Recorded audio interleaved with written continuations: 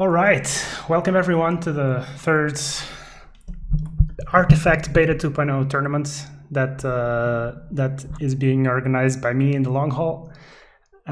We've actually exceeded my expectations. 45 players have entered the tournament. So as promised, there will be $1 per participant for the winner. So we're talking $45, and also Jukebox, one of my Discord members, said he'd had $6 for a Burger King menu. So I guess it's about $50. First of all, I want to let everyone know that there is delay on the stream to protect the players, obviously. Second of all, I want to ask everyone if the volume of everything is okay, because yeah, I've had sound issues in the past. So just to make sure that all the audio is fine, you guys need to let me know in chat if something's off with the audio or whatever. Yeah, and otherwise I think we are ready to kick this off. I've closed the registrations. Obviously, as I close the bracket, someone asks if if they can join. So screw that. Classic. Anyway, we're not as delayed as I thought we were going to be. So people are obviously reporting there's always going to be issues with this kind of stuff, but I have posted the bracket, so I'm going to quickly look through it. Hopefully everything's looking good on the stream. So let's see if there's any like cool matches that we might want to watch here. Obviously there's a big mix of long haulers and new players from the beta. The Valve has, you know, unleashed the wave. So everyone that had access to the game, to the first one, should be in this one as well. I know most of the people here, RTNCon _ Cold War Kid, Sorcerer, Warmkung, yeah, a bunch of people. Yeah, Jester's in chat. Yo, Jester. Sorry you couldn't make it, man. That is unfortunate. So let's hope that everything's fine.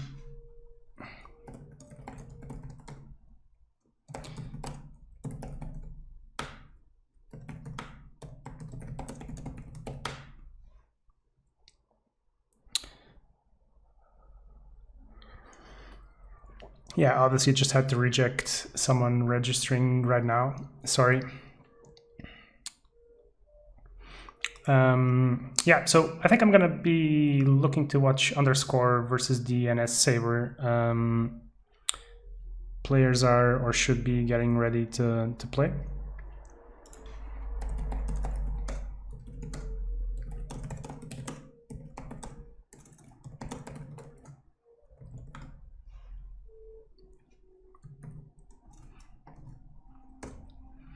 Just pinning the brackets, because obviously there's a huge mess in the Discord right now, as you can all imagine. Oh man, organizing tournaments like this brings me back to my Magic days. So I have to replace one player now, because someone actually registered that doesn't really want to play, so let's have a look.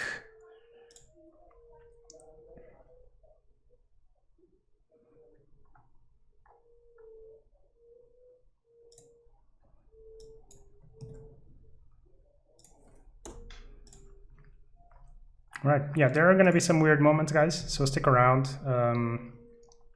Yeah, if you guys want to donate to the prize pool, that's also very welcome.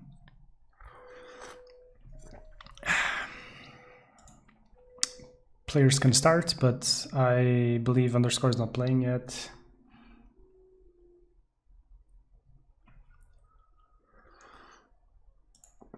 Do you do fast turns? Nope.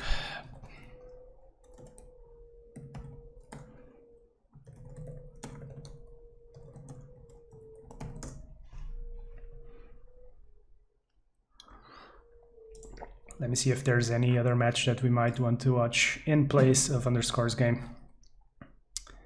I haven't seen RTN play in a while. Obviously partial to these people that I know. He's not playing yet.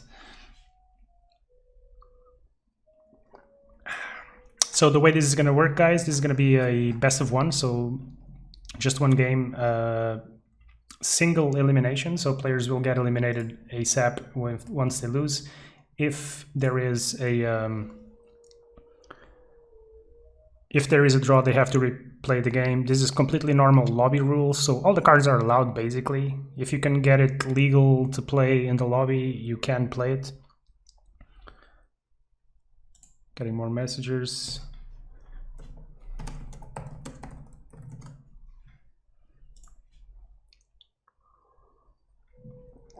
And yeah, there's been a few changes to the Storm, to Tide in the last weeks. So I'm really wondering what people are going to do. Also this new green creep, what is it called? Chorus of something, Ramos Choir. Apparently this is kind of busted, so I'm really hoping we get to see that in action today as well. Underscore has begun, so let's jump right in. Once again, I would ask you to let me know if the audio is fine, if you can hear the game sounds, if everything's properly leveled and stuff, if the music's too loud, and so on and so on. So alright, let's have a look. Looks like a mirror match. Mono blue versus mono blue. Straight off the bat, a big difference between... There goes Alina. Between these decks is that DNS Saber seems to have a more like late game type deck list, so a couple of annihilations here. He's playing the Zeus in place of the Rubik. I feel like Rubik is probably very good in a blue mirror match, if I'm honest. Underscore's deck is slightly more aggressive. Oh, he cut the Magic Malls, I just noticed. He used to run them. So I think we're going to be seeing DNS Saber try to play more of a controlling game, because his deck looks more control-ish. And I think we're going to see Underscore try to basically get as much damage in as he can. I haven't seen much of the mono blue matchup in 2.0, but I'm gonna presume here that getting Lina charge advantage is probably pretty big, as is the Luna. I guess when it comes down to it, all the blue heroes basically, they get stronger the longer they stay on the board. So if Veno survives, if Luna survives, if you charge up the Lina, you're gonna have a big advantage. So you're presumably gonna want to have more defensive type spells on the Veno, on the Luna, and gonna be wanting to play as many spells as you can on the Lina, ideally every round, which is obviously difficult, or not always possible, but yeah. So gonna keep having to manage the tournament, so sorry if there's some occasional downtime. That's probably me talking to people and adjusting brackets and so on.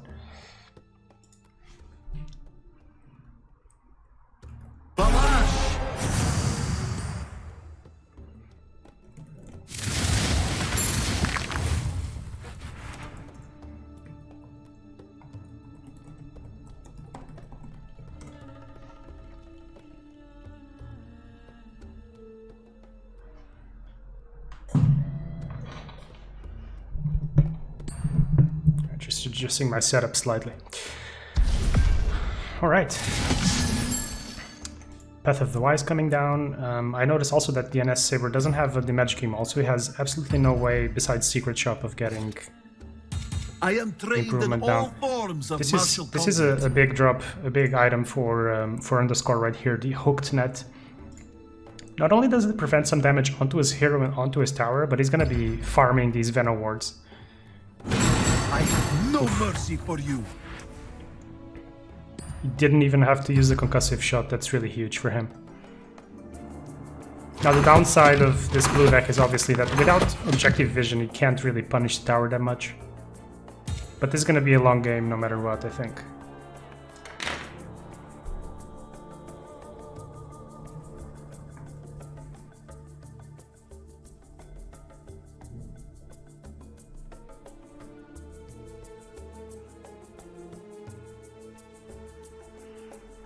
Right, a couple of people defaulting, seems like a couple of people registered and didn't show up, but you know. life This gets in the isn't way. going well for you, is it?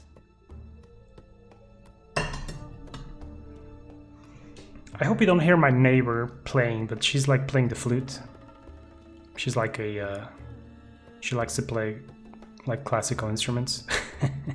So I hope the sound doesn't like flow into the microphone. But yeah. All right, Rubik. Rubik's been changed, reworked a few times. This is, I believe, the hardest hero to deploy against in the game right now. Just the span of his ability and the fact that in critical turns he can... I mean, he can deny up to 3 heroes, basically. He can very easily deny a lane for 1 round, at least. He gets punished, though. He's not going to be able to use the telekinesis. And we see these Linas matching up. I believe underscores Luna hasn't died yet, so he's probably up a charge.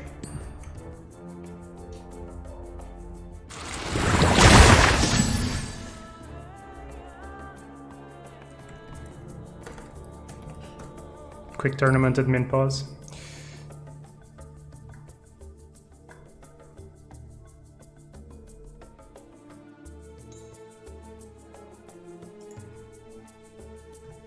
No one can withstand my will.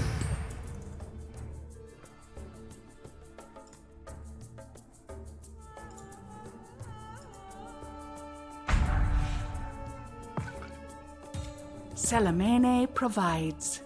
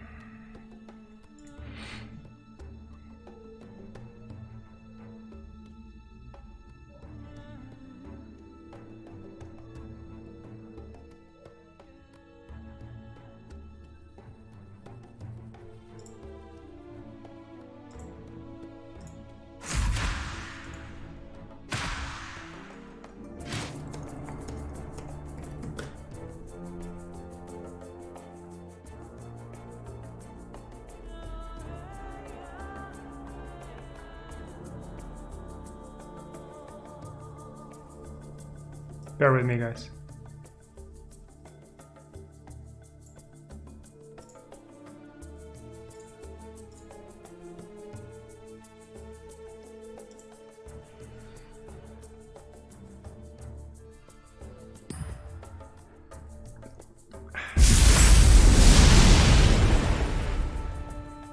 Alright, gotta try to keep up with chat. Burger King sucks. Hey, Matt. Jester, it feels like good versus mono black. I just tried to position Anshu round 1 for positional terpin. Okay, I lost the train of thought there. As the Irani cost comes out for actually for both players. Excuse me. Both players at 3 mana. The courier coming down on round 4. Wow. And now we're starting to see Lina become really dominant. Notice how there is this Rissel emblem on her. I'm gonna try to make this. Now is the time to strike. To make this cast as streamer as newbie friendly as possible. So see if I can from next game on try to explain the rules a bit better. So Lina, guys, what Lina does, every time you play a spell on Lina's lane, she's gonna activate her Fiery Soul and get a charge. And every time she activates her Fiery Soul, she's gonna throw a lightning bolt or a thing of fire in front of her. And that's either gonna hit the enemy in front of her or hit the tower straight up. So Lina becomes a powerhouse over time if you consistently feed her.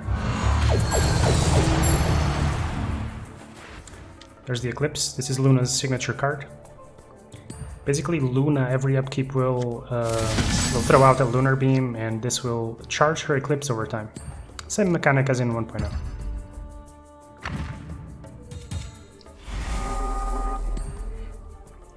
Now, this card you just saw, the Heroescape, this is an item that is actually critical for the game plan of Mono Blue in 2.0. Because the late game cards have been nerfed and it's much harder to like win the game with a spell, blue decks tend to rely on Heroescape to, first of all, make the heroes pretty much unkillable. And that's going to combo with Objective Vision, which is a card that says that if there's no hero or no unit in front of the hero with Objective Vision, the health will translate into damage, attack damage. So what Underscore's deck aims to do with this, and also DNS Saber's deck, is drop these really big HP items, make the heroes really hard to kill, and then with the Objective Vision it's going to hit the tower.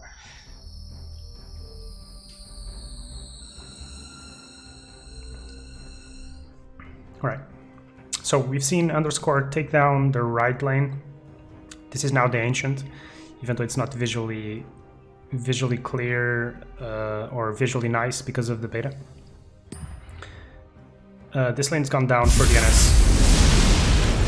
Now Underscore has the option of either taking this Ancient down or going to another lane and taking another lane down. So there's some degree of advantage in the game for him. But as I said in the beginning of the game, Your death is an inevitability. we expect Underscore to be the aggressor in this matchup, I presume. You left me no choice.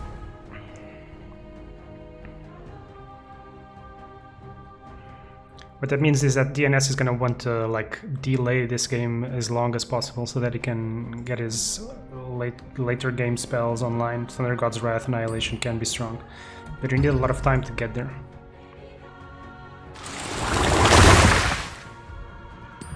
And you see Underscore dropping these offensive Venom wards just to get a bit more hit on the tower and also make life a bit harder for the Skywrath coming in.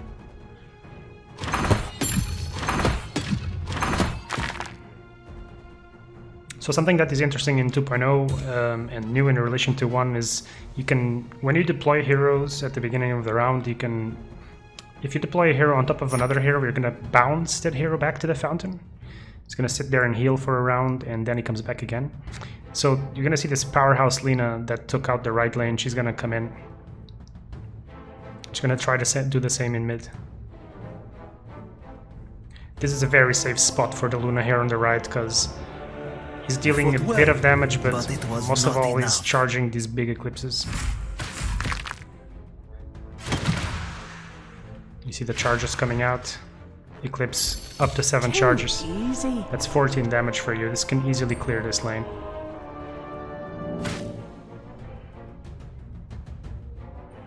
So the Light Strike Array, one of Lina's 3 signature spells, stunning the Lina. Actually, Skywrath using Lina's cards to stun the opposing Lina.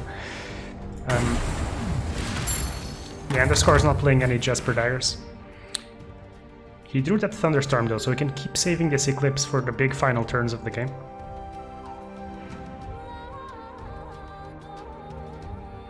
If Underscore wants, he can also kill this Luna. I doubt we're going to see the Mystic Flare though, because if a Soul Venom comes out, the Path's going to activate deal 1, and then there's going to be an upkeep kill.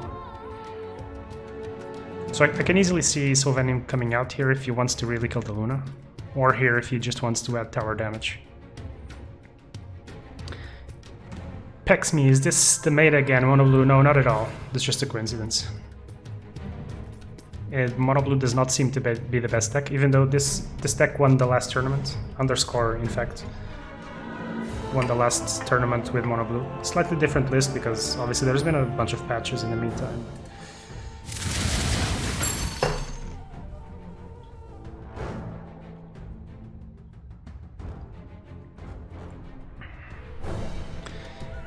So one thing is that is really apparent, and it was also apparent in 1.0, is that in the later stages of the game, you're going to have, every move that you make is going to have a higher impact.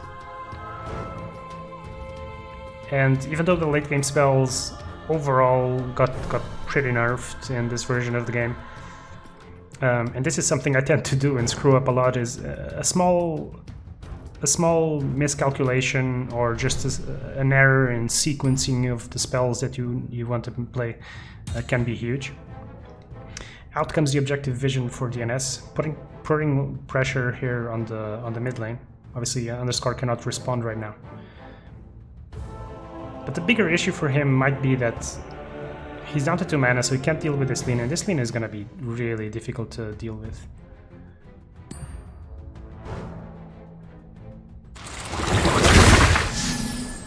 Alright, so it goes for the play that I described before. This is going to be an upkeep kill on the Luna. Although in this specific scenario, Luna could come here. It's still very possible that it gets upkeep though.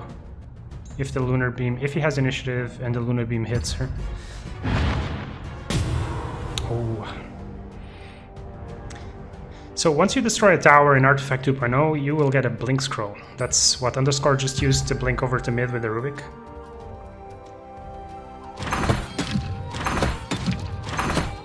He was out of mana, so it's not like he could telekinesis. He just wanted to deny the big 14 damage hit.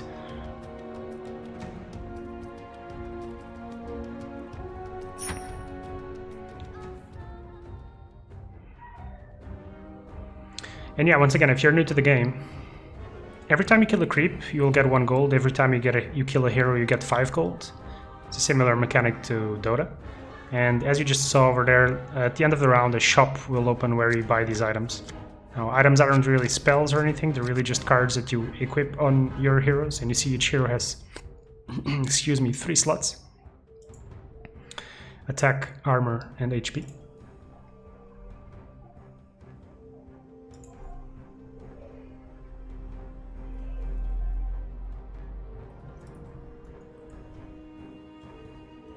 Excellent! Thanks for following.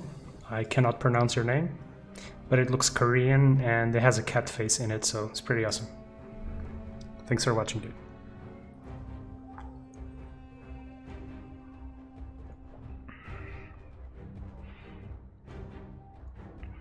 You never should have raised my ire. Peculiar drop here for DNS, going with Alina towards the right. Afraid of getting the upkeep kill. Did you think you could beat me? But if I'm honest, like, I don't think he should be fighting as much for the right lane.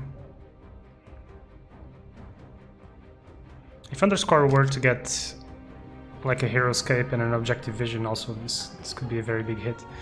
In any case, we need to focus on the mid lane right now. Not only is mid lane the most important lane in the game, but there's this huge ass Lina. 7 charges of Fiery Soul, so anything that's gonna step in front of Lina is just gonna be instantly fried. But at this point, DNS, he just needs to find a way to kill this.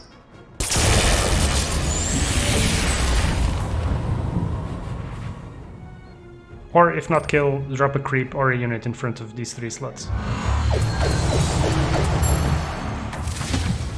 Alright, this is gonna be the end of the game. I think we need to see DNS move onto mid and block this.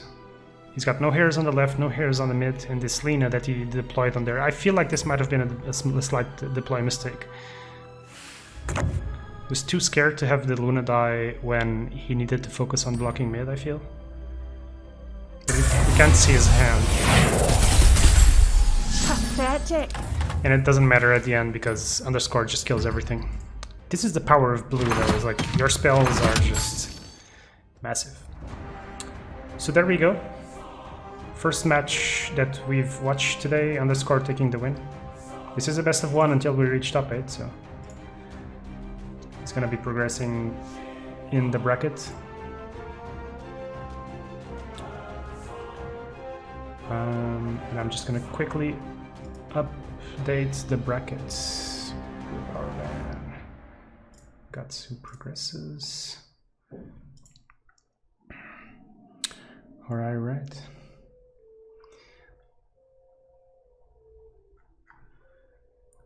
Great. So I'm gonna have a quick look at the games here so that I can decide who to watch. Maybe I'm gonna try and watch GFalex because he's been streaming a lot of Artifact. Where's this guy? Where's he hiding? There you go. In Ray Mod 4, let's just go in. Not challenge. Let's watch. Curious to see what these guys are playing. Oh my god, really? Okay.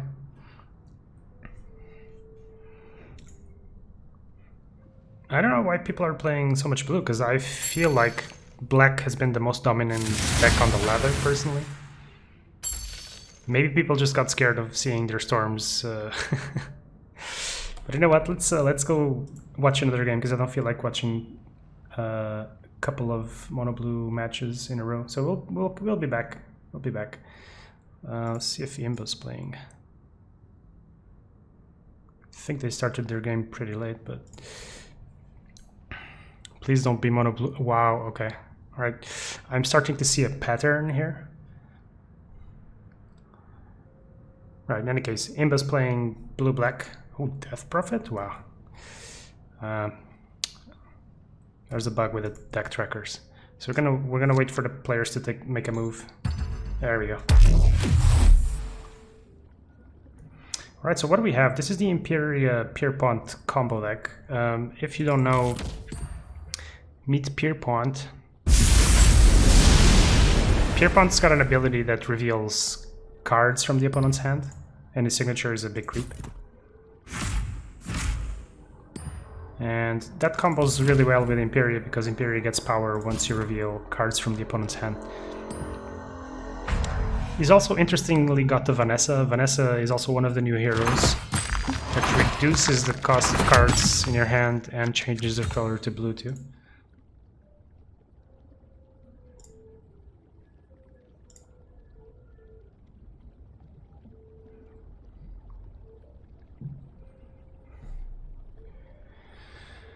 Oh boy, the joys of tournament organizing. Just a second, guys.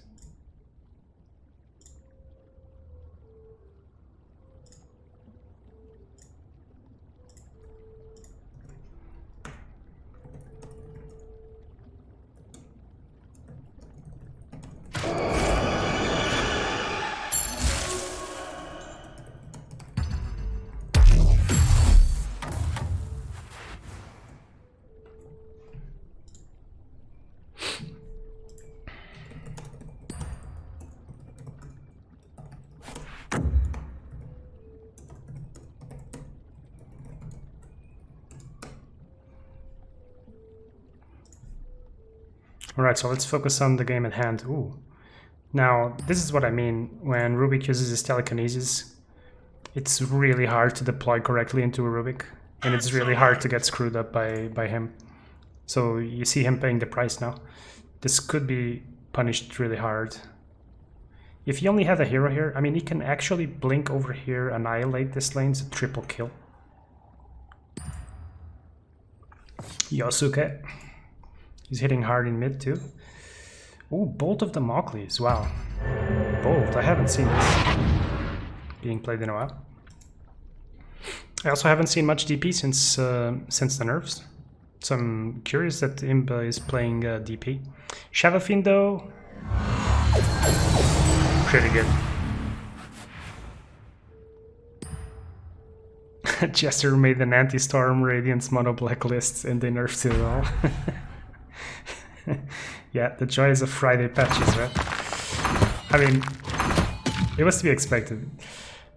Guys, thanks everyone for the follows. I'm sorry, I'm slightly overwhelmed with this whole thing.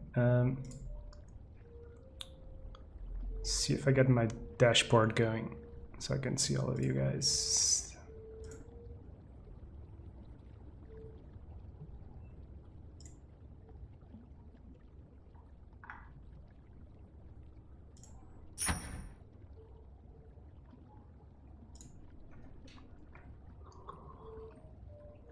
Alright, I'm not used to this new Twitch dashboard thingy, but... Alright, Rob Roll, thanks for the follow. Korean Guy, Leon, Noel, Layla, Tichy, Enot, Dying Slowly TV, GFalex, GLex, and The Tale of Friendship. Thanks, all of you guys, for supporting Artifact 2.0. I feel like the music should be going, but it isn't. But... So despite that amazing telekinesis, I feel like Josuke just couldn't punish this properly. He stands to take a big hit on this tower. And notice how this tower is just really low. He doesn't play lightning strikes, which I feel is like one of the best blue cards.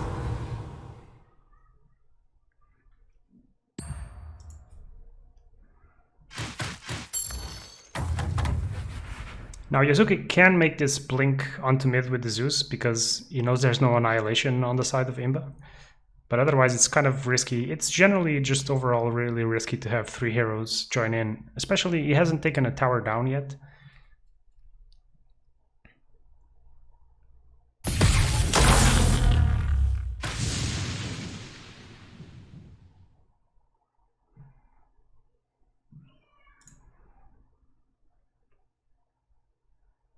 So I'm trying to figure out exactly what the thought is behind iMba's deck, because he's playing really late game heroes in Death Prophet, and then he's playing a very aggressive combo with the Imperia and the Pierpont. So most of the Pierpont Imperia decks I've seen, they focus on hitting the tower really hard, so you could consider it kind of a aggro combo type deck. And then the inclusion of black to have late game power, maybe it just feels like he didn't have enough late game plays. I don't know. It's interesting. Now notice that we can see Josuke's hand only because iMba's deck has been revealing them. So this is not a bug. It's just Josuke's hand is basically all revealed. And you see that the Imperia is just getting more and more attack buffs, as is the Pierpont. Imperia uses her active to get rid of the last card, so he now has full understanding of what's going on in the game. The question is, can iMba use this knowledge to punish and end the game? Presumably not going to be very easy. You deal with this? I feel like he might have. In general, if you have 3 heroes in a lane, you have trouble then going back to other lanes. In his specific case, he will get a blink scroll once he finishes that, and he has an escape route. So he's got a lot of mobility in terms of what he can do, actually.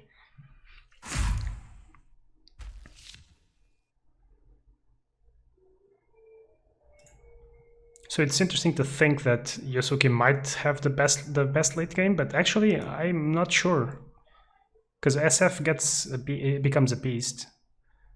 The Death Prophet's Exorcism is really strong, and I mean, okay, there's a Rubik for some kind of stealing counterplay, but since iMba can see the whole hand,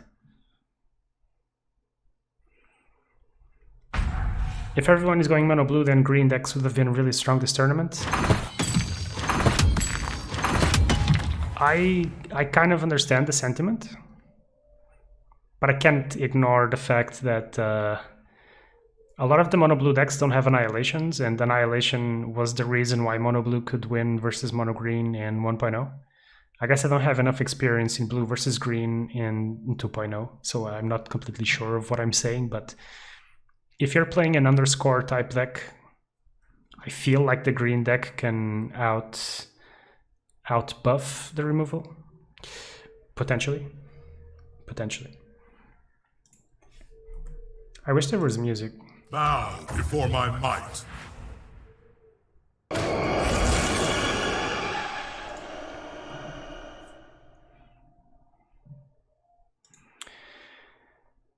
This pickoff is lethal here, if he so chooses. He hasn't seen any exorcisms yet.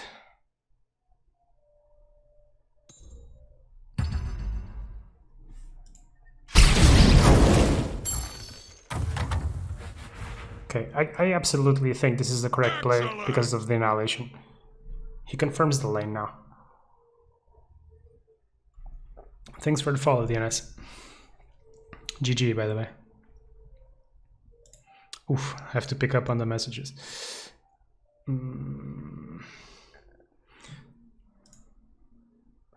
Let's get Super Pike a win.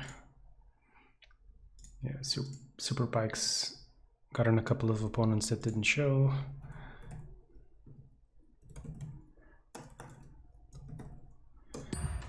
Ace Theist wins against RTN. Let's have a look.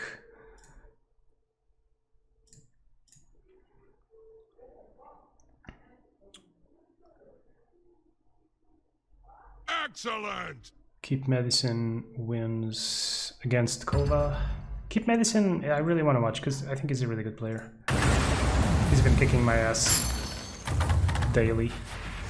Enot wins. Where is Enot?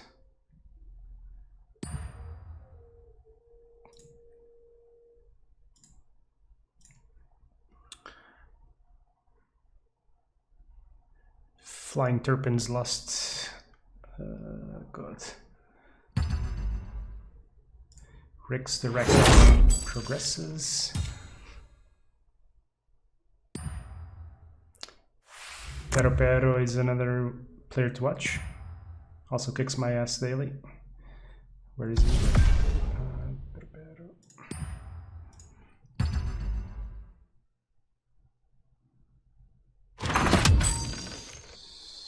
Shadows.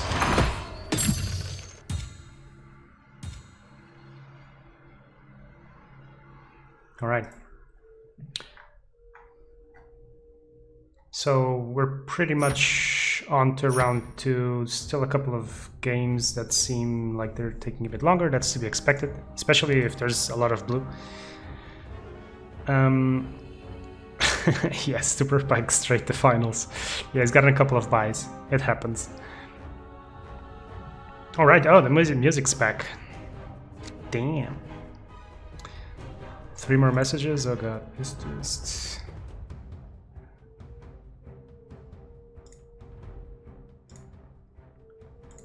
Now Discord's acting up. Dude, my internet better not go down, because that would be... I have actually been having lag spikes lately. You call yourself a warrior? Great. Seems to be working. Actually had to contact a technician multiple times already, because like it's interesting that when you're streaming regularly and you can see how your internet's acting up, like I wouldn't notice it otherwise, but every so often I have a few spikes, like a few seconds where my internet just dies and then it comes back. In any case, Rubik doing Rubik things, telekinesis again. It's been 3 rounds. It's going fast. Another triple stun onto the right. This lane has been going poorly for Josuke.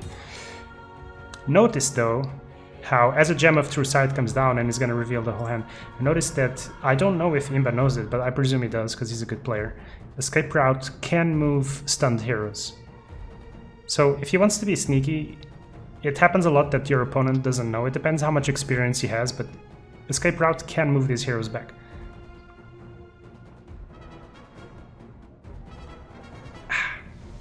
So,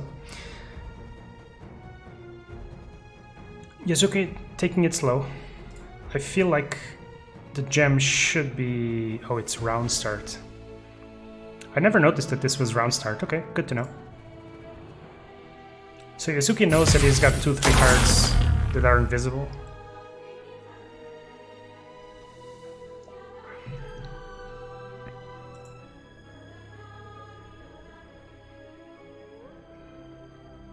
And I'm curious about this end one for me. There is Nick Tash's guard, though. Pay attention to that. Seems like it's a secret shop Nick Tash's. Nick Tash's, I would not say is the best 30 gold item, but when it's good, it's just absolutely devastatingly good.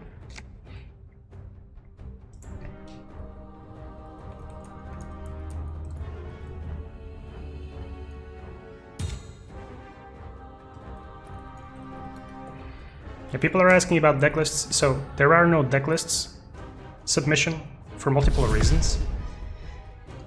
First, because I don't want to make this a full-time job. Second, because it gives more freedom for people and to play mind games when it's best of 3, which I like.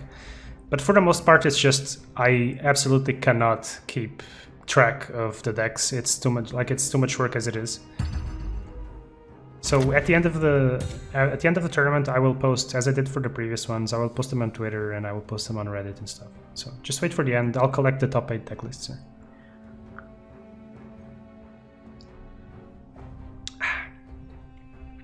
Nicktasha's come down, so this is one of these moments where Yokuzi really has to stop this.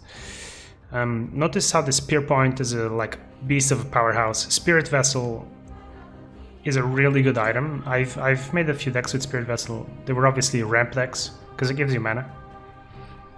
It is low-key a very good item, and with Nicktasha's making sure that everything's gonna die. Also notice how End 1 for me is a quick cast card. So Nicktasha's comes down, this Luna's done, and she gets Feeble, so Feeble means that the damage is gonna transpose onto the tower. And that could be the end of the game, but fortunately for Josuke, there is a blink on his Rubik. Unfortunately for him, if he blinks, he won't have mana for Annihilation because Vanessa made the card cost more.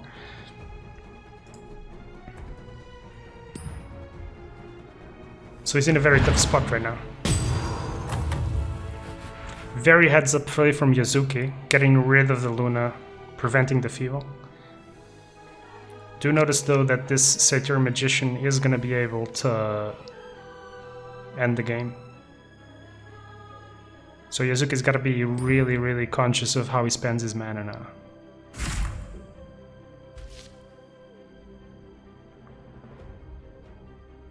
There's also a Blink Scroll still in hand for iMba. Let's not forget that.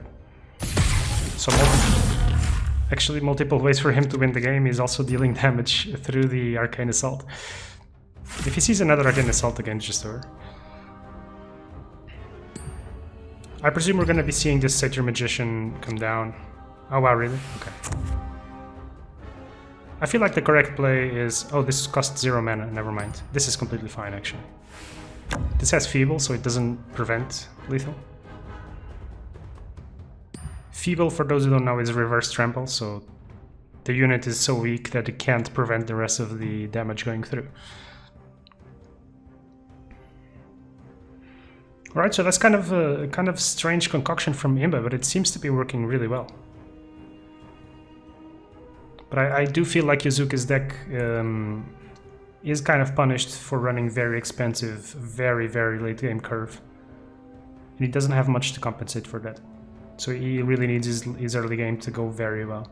Defenestrating Ogre, a nice card. You don't see that often. Alright, and that's gonna do it. I'm gonna quickly update the scoreboards again. 1 sec.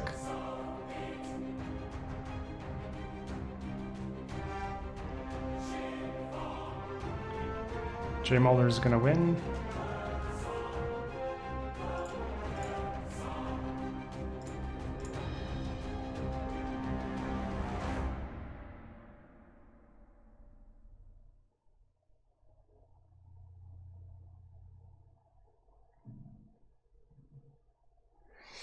GFalex wins.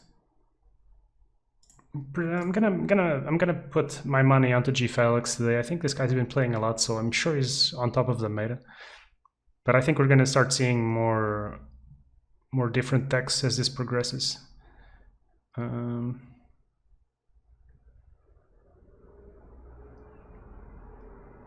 Yeah, and we just saw iMba winning, obviously. So let me update that as well.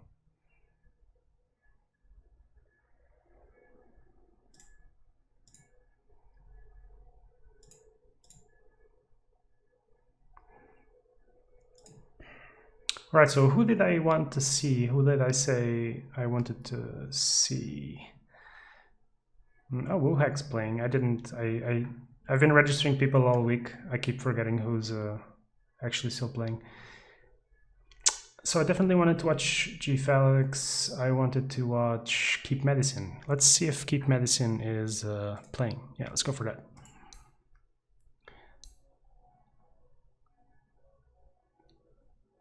Cold War Kid 1. Okay, I'll jump to the analysis in a sec. The first hour or two are kind of just super overwhelming.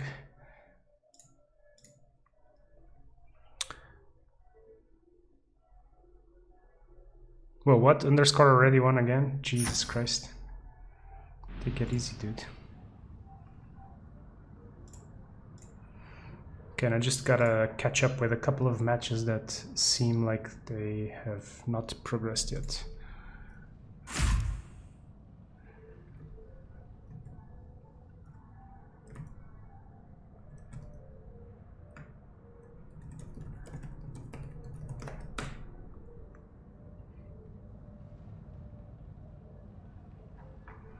All right, ooh,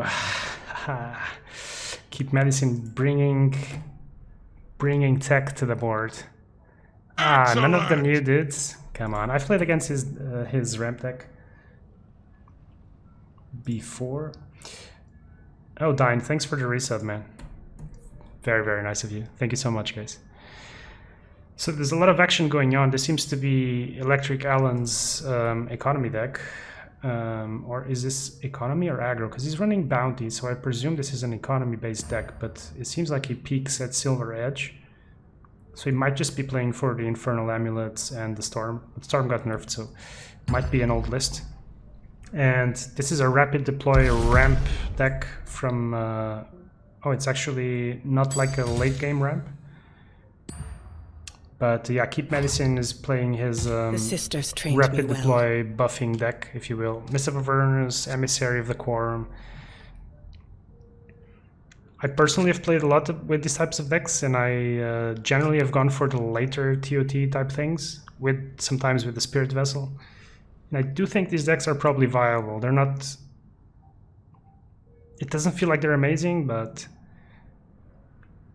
I think they are at least good against the very aggro decks because they can stall really well with these rapid deploys.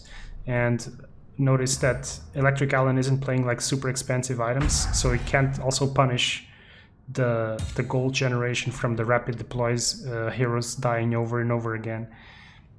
In any case, there is one corrosive mist to be scared of.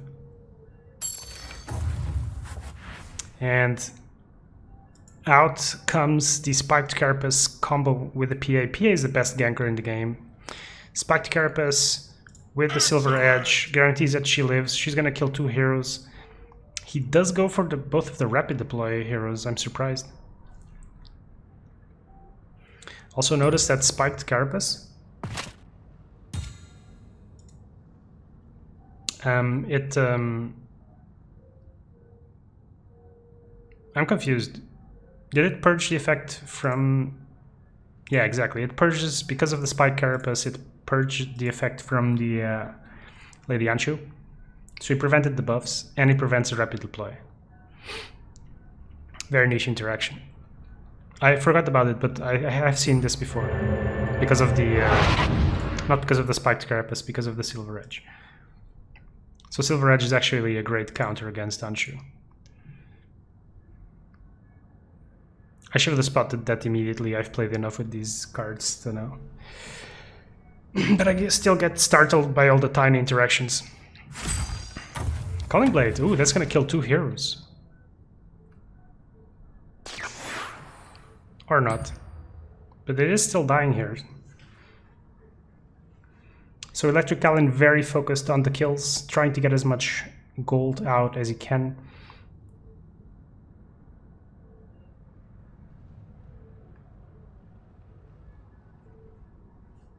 Now, you might be considering ravaging here, but the ravage, despite Carapace, will still kill the OD. I wonder how he ended up getting the Tithe into this position, because it's not... It does kill the creeps, but once you get to the later turns, you really want to have ravage in the mid spot.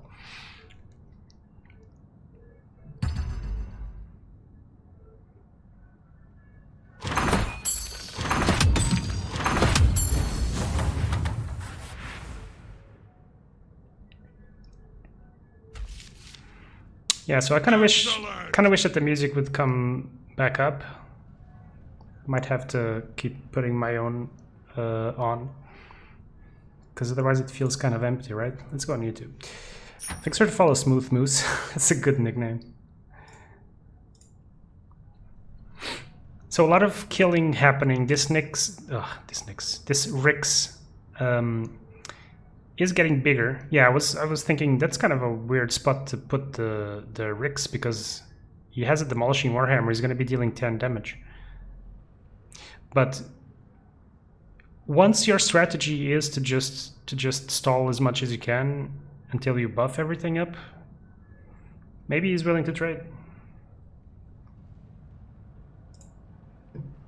At some point you gotta decide, like, is Rix still a blocker, or at some point, because at some point he turns into an aggressor, right? And I think that KeepMedicine is kind of struggling with that decision. Is like, am I blocking, am I attacking, what should I do? They never had a chance. Notice how he ignores the side lanes completely. He's really going all in on these buffs.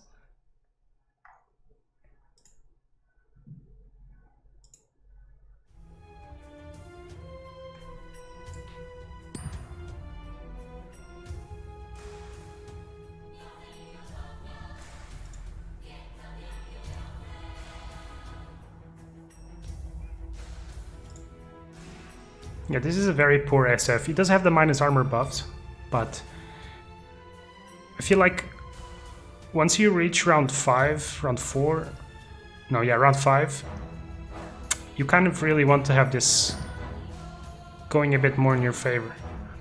I'm bearing gifts from Weeping Rose. And here we figure out KeepMedicine's plan, the whole reason why he wanted to do this. Another spiked carapace comes out, but he doesn't care. He does care, actually. Yeah, on the other hand, though, this is not a huge punish, okay? 6 damage to the tower isn't that bad. One of the heroes you killed has rapid deploy. A gift from the Quorum. Ah, there was a visual bug on the Rix. I thought, what the hell? Why is he shaded out? Because the spirit, the Silver Edge should not have triggered there. Oh, good move.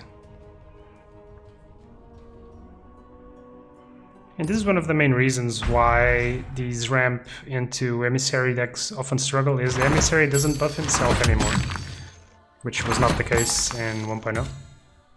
So it was a huge nerf to his ability and makes him that much more susceptible to dying against other units or heroes. And you really need him to stick around for more than a couple of rounds to have a big effect. But at the same time, like, again, ElectricAlan just isn't putting enough pressure onto these side lanes. And, I mean, KeepMedicine can keep doing this as long as he wants.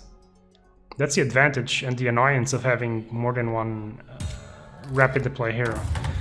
So initiative for KeepMedicine. Notice how there is a Silver Edge. At least 2 spiked carapaces have been used, as far as we know.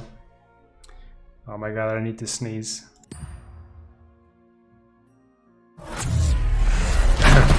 Sorry. Ooh, the no hesitation. Such a good trade, man. KeepMedicine is winning all these trades, okay? It doesn't matter, like, a lot of gold is coming out, but his deck isn't set up to really profit from that. And he keeps getting kills. Okay, they're trading, but not only that, but also the veterans inside keeps proccing, so I feel like KeepMedicine keeps getting the better of these trades. There's second no hesitation for future rounds as well. And mind you, this Rix is getting big. 8 plus 4.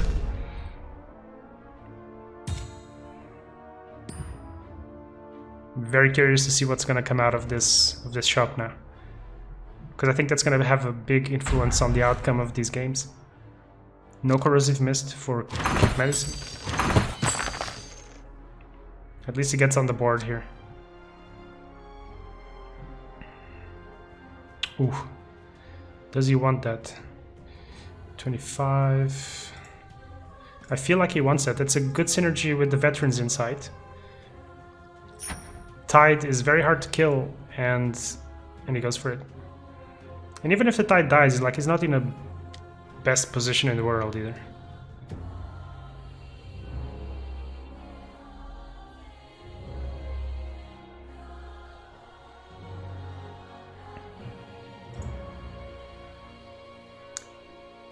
Yeah, the music that you're hearing now is from YouTube.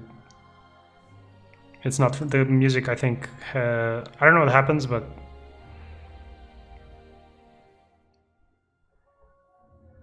as soon as the tower is destroyed, okay, yeah, there must be a trigger for a song. Yeah, that makes sense, Simon. Definitely makes sense.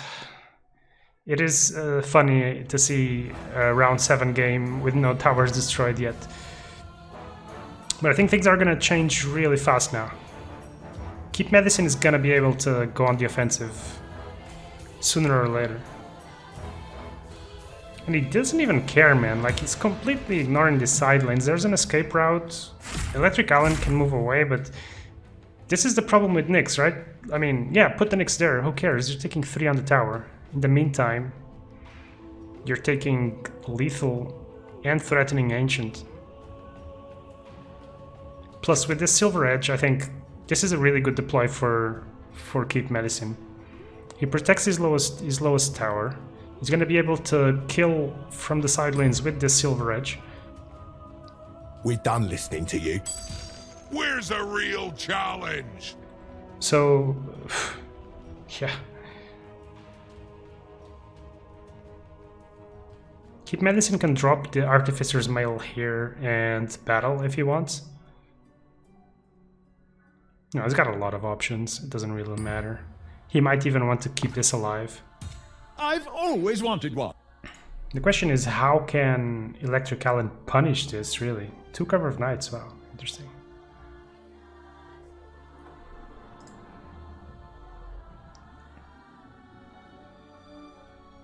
Notice also how the second No Hesitation can force the kill here.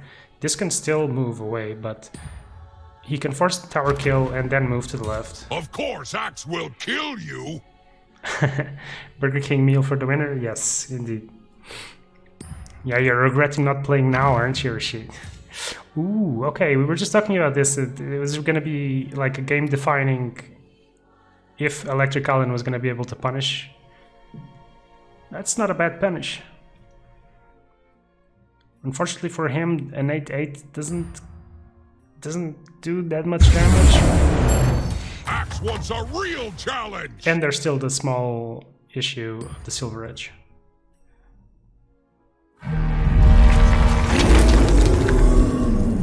Now there's multiple plays here that he could do. He could No Hesitation come here, Ravage. He's got enough mana for that. Not sure that he wants to do that though. So I presume you killed the Storm here. It's only a difference of 2 damage. Okay, yeah. Shadow Walk prevents that.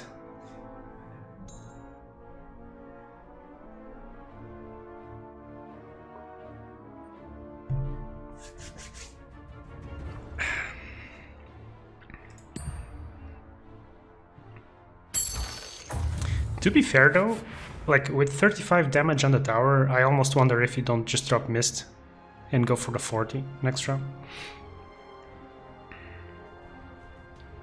Also because he has a No Hesitation. I guess you can still drop the Mist. That would make it 24 plus 6 next round. Alright, things are changing, so let's keep up.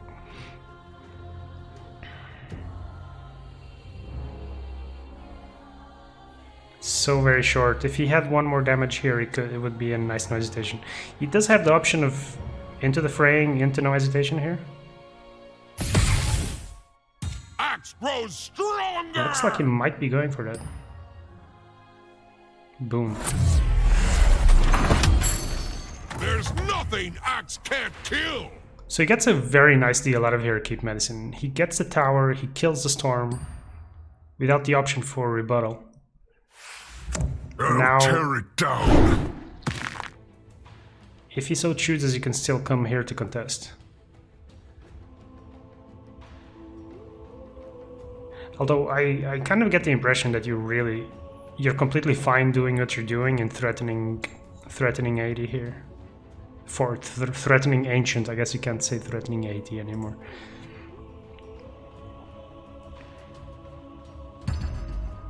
Wait, did the game music start again? It didn't actually. Right.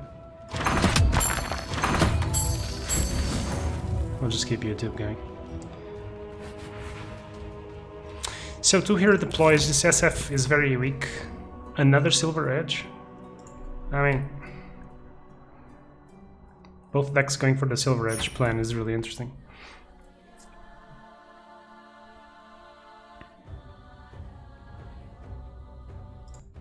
Aha, there we go.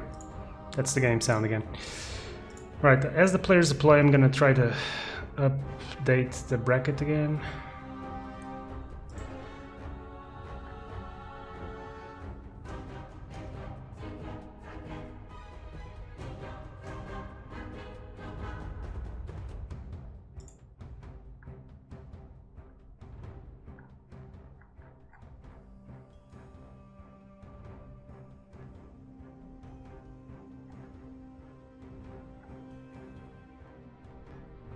So JMauler wins again. Couple of fast games here. JMauler versus Azzy. JMauler he's always playing mono green, so he's gonna be interesting to watch as well. Pera wins. I think we're gonna have to watch these guys too.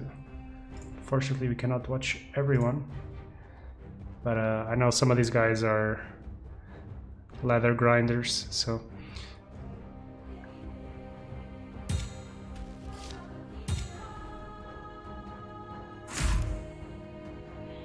Rix the Raccoon wins.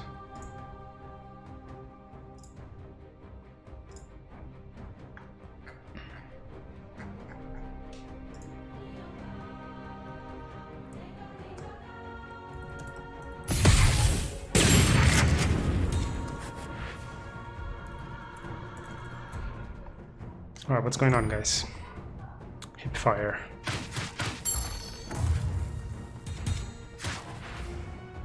I feel like the odds of KeepMedicine losing are getting slimmer and slimmer. That said, he has 3 heroes coming in. There's a Nyx with a Vendetta. There's still this Silver Edge. What he doesn't have is a good target for it. I guess he can kill DOD and PA will survive.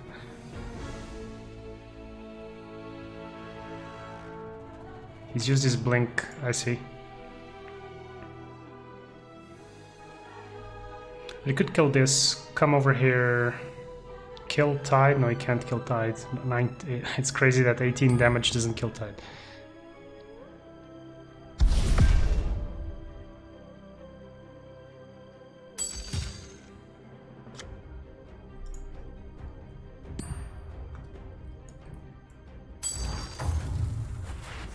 Right, he's going for it. It's the only logical play, unless he had another spell. Now, I think 12 damage on the tower, like, ideally he would have a 2-hit here, but he can't. So I really wonder. If he comes over to mid, he's gonna get hit by a Culling Blade. He just doesn't know it. And KeepMedicine still has the option of Astral Imprisoning this, just to prevent damage. Because he's going for the Ancient. They may kill me, but I'll make them work for it.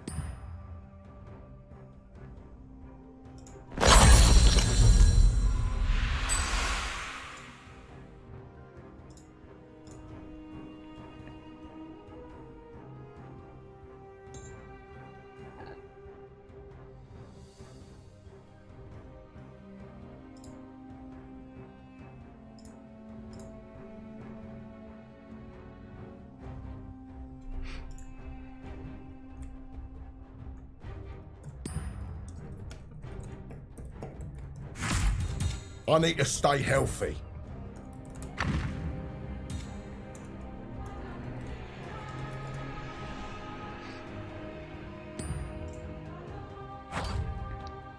I can work with this. Ooh. Whoa, what did I miss? Was there a coup? I guess there must have been a coup. That's the only way that Tide dies. Yep, there we go.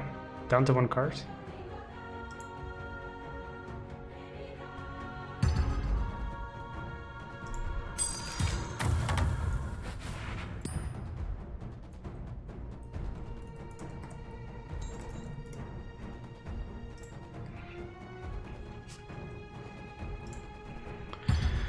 Big hit, so even though he only has the 1 hero, he's still dealing 20 damage, but he's gonna have a hard time next round. The main problem is the Horn of the Alpha coming back? Yes. So that the Horn of the Alpha is really gonna help ElectricAlan to put solid pressure on these towers. Like he's getting the kills, but at some point you gotta translate the gold into tower damage into ending the game. There is a silver edge on this Sanchu, but initiative is on ElectricAlan's side, so his draw is going to be really important. This Vendetta is going to be able to kill any of these 2 heroes, so I think it's a solid lock on this Anshu. This Anshu should come to this creep here, or here, I mean regardless. It should come on the left slot so that it doesn't get Vendetted. This is a... Oh, Let's man. rip them apart. This is a very bad deployment for KeepMedicine, I think. Unless I'm missing something. You just got absolutely lucky that the storm came here. So let's see if he has pickoffs. We haven't seen any of those yet. If you have a pickoff, this is the time. Yeah. This would have been more satisfying on the Anshu to prevent this silver edge. The silver lining is that the silver edge will kill the Anshu, so the only actual target is the Nyx. I feel like he might want to kill the bounty though. There's no items for ElectricAlan, so if he kills this, there's no lethal on the tower on the left. Ooh, that's a ballsy play, man. I guess you can read into ElectricAlan's hand, because if he had the pickoff, you would have played it. But yeah, now this happens. So I feel like KeepMedicine was in a good spot until he deployed here. Then he got kind of lucky, but he's still not doing damage, which is what he wanted.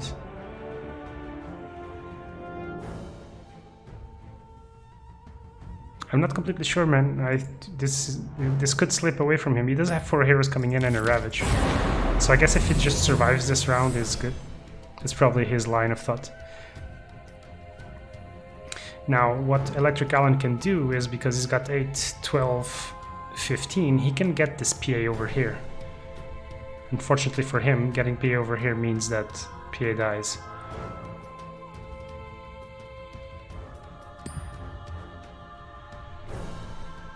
Oh, not anymore. That's a very good pursuit. That is a really good pursuit. So I'm wondering if he just drew that.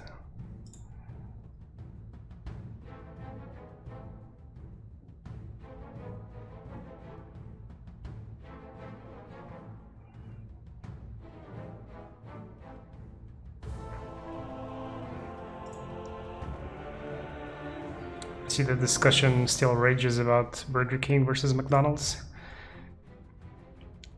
but I think Kebab is a new player. Are we discussing Kebab now too? We got a ton of those here as well. Oh, I got the kebab. I've got 2 kebabs near me, man. One of them is kind of not very popular, and I feel like the hygiene is lacking. But then there's the other one, man. The other one is like really, really good. It's really like, it's just like, people are nice, the spot is nice, the food's great. Kebab's pretty nice, man. Anyway, we see Anshu dying for the PA. And the sneaky TP over to the right. Gives back initiative though. I don't know if you want to give initiative freely against a Ravage. Could cost him. I think if anything, you want to get... I think if anything, getting the Nyx over here... No, I'm not. Ignore me. This is the wrong line of thought. Alright, so tower goes down. And I have to presume we're going to be seeing the fight go over to mid. But... Question number 1, what does Alan get from his secret shop? Question number 2, what does Alan do against Ravage? Because I think Ravage is gonna be... It's just gonna break him. It's gonna break his back. Some visual bugs going on.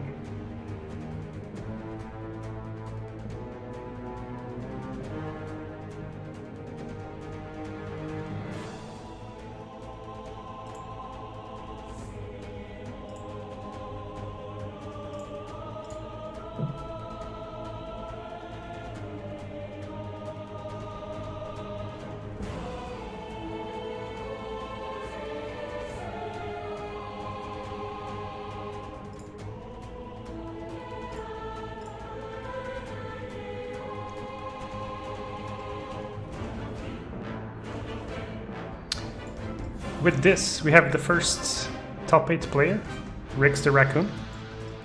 He's waiting for his opponents. I'm just looking at the brackets really quick. I unfortunately feel like this game doesn't have a story anymore. What chance did you have against the storm itself? What's the power on Storm? Can he be Spirit? What chance do you have Silver against Edge? me? You should have 6, so... Okay, it's lethal for him. Excellent! Oh, so there's going to be a very big sequence of events here. This can trade with this, I guess. But the main thing is here is like, what do you do? Do you preserve this Ravage? Do you do it straight away? I think you might want to just kill this. And then you wait for him to come in and you Ravage. You can also just use the Berserker's Call. But then that means the Rixo dies and he can't use the Silver Edge. He goes for that. No one is stronger than Axe. So I presume the play here is just to kill Rix. You run the risk of losing to No Hesitation, but he has seen 2 No Hesitations. How many are in the deck? 3, obviously. So he ran the risk of auto-losing here to No Hesitation, but... The problem now is how do you approach this lane bypassing the Ravage. This is the 3rd lane of combat. The reason why I think playing Nyx here was a mistake might have been because there's no tower escape route. But I guess he might have been afraid of like a triple or 4 deploy onto the right. This is huge! Cover of Night has quick cast. Oh, this is absolutely huge. What a draw from ElectricAlan. Oh, this is impressive. Now you know why he's playing this. Damn, and that's a secret shop. Apotheosis has played too. Oh. Oh man, there's no way that KeepMedicine expected this. Absolutely no way. And there's still the Blink Scroll. No Ravage. No, no Berserker's Call. And he's almost putting lethal onto the tower.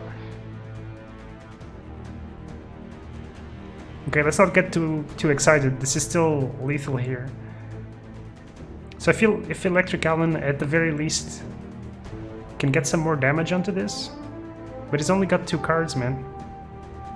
The Cover of Night does give Scheme +4, but +4 isn't enough, and he can't double Scheme because there's lethal on his tower.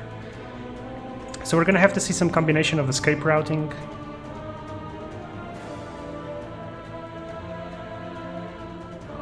Escape routing to block this is still not enough. You guys are gonna have to come here. Nullifier, wow. So he can come over here, nullify. Jeez, this took a turn. I guess you want to nullify the axe, maybe?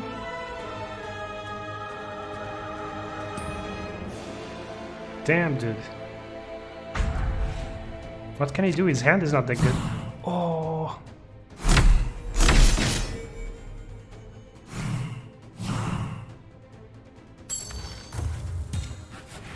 Is he gonna do it for 17? He's 1 damage short. If he just kills something else. There is an Artificer's Mail, so there is a blocker. This is still a ton of siege damage though. So, oof, if he had the horn, escape route, block the Anshu, prevent lethal. He can still nullify something. I guess if he nullifies Anshu, this survives. Because he's got 2 regenerate. Oh, and now he can scheme. This is gonna be a ton of scheming. It drops this, it's another 4. He's still got the nullifier as well. That's basically his only option.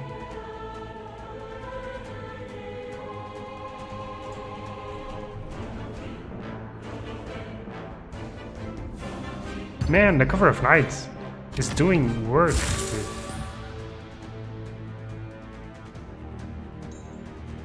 He's just auto-passing. The damage stacks up so fast. And that's why you play a nullifier, boys. That's why I play a nullifier. So down goes the Treth. It's looking like we're gonna have another turn. Mind you, he really doesn't want this to die. He's got another horn. He doesn't have mana though, so he can't move away. He could have potentially nullified this and moved back to have another horn here next round.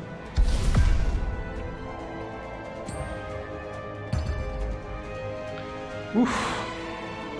Alright, so that nullifier, absolutely clutch. What a round there was.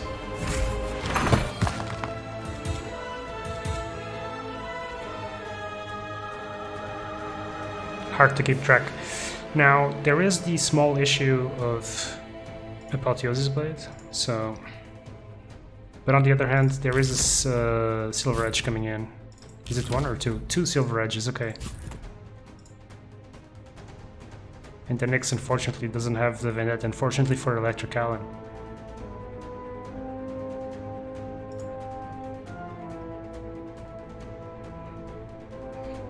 This one's coming down to the last card, it looks like. Culling Blade, Gush, Veterans Inside not looking their best. But the Mail can do a lot of work here.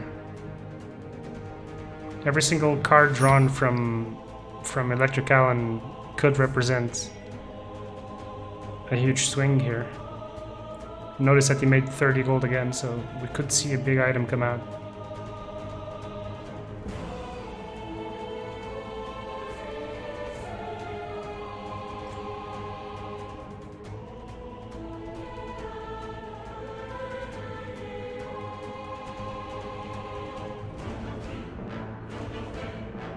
So it's looking like he really wants to put damage here. This is 20, not quite enough.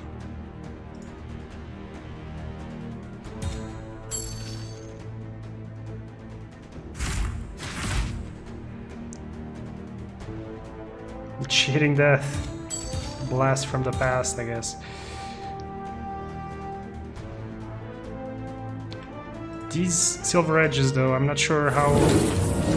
Okay. Out comes the Cover of Night again.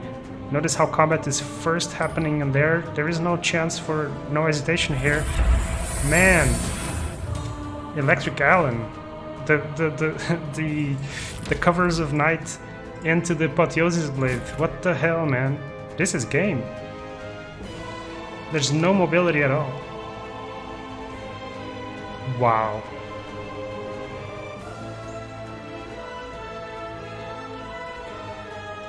I did not see this coming, man. And of all things, with the Secret Shop Apotheosis Blade. Okay, okay. I forgot there was a Silver Edge there. Oh, is that enough? That's not enough.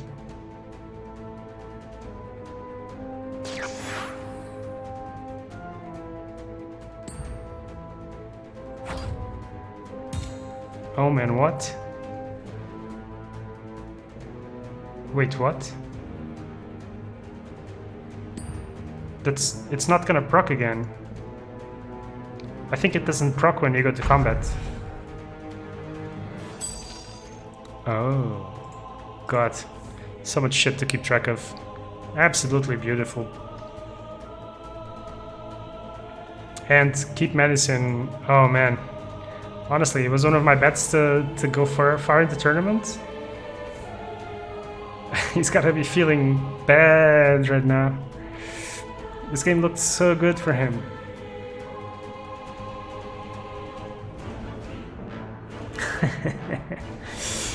Wow.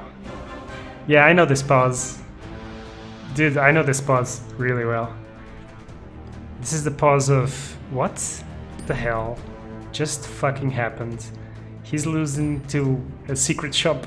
Sarlakan, a secret shop Apotheos is played in the double cover of night. Wow. Wow, this has gotta be the game of the night. I hope it isn't, but if it is, I'm satisfied. What a game. What a game. Damn, dude. That was amazing. Alright. Oh, that was amazing. So, I'm still in shock. Well, we're definitely gonna watch another game of ElectricAlan now, but I want to go see GFalex. Although his game might be... oh, they just started. Beautiful. So let's start spectating. I'm gonna update the scoreboards.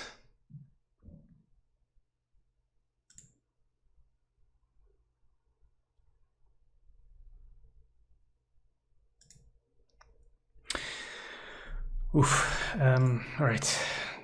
Let's restart the music. Alright, I need to restart my... I have this candle, I have this tea thing my girlfriend bought me where you put a candle underneath to heat it up, and it's pretty awesome. But the damn candle keeps dying. I guess I need a new candle. In any case, I'm gonna take a very short break, guys. I'll leave you guys to watch this game. Be right back.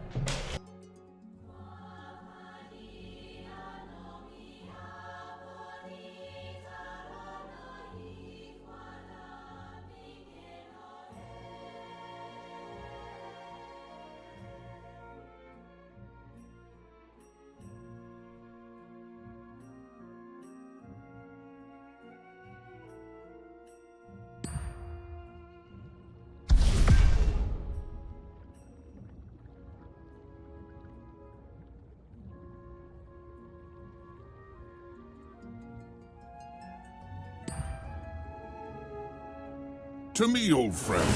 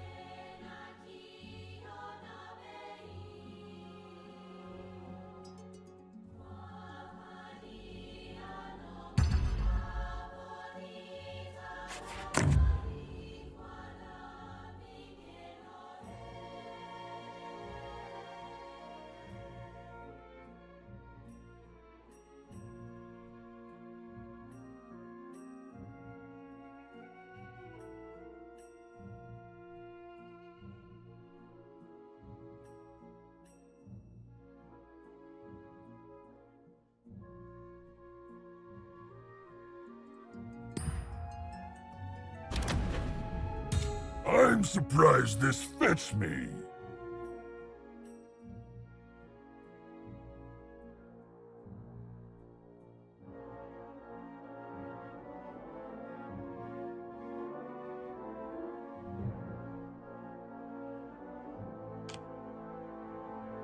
Woo!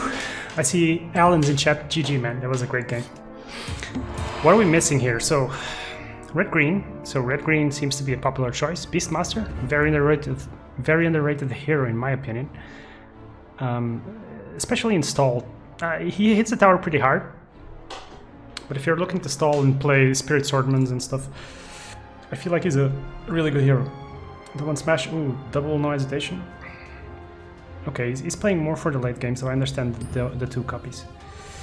Let's not dwell too much into the details. Axe is gonna drop here. I fear no battle. I guess he just wanted to get rid of that. And he's playing against GFalex's mono blue. So we're gonna see the two decks probably stalling a bit. Oh yeah, look at these tower HPs. Pretty much no damage. So I'm wondering who has the best late game. Just the one copy of Spring, one copy of Time. What are we looking at in terms of items? So he's looking to win through Siege, it looks like. I like the Jaspers. And the Heroescape Objective Vision. So, let's see. As these games progress and items come down, I feel like the red heroes become quite hard to kill. 15 seconds remaining. But let's not forget the Annihilations, the Eclipses. Oh, this is a... Okay, this is still round 2. Okay. Okay.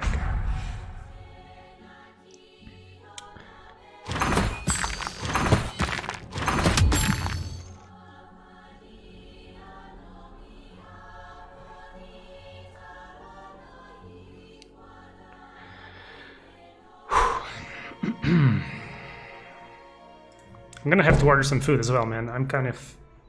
It's 6:30 here, but I'm kind of starving. So I'm gonna take a chance to order some food. Lena at 2. She needs some love. This Veno, unfortunately for Eulosia, is not... doesn't look like he's gonna have much of a chance to get damage through against these beefy guys. The double swordsman though is really annoying against blue. I think this is a very good card against blue. Well, it's a very annoying card in general. It's also quite good against black as well, because it, as you see, it stalls the board a lot.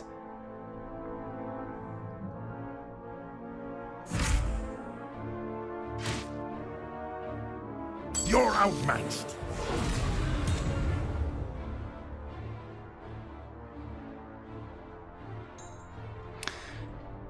That's a nice placement in terms of concussive shouting. What can he do with it though? At any cost? He didn't need that to kill. Did he need that? He wants a thunderstorm. Okay. My queen would have you suffer, but I don't delight in torment. Triple kill. Puts him up to 30 gold. He's gonna enjoy that. But once again, this Lena is still kind of wanting some love, and I don't feel like you want a lightning strike just for the tower damage.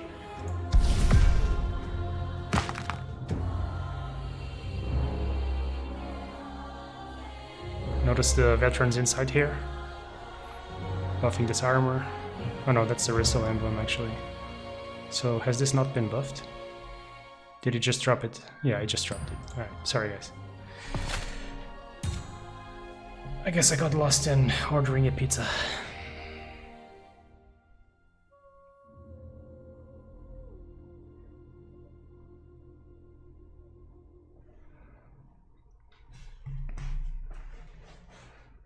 I also got lost in getting the candle for my tea, which I obviously forgot, so I'll go there in a sec. All right, this game is gonna take a while, I feel like.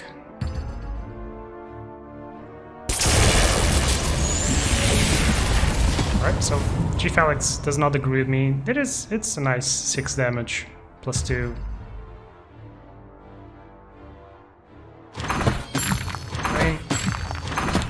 It is true that he's got a relatively expensive and situational hand, so he's not gonna have, with his current hand, he's not gonna have a lot of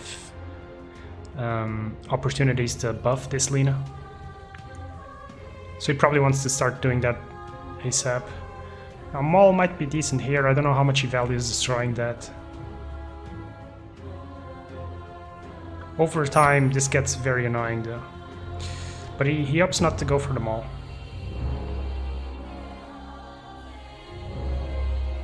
And he also refuses to take the second blink. He was probably hoping to get a hero escape, I have to assume. Now this is a tricky deploy. This is a tricky deploy for one reason. He's got no heroes in Fountain, so anything that dies now gives a potential window of opportunity put up more of a fight. for Eulosia to clear lane and hit tower a bit. Not that Eulosia is like super like committed to hitting the tower. Because what he's gonna be doing is gonna be buffing his heroes.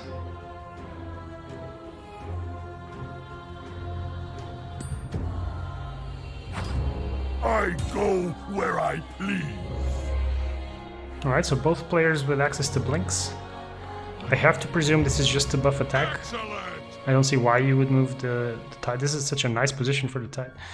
Also the swordsman blocking this objective vision here.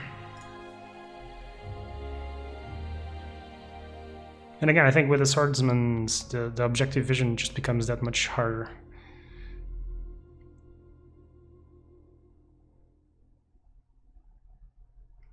Thanks for the follow, Verbal Hammer. And Crush, and Cutie Pie Satan, and Alt John, and yeah, and that's about it.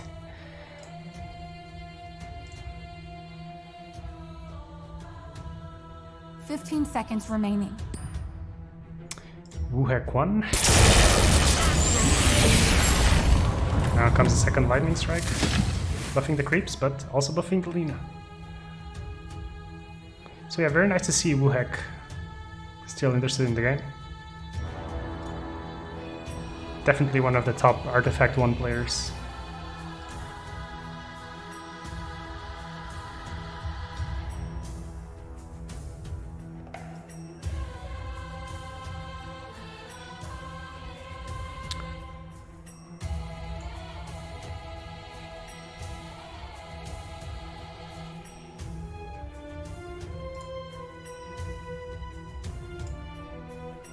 Right, we got a double score submit.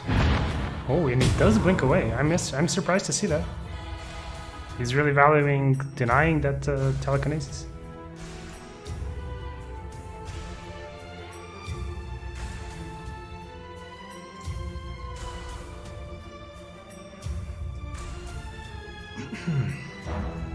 Rix the Raccoon still waiting for his next top 8 competitor. He's still sitting alone at the top.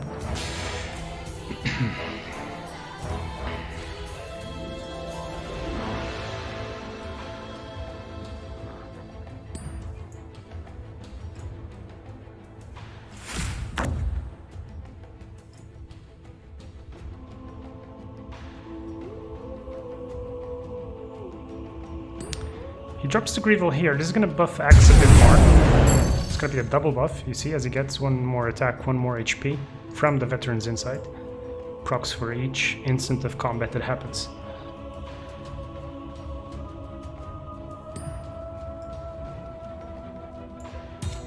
Allow me to be of assistance. Ah, iMba wins. So there's our second top 8 player. iMba joining Rix the Raccoon on another side of the bracket. So I'm not sure about dropping the creep there, because I guess he's just forcing the Berserker's Call to come out. Tempo. Oh, this axe is gonna be beefy, man.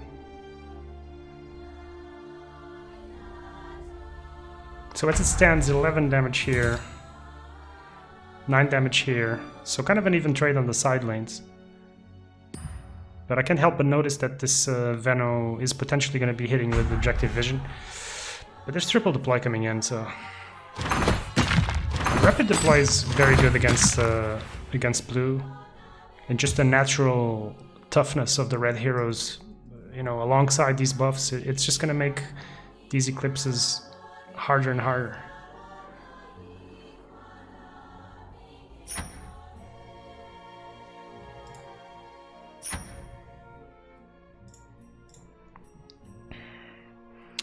So how long have we been going?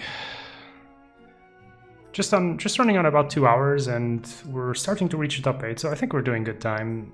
From top 8 on, guys, it's going to be best of 3. So things will progress a bit slower from there, but I'm also expecting maybe to see a bit more variety in the decks. Although, to be fair, we've seen what? We've seen a lot of mono blue, we've seen a couple of red greens, we've seen mono black. So I guess that makes all the 4 colors, so I'm liking the variety. A lot of people jumped off board as soon as Storm got nerfed for a second time in a row, I presume.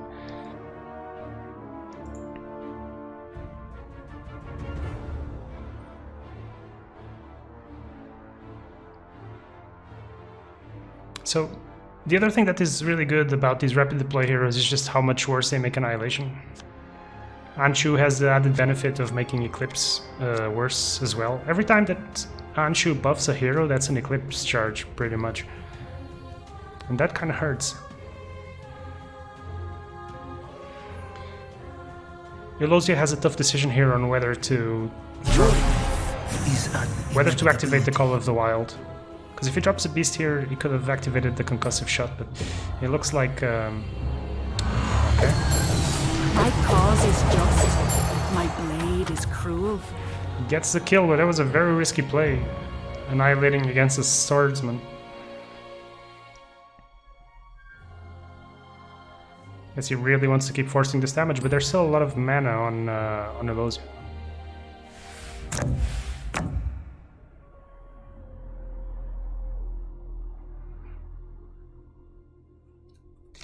Also interesting to see the Warhorn on the mono blue. Is that from his list? Nope. That was a secret shop item. I'm not sure where he's gonna get the opportunity to use that though. Screeching RP. A very strong creep. Also, now that the concussive shot has been committed, this represents more damage onto the tower. And I feel like he gets either way a good slot, a good push on the Luna, because either she goes in front of the Tithe or she goes in front of the axe, and either way she's dead. The Ristle Emblem, like one of the 15 seconds remaining. I'm gonna say one of the best items in the game, like in terms of how much effect it has on the game and how it affects all the spells and so on. From the goddess. It's pretty good. He can counteract that with the phase boots though. But I think it was a worth it move here. Down to 2 mana, basically, GFalex is locked out of any of his items. He still has the option of dropping Blink and moving this Luna around, but... Your death comes soon. Yeah, I was gonna say, if the Luna stays here, she's gonna die because of the passives and so on. So, if Eulosia keeps initiative for next round,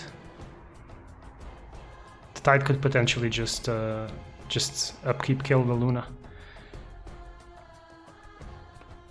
There is also the option of dropping the Warhorn on the Luna, because that will effectively increase the HP.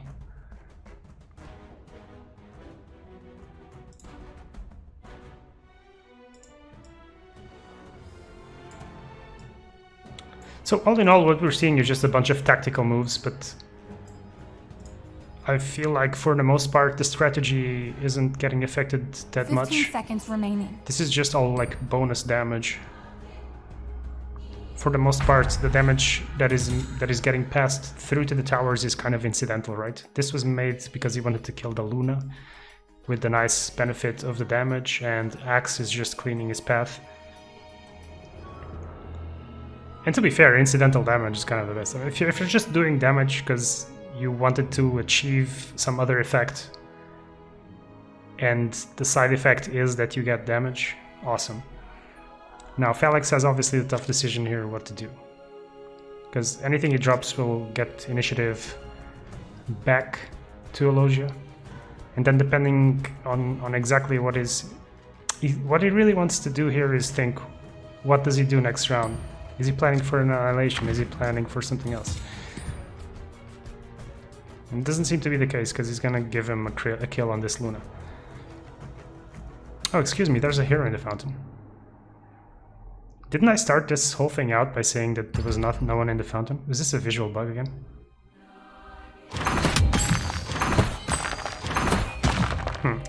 Maybe I missed something. I thought there was no one on fountain. So that changes everything, because now the Luna doesn't die.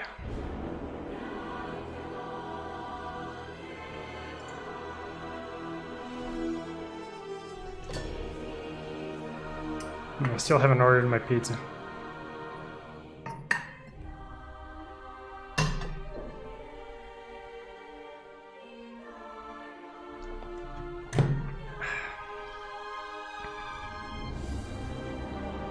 Yeah, Jester just pointing out that the Spirit Swordsman can tank a bunch of Eclipse charges. We just saw that happening.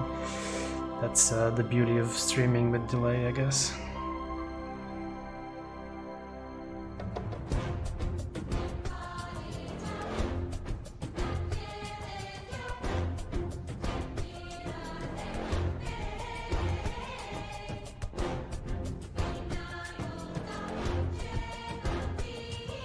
So now, while GFalex has some decisions to make, I also have to decide, do I go for the classic margarita pizza or do I take something else? It's not a consensual decision. That's not the word in English though, like that's a bad Portuguese translation. It's not an easy decision, let's put it like that. Consensual means something else in English.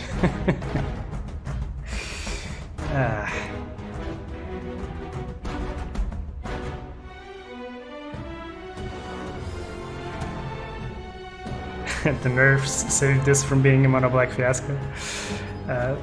Probably. There are ways to counter mono black. I don't think there's much reason 15 for seconds concern. remaining. All right.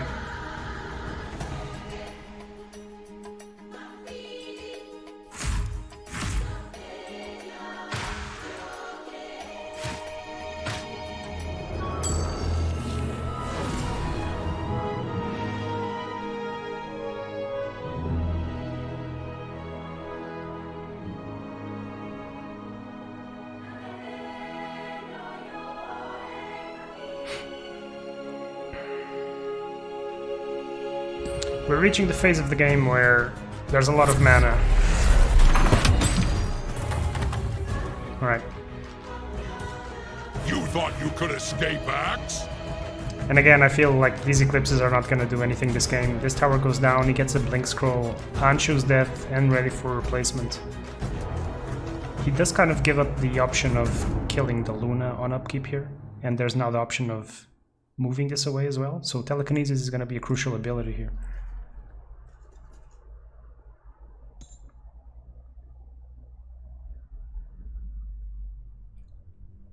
Let's see what GFalex can do with this.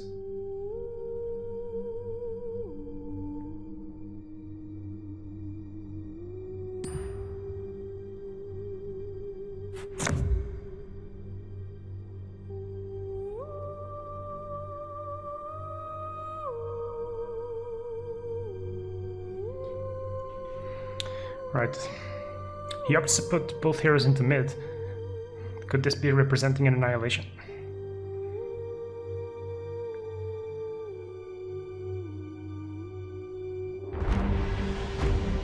I start getting the feeling that, okay, we saw KeepMedicine die, but it feels like this green-red deck might be a good choice for today's meta.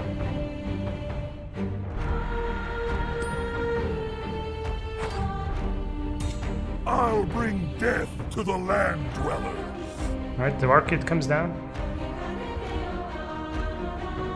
Tide is now a stunning and silencing powerhouse.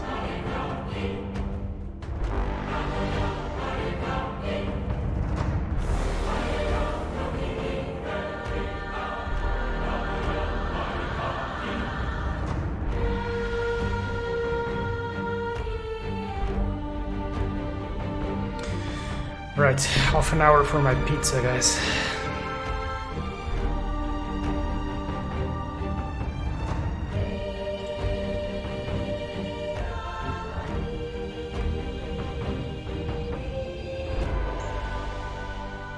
Running out of 15 time bank. seconds remaining. We're seeing some visual bugs, I think. Not completely sure if this is correct. But it needs to make a move. Drops the blink. A non-committal move, if you will. Let's not forget that there is still 8 mana and the blink scroll on Eulosia's hand. And this Rubik is dying to a creep, man. It's gotta feel bad. This game might be slowly slipping out of Falex's hand. But I think we're gonna see a blink into Annihilation, I feel like.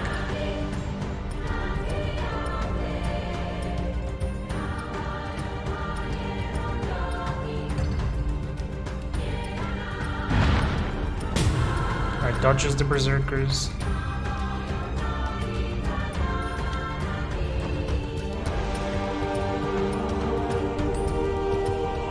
Passing, wow, that's a power pass.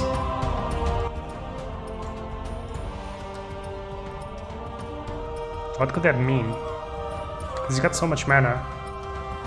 I can't believe he's got nothing to do. Team fight, spring the trap. He's got triple clear the deck. That's a tricky one to play around.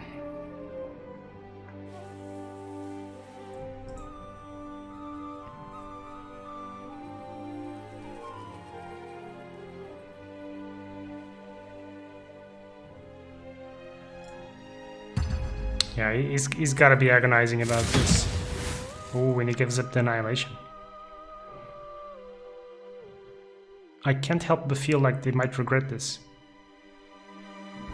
Axe coming mid could kill this, there's no hero coming in from the fountain. If Axe blinks mid, Culling Blades this, he's gonna have a hard time next round.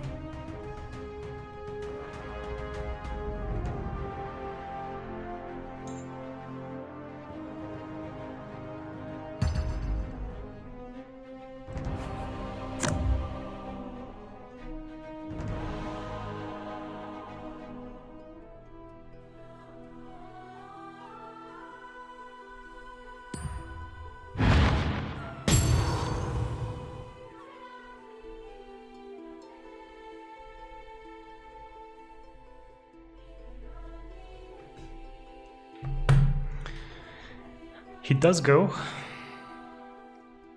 And this is right where you want to be, right? You want to be with a lot of mana, beefy heroes, your opponent's low on mana.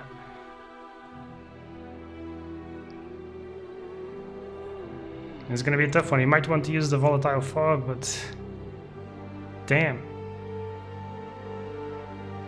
I feel like all of his options are just not great options. And 7 charges isn't quite enough to get rid of these big boys. Okay, the one thing he's got going for him though is right lane.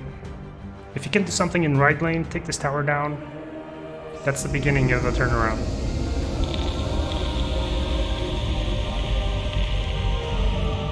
At the very least, he knows there's no Jaspers. Because imagine a Jaspers now. Man, he really just has nothing? He's just forcing initiative. He's got to know at this point that there's no like really amazing plays on Falex's side. Stupid, right? So, stupid landwalker. nice, Dad. He's got to know that there's no good options on the side of Falex right now. So keeping initiative with no heroes coming in, getting rid of the Veno, it means he can now force this lane pretty well, and it could even silence, but I presume we're going to be seeing a Berserker's Call. Ooh, Laguna is a good draw, even though at this point I guess he can guarantee a right lane. This is going to kill this, and he can kill this. It should be enough, right, for 9, 10, 11. Just about just perfect lethal, it looks like on the right. There is a Blink Dagger though.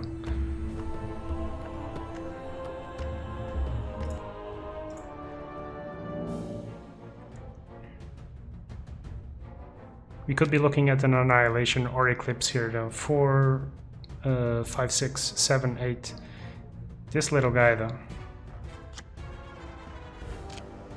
It's very risky.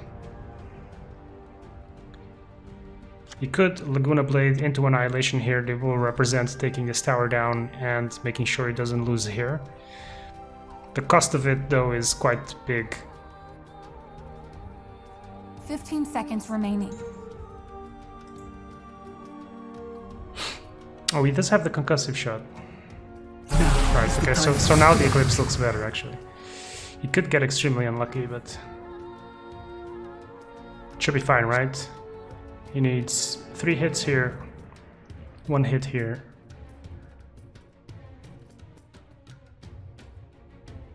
It's kind 15 of seconds remaining. best case scenario. Worst case scenario, he gets 1, 1 and a bunch here. You are a worthy opponent, and so I give the gift of mercy.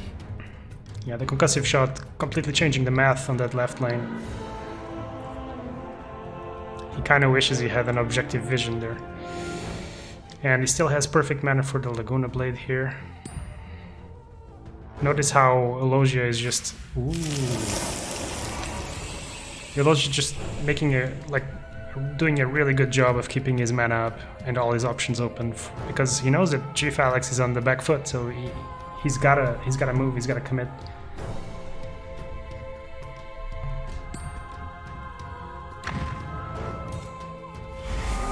And he's not gonna get that free lane he wanted on the right. I mean, he did have the option to just open with Laguna Blade, right? But I guess he was afraid of getting Primal Roared. And this lane's down, so I understand the priority here. It's just the problem's here. There's still the option of blinking over here, so if the axe comes over here, for example, that's... I go where I please. Tithe can also play a number. You can actually blink 2 heroes. So you could actually leave damage here, blink Tithe here.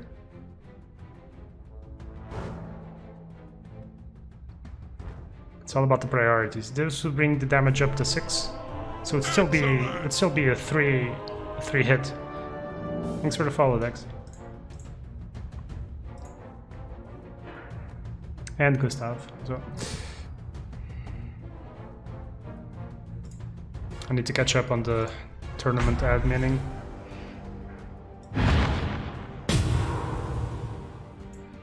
Alright, looks like our 3rd top 8 player is Wuhek.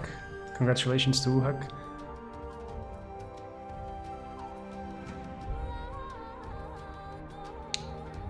No Name, and No Name is the other top 8 player, so yeah, the scores are coming in. Top 8 is shaping up. Wuhek is going to be playing No Name. That's her first quarterfinals.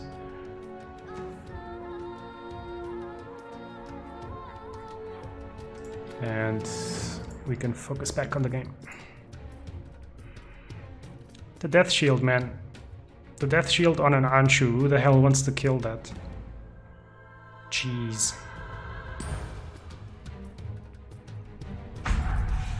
Can he somehow... Oof, he can. That's why he was so eager to come over here. Oh, man. Luckily, he's got 2 heroes coming in. Rubik doesn't have the telekinesis, though. It's kind of an imperative that that Eulosia tries to play more on the reactive side. Also because of this Rubik and what Spell Steal means, right? But he's doing a very good job of keeping up, so...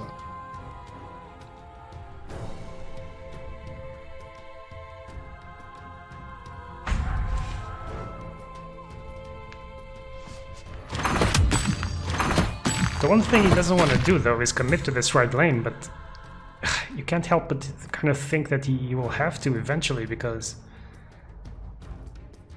I mean, unless this little ward does a number here, if it keeps hitting the tower, I guess that's going to be eventually enough.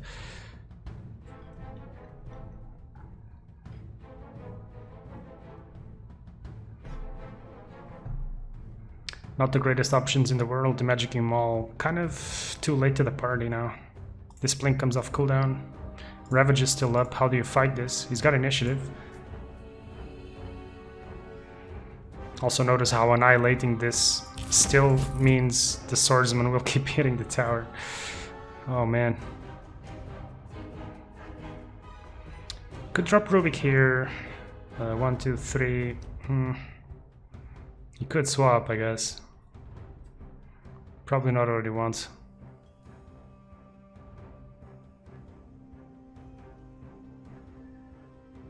Looks like he might be considering that though. I don't know about abandoning mid.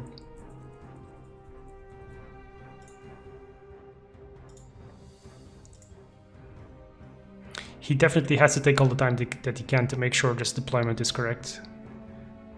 Because this is reaching the phase where any small mistake in deployment, any small mistake in sequencing your spells or abilities is going to cost him the game.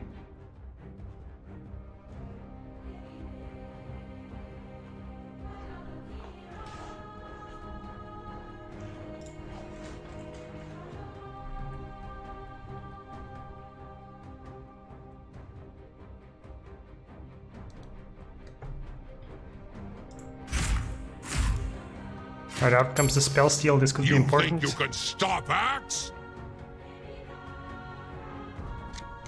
Laguna could double kill this. The blink though.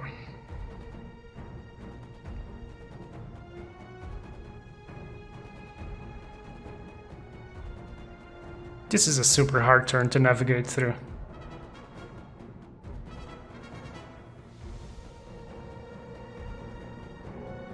Any action he takes that doesn't kill the tide means that this is probably gonna get ravaged.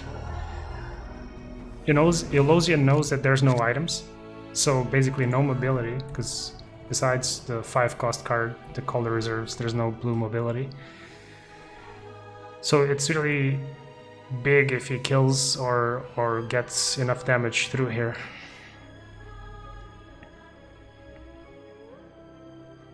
I feel like he's got to kind of ignore this. He's got the wards punching. Lena's gonna survive.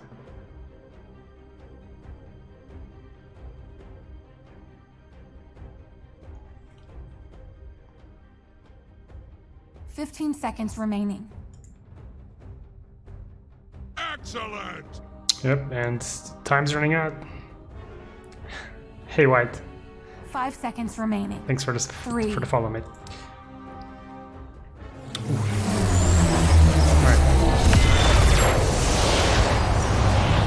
So annihilation means that there's no blinking action.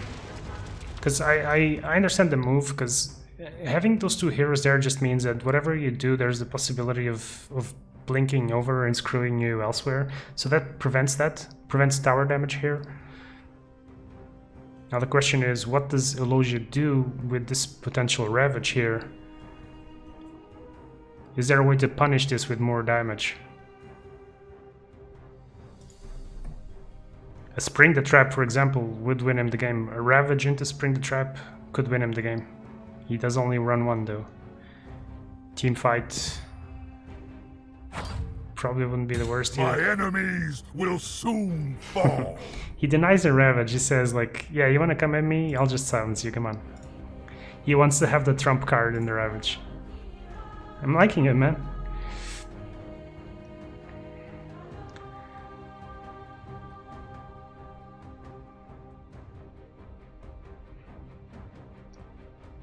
He just keeps forcing GFalex to have answers for everything, and you just know that at some point when you keep having the threats, the answers are gonna stop running out. Alright? Commits all his mana, and GFalex also saying like, well, show me what you've got. I guess you got sick of playing against a full lane of mana. Alright. Oh man, that's a team fight. So now there's no mana. You could spell steal, but it doesn't do anything. The Ravage could come out. Interestingly enough though, only the Rubik is dying to all of this. I guess the blink could come down, that would be more damage there. And if he ends the round with initiative, he could still then proc this. But he might, so it really all hangs on whether Eulosia also has an initiative card, which he doesn't play any of. So he's not going to have initiative, okay. 15 seconds remaining. Because ideally you kind of want to have initiative to keep the Ravage for next round.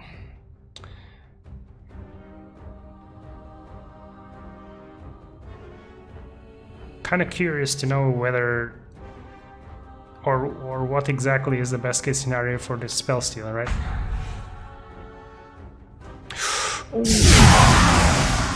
Oh boy. Oof, that hurts. That is, you know, call Gaben. Get us the Gaben announcer pack. What would this be? A dominating streak? Thanks for playing Dota 2.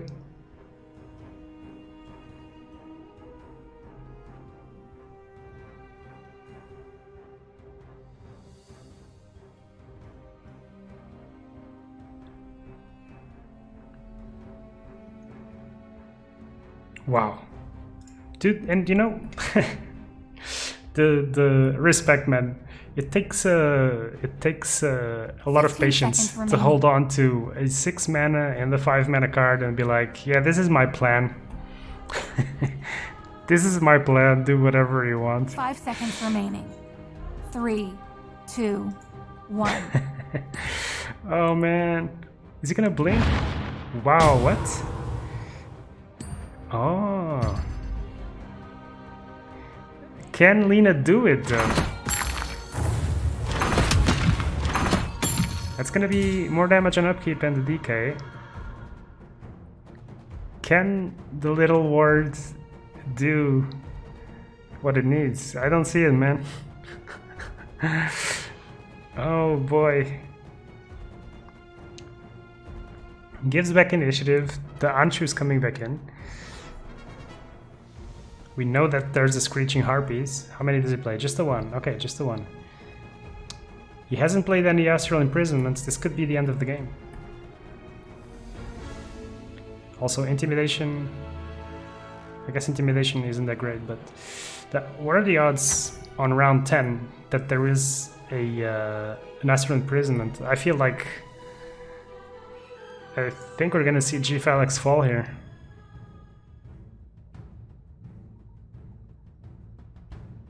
He doesn't have Jaspers either. And there we have it. Wow, the patience paying off, the beefy red-green deck, steadily buffing, having patience, never use the Ravage, never use the Orchid, taking it down.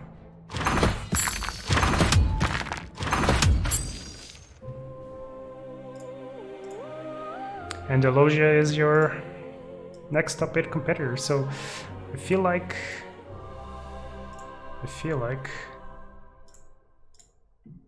we're basically in top 8 territory. Who's missing? Cold War Kid versus Tenshu and Underscore versus ElectricAlan. Ooh, that's gotta be a good one. Let's have a look at that one, guys. Main menu, is the game over? So Tenshu 1 versus Cold War Kid. That's our 7th top 8 player. And I wonder if I missed a result.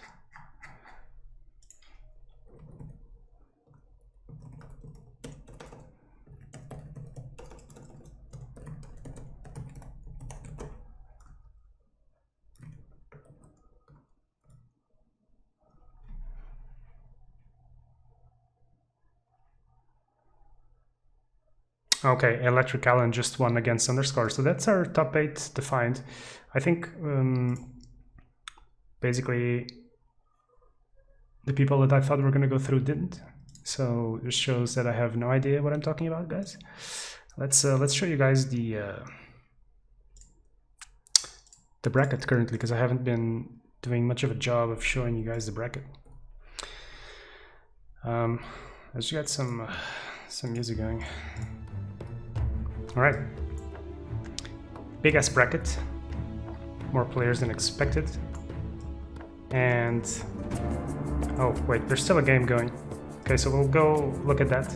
But this is how we stand. Rixer Raccoon, Eulosia, Tenshu, iMba, ElectricAlan, Wuhek, and No Name, and my pizza just arrived, so I'm gonna just look at JMauler's game and leave you guys to that while I go get food. Be right back.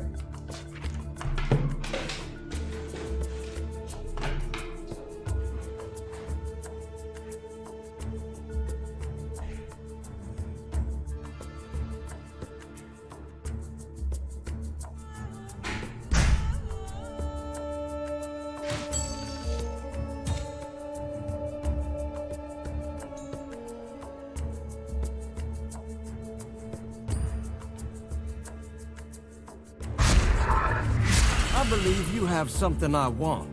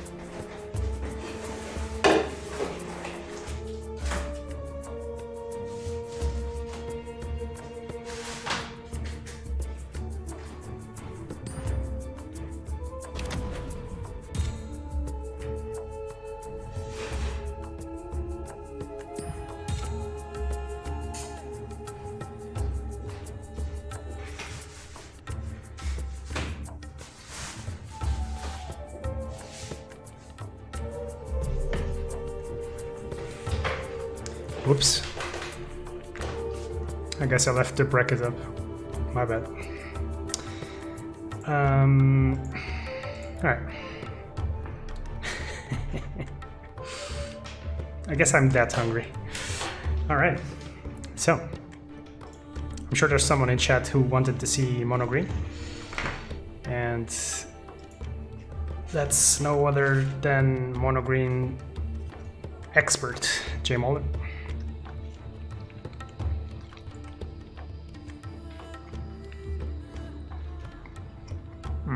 I'm gonna mute myself while I eat a little bit.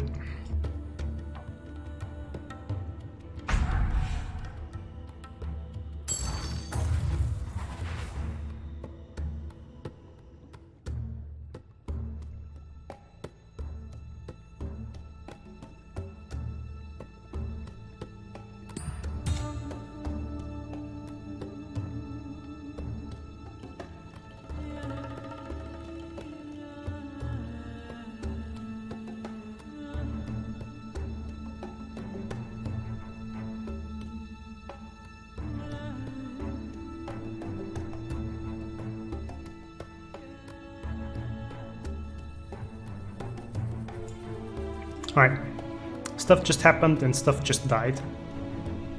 How are we looking? Look at this sad creature, man. Doesn't do anything.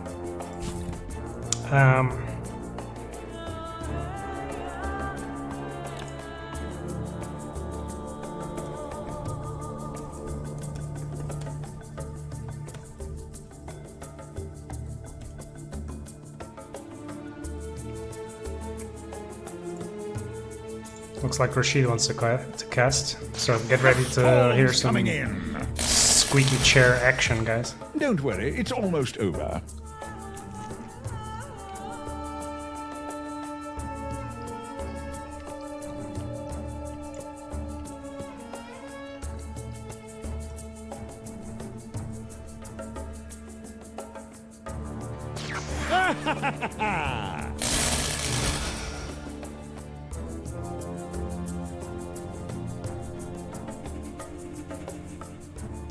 Let the sound of thunder mark my arrival!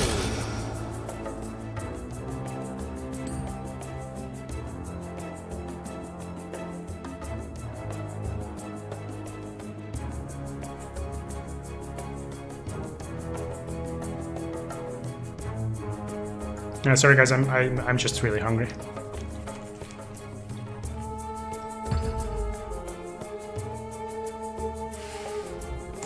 The unclean doesn't have a chance.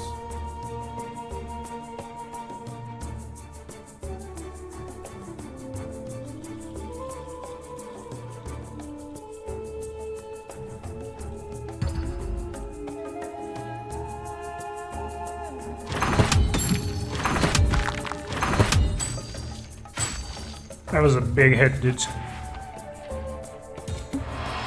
Ready to fight. JMauler's looking really good. 50 gold though. I don't know if you guys have seen Radiance with a Necro. But if you haven't, that's an exciting one.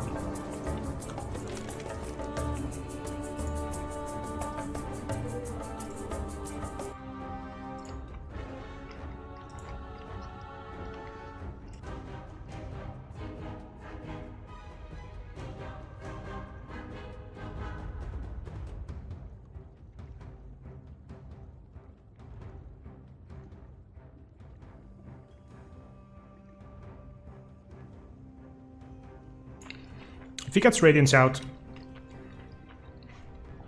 Okay, obviously he's got to get rid of this Raven Hook. But if he's got his signature card here, he could go off. But he's down to 2 cards. Wait, he didn't buy any items? You cannot flee. What? Didn't he have 50 gold? This is a visual bug, I think this happens sometimes. He's definitely gotten an item there. Ooh. Ballsy. Yo, what's up, dude? Hey, man. I can stream the game for you if you want.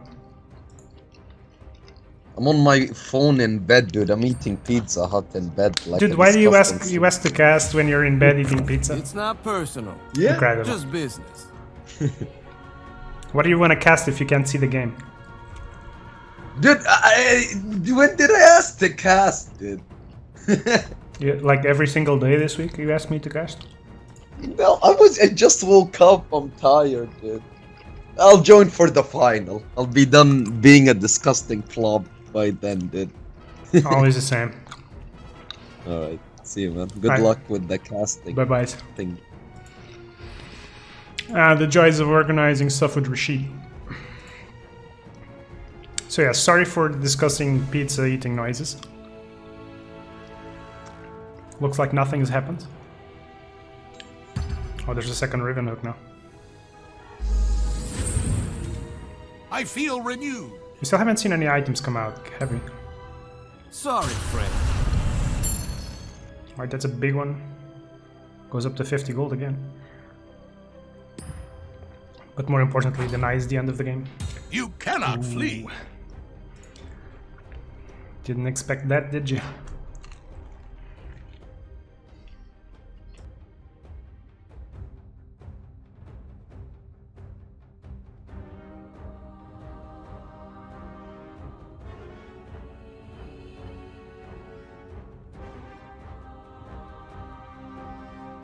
Respect to JMauler though, dude. This guy plays mono green non-stop, refuses to play anything else.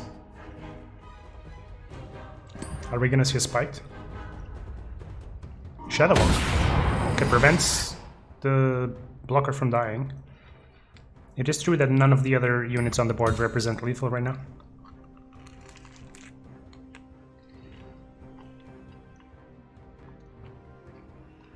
But look at these little symbols here, you know? It doesn't look very good, man. If only he had this Dark Blight shield over there. He can still escape route.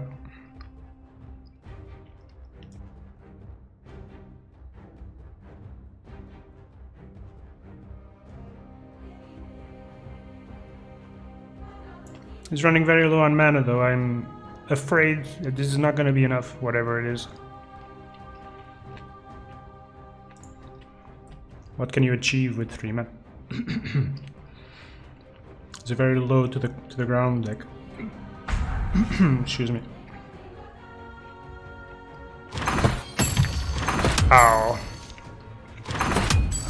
And look at that fountain over there. My work Right. continues. There's one saving grace, and that's Radiance. If he draws the ball lightning and a Radiance,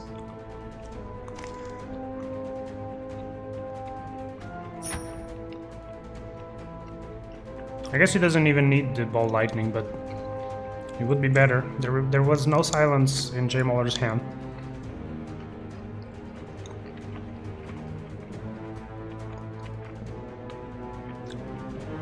So it's all gonna come down to... He spent 60 gold. He's got 2 big items in hand. It's all gonna come down to this. Initiative on the green. There is absolutely no gust. I'm not sure how effective this hymn's gonna be.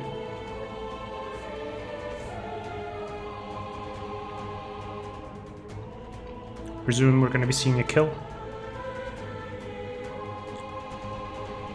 The fact of the matter also is that if JMauler isn't gusting right now, he 100% doesn't have a gust.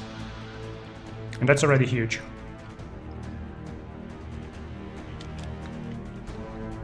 Combat's happening first on the left. And this throw can come on the right. The SF can follow.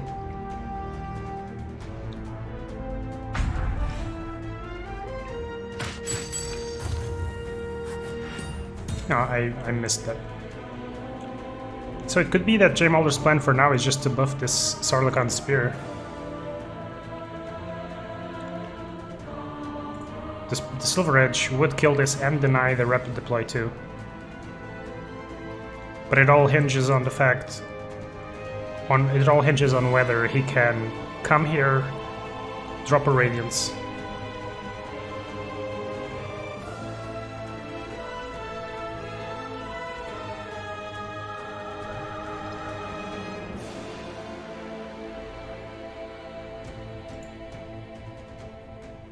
Both players calculating exactly how this turn can play out. This blink now feels kind of useless, but he can come onto here. Okay. You could potentially still get this Omni onto mid and then blink it over here. It's just not enough damage. There is no more Silver Edge, but there is still the blink and the escape. Oh, that's one less hero. Storm is gonna have to defend left while making sure that the game doesn't end on the left.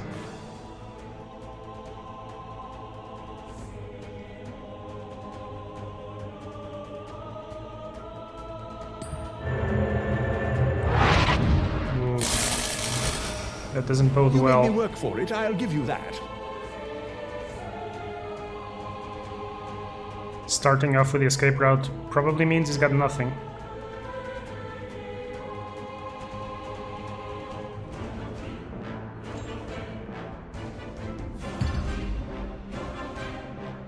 I won't abandon you. Yeah, I feel like Warmkung is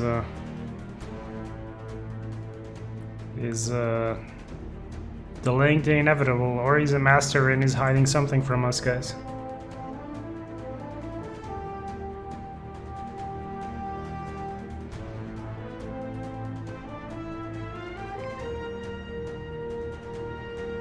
A well played comes out.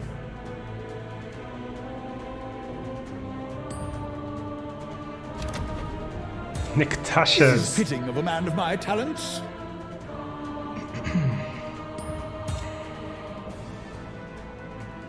That ain't enough, mate. You can't escape me. That is not enough.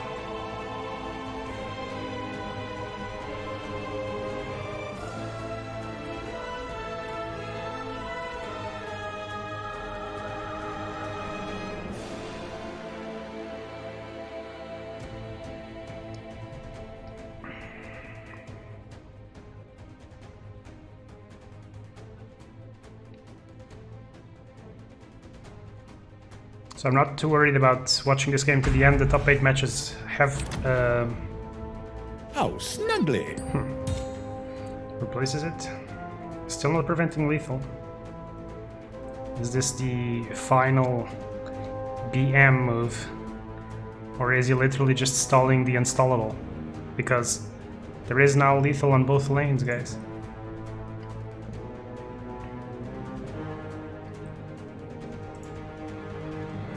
I'm kind of wondering how JMauler got 2 Sarlacan spears onto this hero.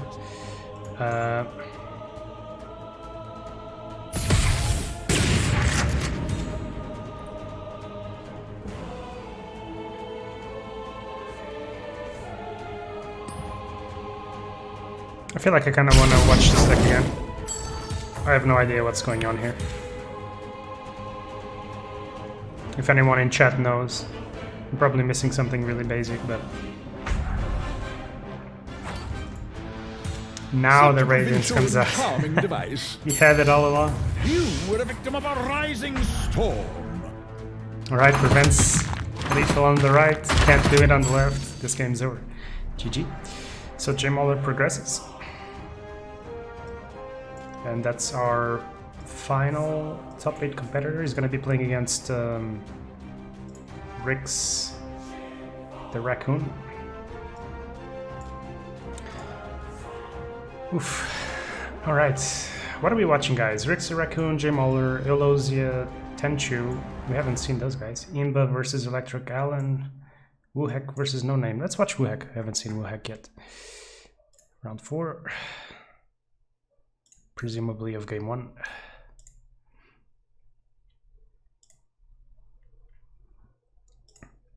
Oof. Mono blue mirror. Wuhek versus No Name. So I'm gonna go ahead and say that we're gonna not watch that. Sorry to all Wuhek subscribers. And we're just gonna go ahead and watch JMauler because mono green, you know. And I'm gonna make that call. He's in lobby.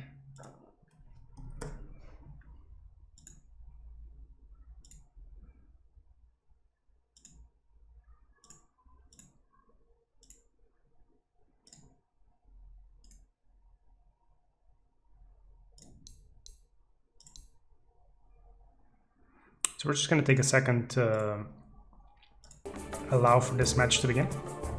Hope you guys are enjoying yourselves. GFalex, thanks for organizing the tournament. It was a pleasure to play. Yeah, for sure, man. Thanks for playing. It was fun to watch. I was hoping you'd go further. Maybe next time. Thanks for playing.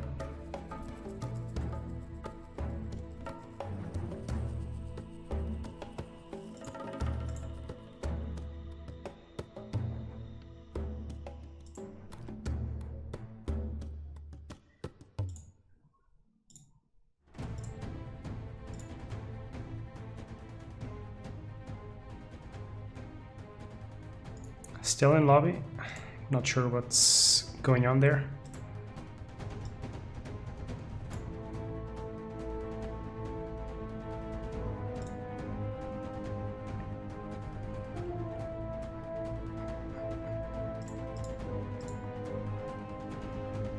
So who do you guys think is gonna win this? Like, you guys have a favorite deck, a favorite player?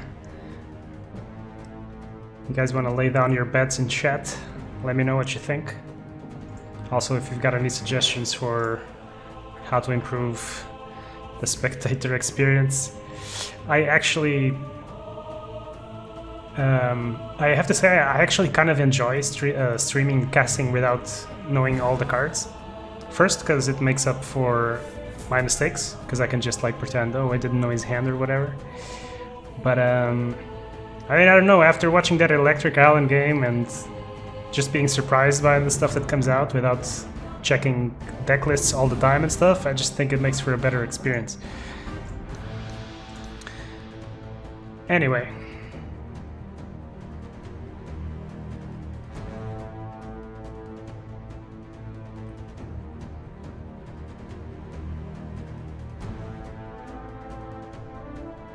Just catch up with the players to see what's taking them.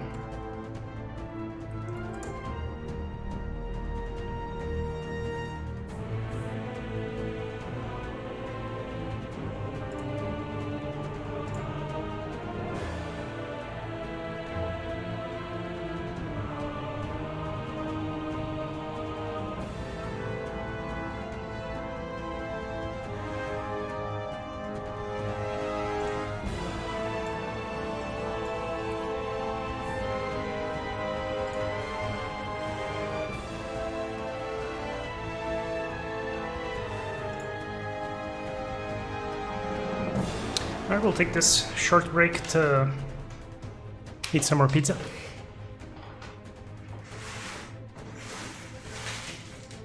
And also to remind you guys to send Valve some feedback.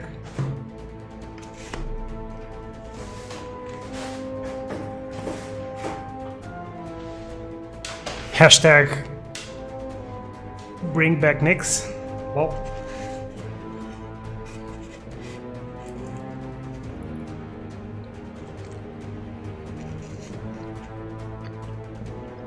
there we go. I think it's probably time to switch from the tea to some red wine or something. So, yeah, in-game music still not working.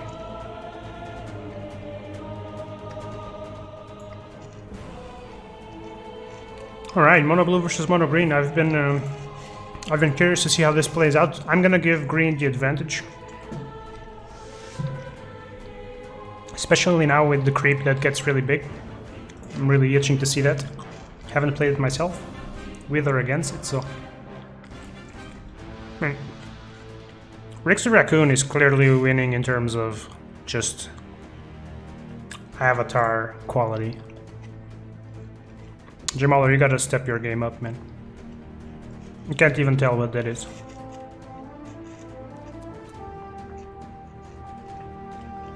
Right, so both players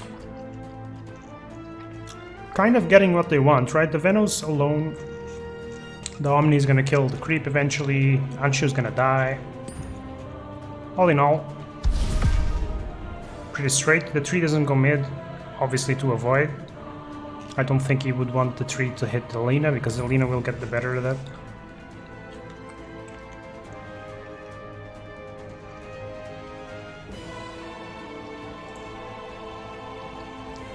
Once again, I apologize for my eating noises, but I'm hungry as hell.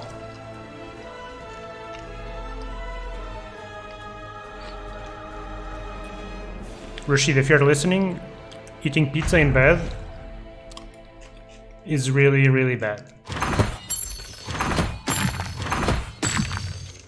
Get up and do some exercise, you fucking slob. And don't smoke in bed either.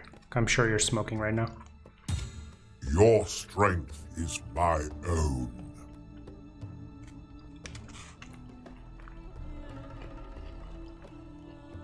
We need each other.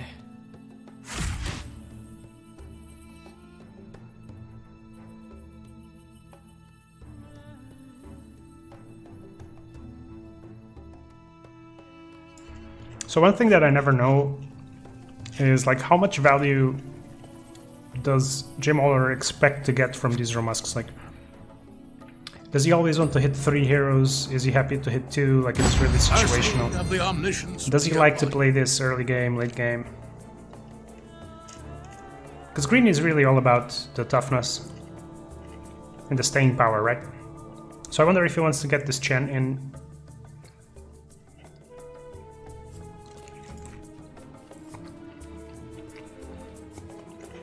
Something really important is that this specific version of Rix the Raccoon is playing the newly buffed Echo Slam and Annihilations. So that's gonna be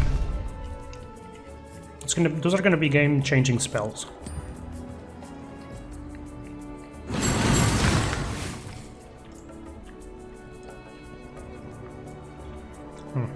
Just realized the music's overlapping again. Sorry for that, guys.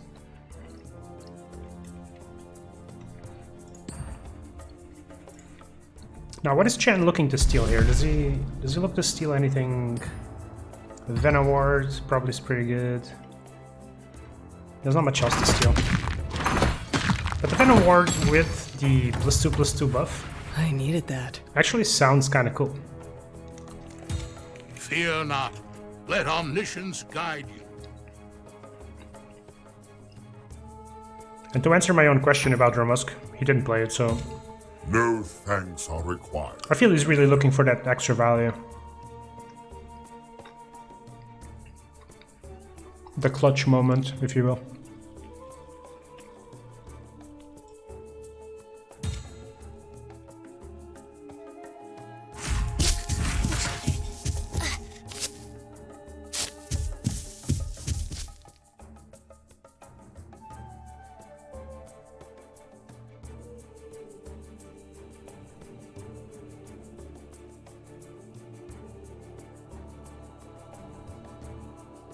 Now, every time the Skywrath comes in with the concussive shot, there's potential for a lane sweep.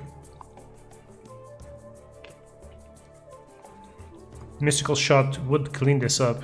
Oh no, it wouldn't actually, just missing 1 damage there. Oh, and here as well. Well done, math. But he does play Thunderstorm, so he could, if he wants, if he feels like it's worth the value.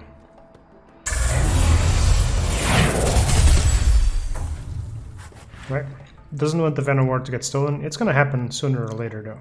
So just delays that 2 turns. The heretics. Ooh, will the fall. value.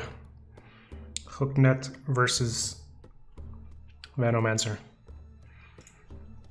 How much of a late game edge does he have? Ooh.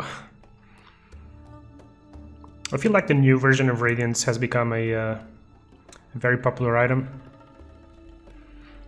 Obviously, you know, Storm and Storm interactions, but it's just much more powerful. It's actually interesting to realize that all of JMauler's item deck is really aggressive. Look at this. 2 attack items, 3, 5, 7, 8 attack items at all tiers, and then the 2 HP items are also fake HP items. This is also an attack item. So all of his item deck is designed towards dealing damage. Down comes the Your protective. loyalty will be rewarded. The protective spell. I must make sure that he doesn't get blown away. But it seems like he likes to use it as a reactive, in a reactive manner, kind of.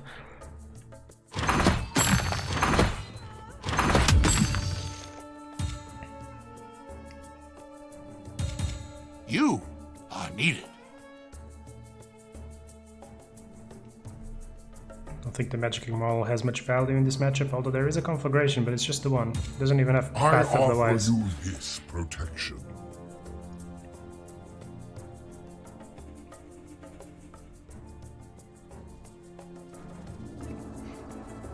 Dro tucked away, safely away from the Veno. The Rubik is no match for her. But we're starting to enter into Annihilation and Echo Slam territory, so now we're gonna be starting to see those potentially come out. And these Echo Slams are for the most part gonna be really big. Are they gonna be big enough though? Because I feel at some point the green heroes really get out of hand. Pun intended, with the hand of God. Giving that, like, temporary HP until death. It's surprisingly stackable, if you will. Ah, there's a Romusk Choir.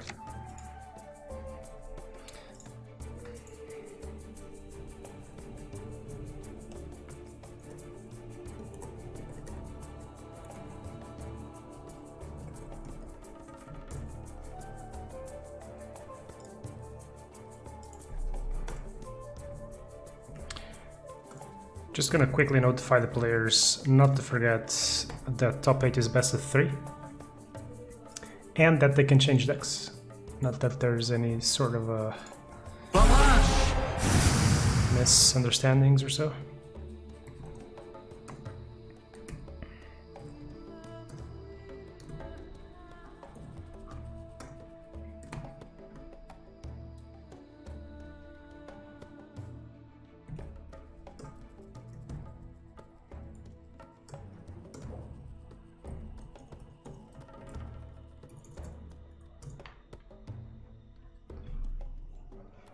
All right.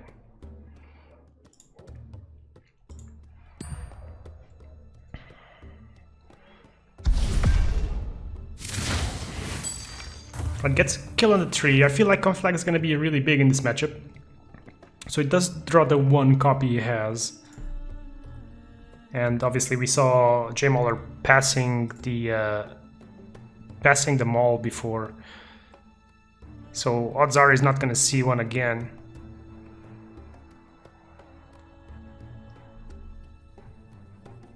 Omni's got a good chance of getting some 10 damage into the tower, plus that bonus gold. Rick's exhausted all his mana, so he goes for that. Blessing. Up to 22 gold, 10 nice damage sitting there on a tower. Now the question is, what does it do with all these things though? Ba-boom. Combo. So for those of you who don't know, when Anshu dies, she's got this death effect that gives all allies +2 permanently, and that does activate any sort of interactions that that interact with healing. Okay. By the wings of the omniscience and So the +2 temporary or actually permanent health counts as healing. Thanks for the follow, Kulitz. So now the question is going to be how far can he take it? It's going to take 2 damage from the Conflag. There is a Hand of God. Out comes the Swordless Spear.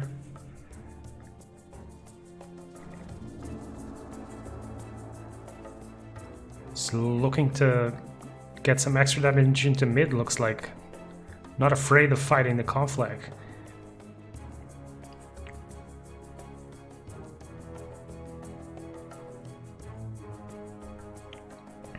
Well, if there's a deck that shouldn't be afraid of the Conflag, it's green though.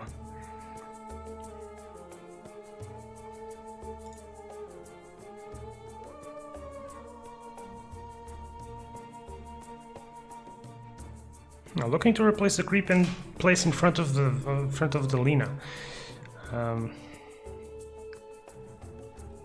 Not sure what to make of that, but I presume that means we're gonna see a gust come out. There's no more deploys here. As far as we can tell, there's no mobility for Rix, so presumably we're gonna see a gust with a Sarlachan spear here, although he doesn't even need it to kill the Lina. There's no items either. Okay, Screeching Harpy. So he's just gonna deploy over and over. Okay, that's 14 damage, so out of the blue, suddenly, he's got 2 huge creeps, and he can still steal another one if he wants, and he's also presenting lethal here, so I think it's time that Rix considers these late game spells.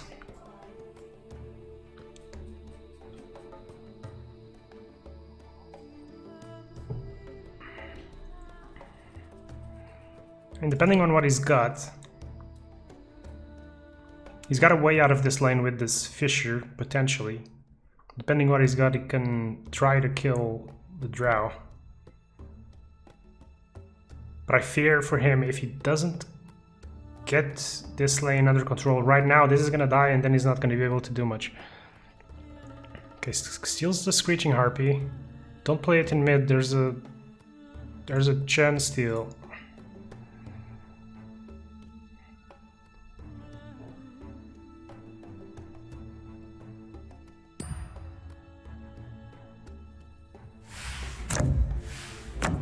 Oh, I don't know about that.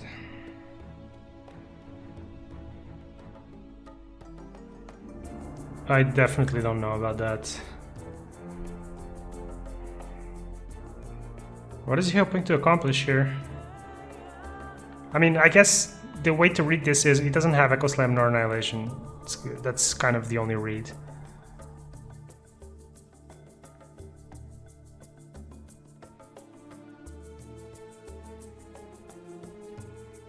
JMauler is trying to decide where to drop this spear. I think you gotta go for mid. You know he's not. Yeah. You know he's not gonna clean sweep. So you just drop extra damage into here because you've got a couple of rounds. There is obviously a stun here, but you know. Unless he's afraid of the Fissure into coming mid, but this is not a huge committal. By no means. Alright, there comes the bounce.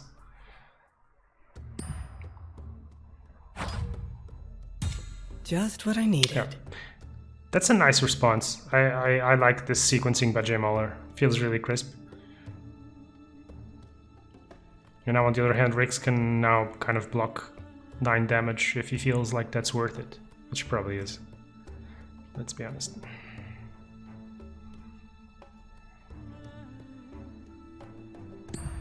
I suppose Rix is feeling like the Veno can, even though this lane's gonna die eventually, I presume he's feeling like Veno can take this eventually.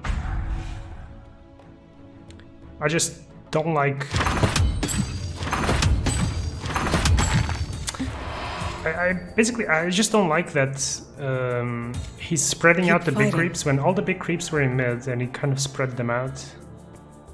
Kind of makes me feel like, well, doesn't that make it harder to deal with it? But...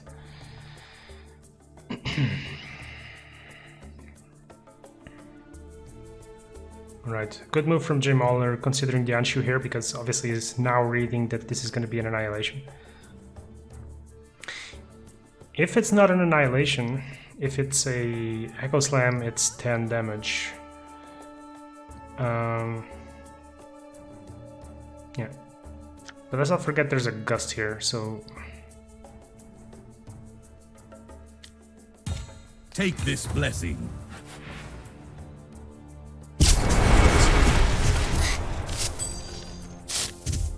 Yeah, actually would have been 8 damage. Still would be enough. So I'm wondering if this is a Gust into Hand of God turn.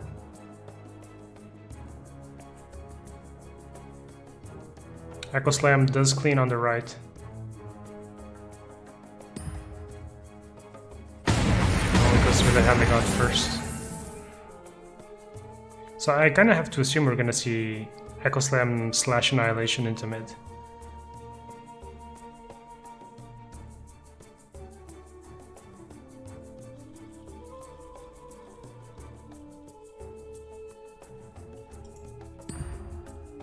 Golden ticket, okay. There's no way of knowing which shop level he has. That's a bit of a weird purchase for a blue deck, but it is round 6. It could be a maximum tier. He has a Dagon in his deck.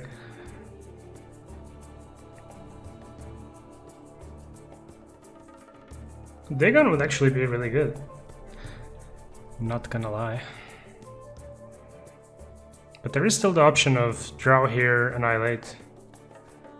Or Drow, Echo Slam. I guess Echo Slam doesn't kill the Drow.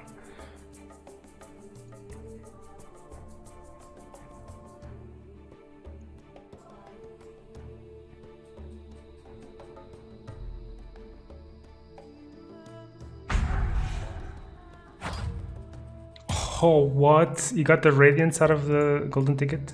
Sick. How many? He plays a double golden ticket. Okay, so this is part of his strategy.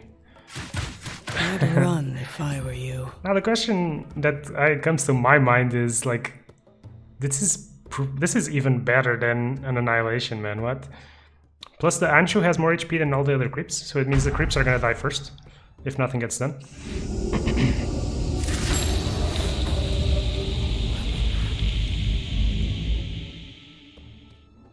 Alright, he plays a volatile fog for the Mind's Armor. Our enemies will regret coming here. I don't know, I can't help but wonder if he wouldn't have gotten there naturally, plus there's a conflag. Because he got a lot of mana, but without knowing the contents of his hand, it's kind of hard to...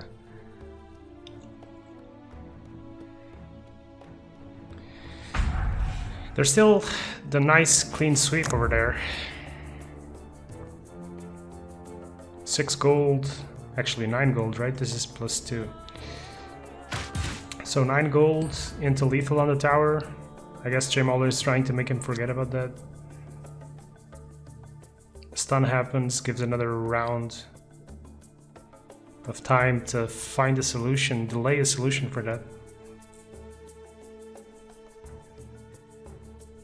This would have been a huge hit for Lina then.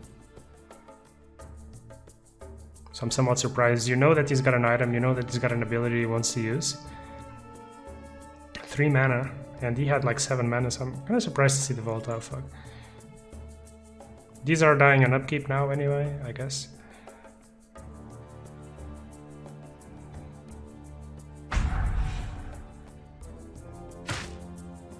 Alright.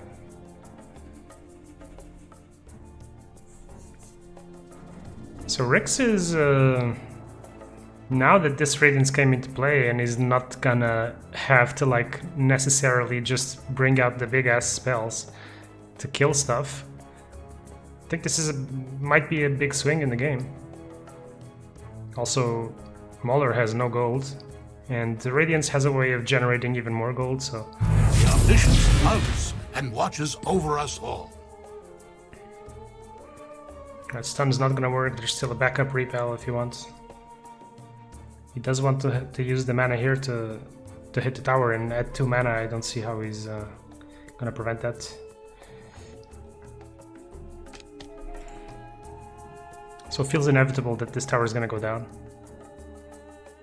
But hey, this is dealt with, there's a conflag and a Radiance. This lane's gonna be tough, man. This lane's gonna be tough, so if Rix can save the big removal spells towards the left, I feel like mid lane is took a big swing. I mean, just a round ago it looked like he was two-shotting the tower.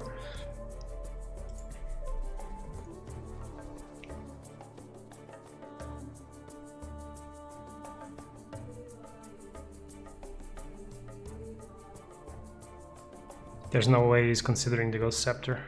It's too much magic damage on the blue deck.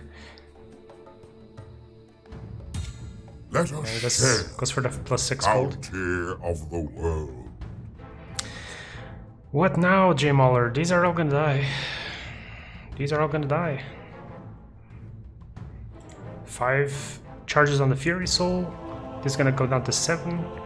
Any sort of damage spell here kills the Chen, but he does have initiative, so...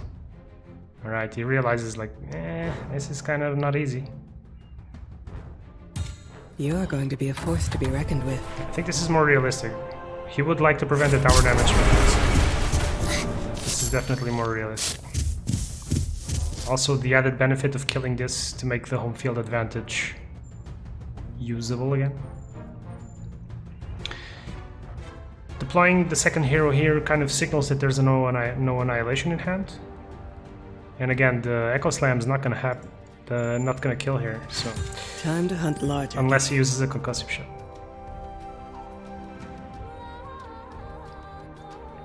There's also now a blink for JMauler, so this Omni could come to the rescue too.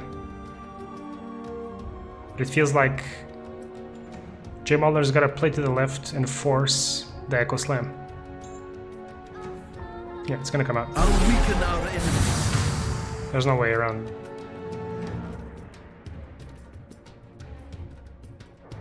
And this Radiance alone is gonna kill the Chan, I believe. Thunderstorm, okay. So not the Echo Slam.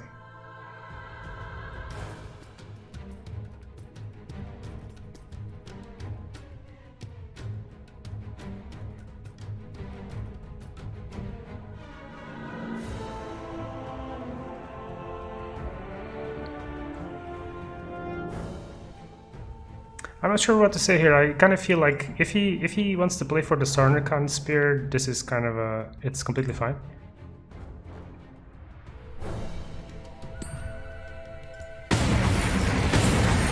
We still have work to do. Okay. Once above the HP. That's gonna make the Radiance way less effective there. He also had the option of dropping the Roma Squire before, but presume he wants to buff it as much as he can and get rid of this Rubik, maybe play for the Gust Intimidation, because that's his way to win in there. He's done a good job of stopping the onslaught on the left, on the right, so this tower is nowhere near killed yet.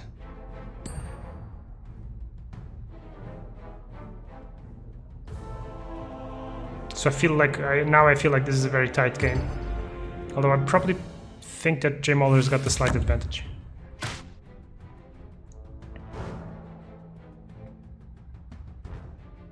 Lena's gonna take mid by itself. Then the question is, where does he commit here? This is just so tough, man. 2 armor, 11 HP, 12 HP. Damn.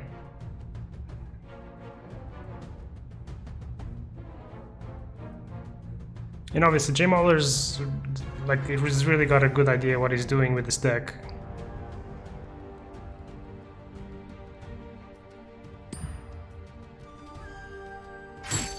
It's also worth noting that I think, you know, the Echo Slams, despite being a late game card, they kind of also have like I'm not going anywhere. They have an expiry date, yeah? Like, at some point there's just gonna be too many Romusks and too many Anshus and stuff.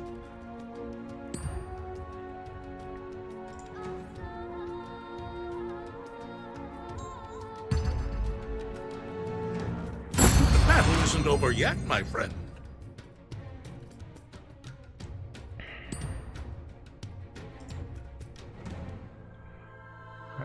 Looks like we might be going into combat. There might be an initiative steal though. Doesn't value it enough. And I can understand that because the Sveno is likely to come here. We will not fail in our mission. Ooh, that's a very big item. Yeah. This Omni is gonna like that. This Anshu too. So this Veno has to come on the left, else there's gonna be an intimidation into a win.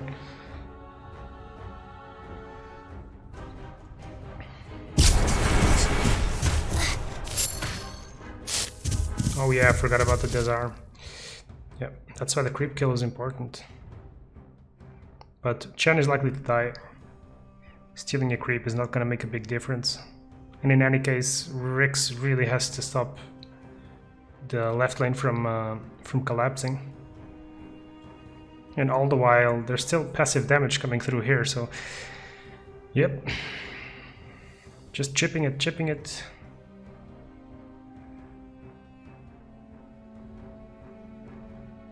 We don't see any items, but I'm not sure if he spent gold or not. But this is gonna be tough. If a Silver Edge active comes out, kills one of these guys, the second one can very easily get gusted or intimidated, so it will require a few moves, so let's see how it proceeds.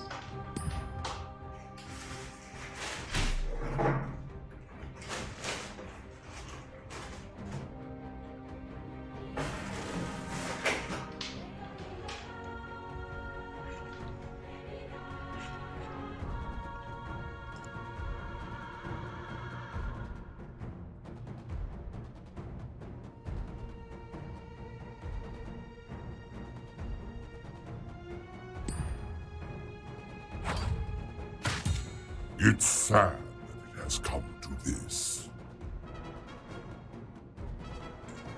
Interesting decision. I thought he might want to go on the Omni, but I guess he's valuing the bounty. He's on to 0 gold though. What did I say, the bounty? Yeah, the bounty.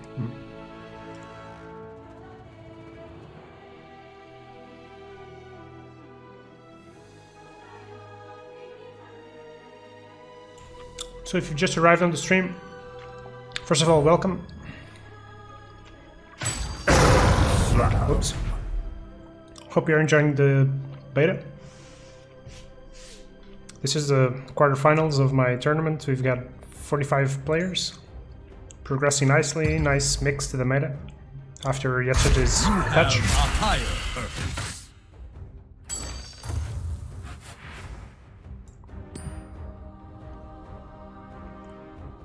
JMauler's got a very useful passive ability, but now that the mana's gone, he can't really play for that.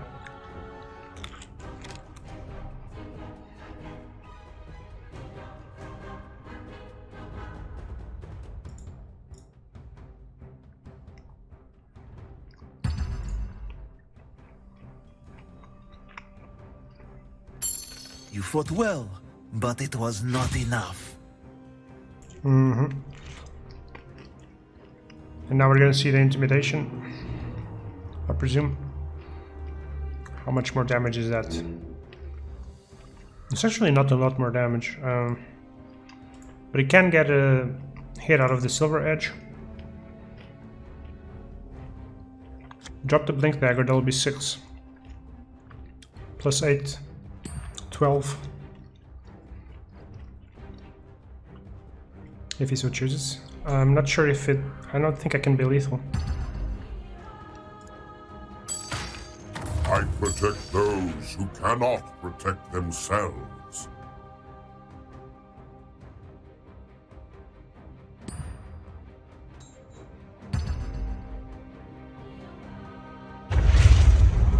The Sword of the Khan Spear should not activate the siege again, so I think he's missing 12, 14, okay. I don't know math, guys. I thought he had 12 damage.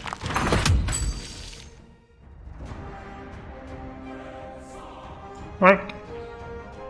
That was anticlimactic with my amazing math skills. So, one thing about the rules of this tournament, players can change decks without restrictions. It's going to be interesting to see if Rix is going to change. I know that JMauler is not going to change. But we're going to see this series to its end. Best of 3 from the top 8 on. Let me show you guys the bracket once more. Hopefully you know some of these players. If not, you do now. Can I not zoom into this? Oh, whatever. So that's the match we're watching, Rixer Raccoon versus JMauler. On the second arm of the upper bracket, we have Eulosia PMA versus Tenchu. iMba versus ElectricAlan. ElectricAlan putting out a great display in the game that we watched, and Wuhek versus No Name. So excited to see how these things play out. Rix is losing 1-0 to JMauler right now. So yeah, let's see if anything's gonna change in the players' deck selection.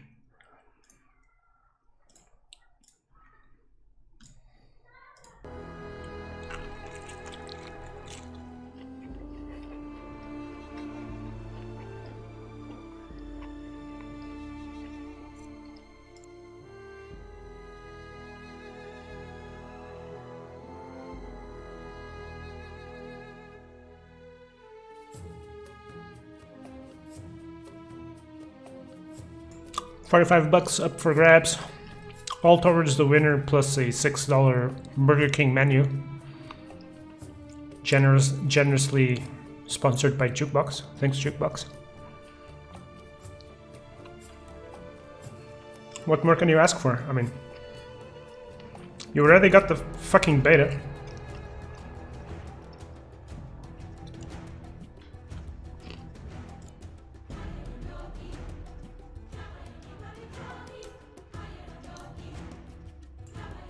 Right. Time for another quick break. Be right back.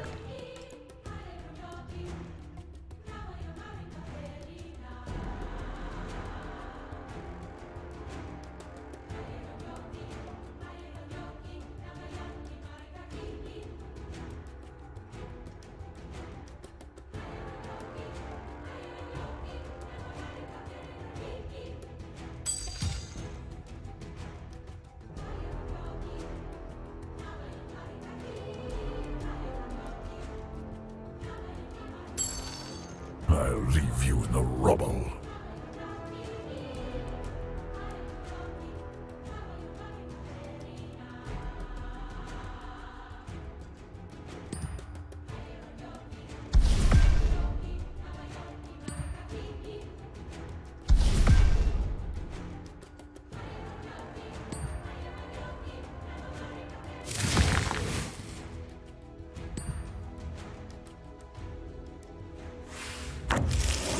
I share the wisdom of my people.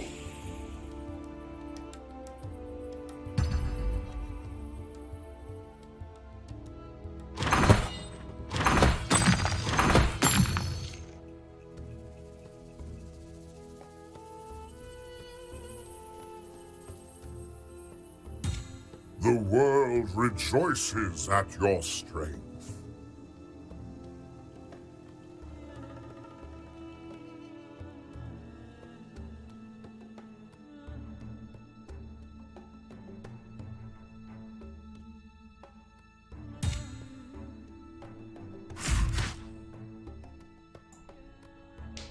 You're not as powerful as you think.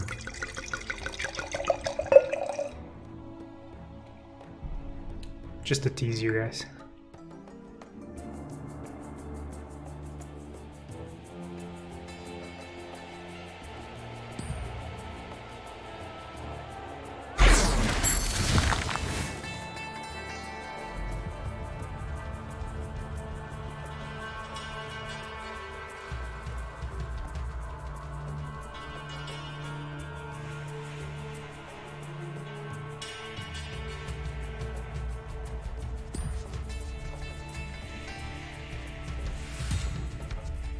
My will is unmatched.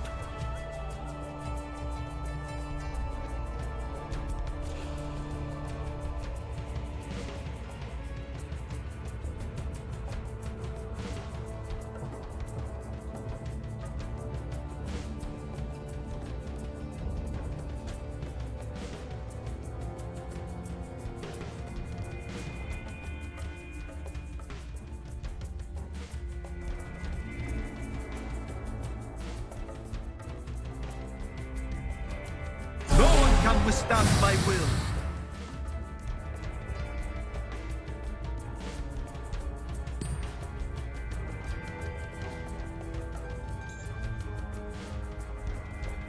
Great Protector, gaze down upon us and guard us well.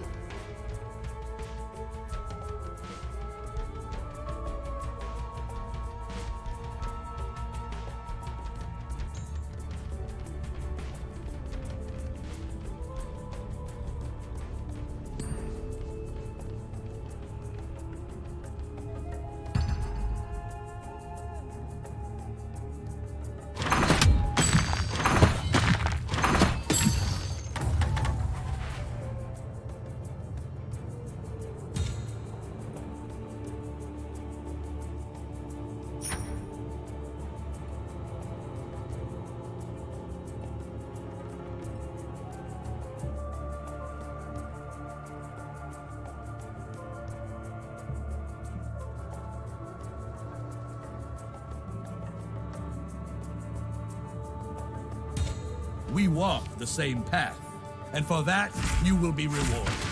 Did you think you could beat me?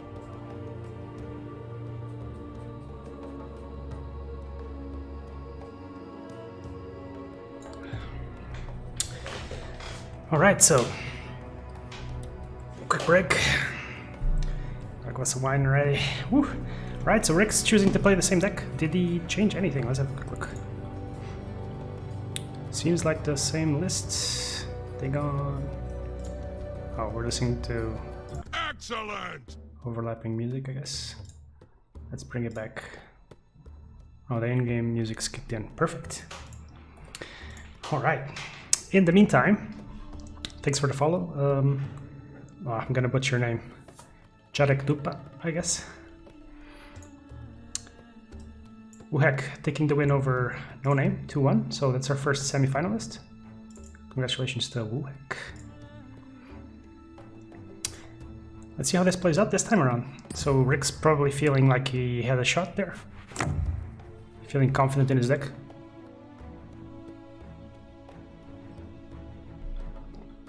This Lina is looking good, man. Round 2 4 charges, so he's managed to get the charges off. He stole himself a repel. Repel is actually going to be super useful in this matchup. In the later stages of the game, where you can get rid of those attack and HP charges and stuff.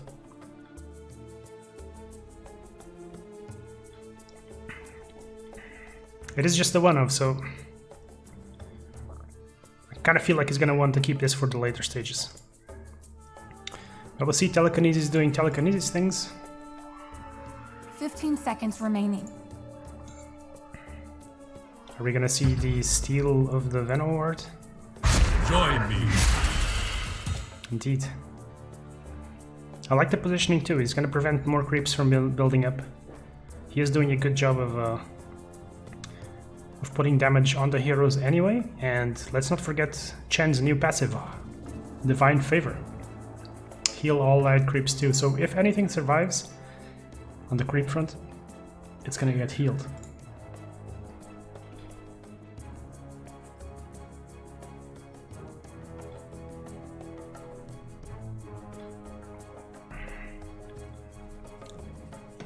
Is Lina bugged? I guess I missed that. I must have been in the pause. I don't know. Was there a bug? The winner should donate double prize. Why should the winner donate double prize? The winner will take all the prize. Although I wouldn't mind if they would donate, then we'd have a solid prize pool for the next one. It's okay to admit defeat. If the tournament system doesn't kick in the meantime.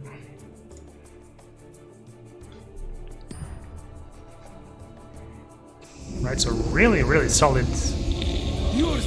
position for JMauler here on the right. The Volatile Fog does deny all the gold build-up and stuff. What it won't deny though is the fact that this is here and it's gonna clear a creep on the upkeep.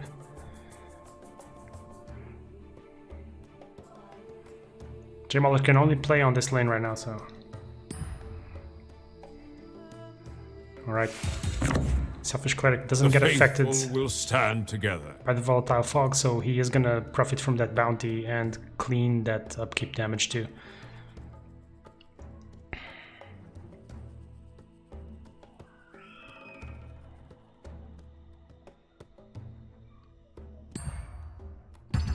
Gust can silence any enemy. Yes.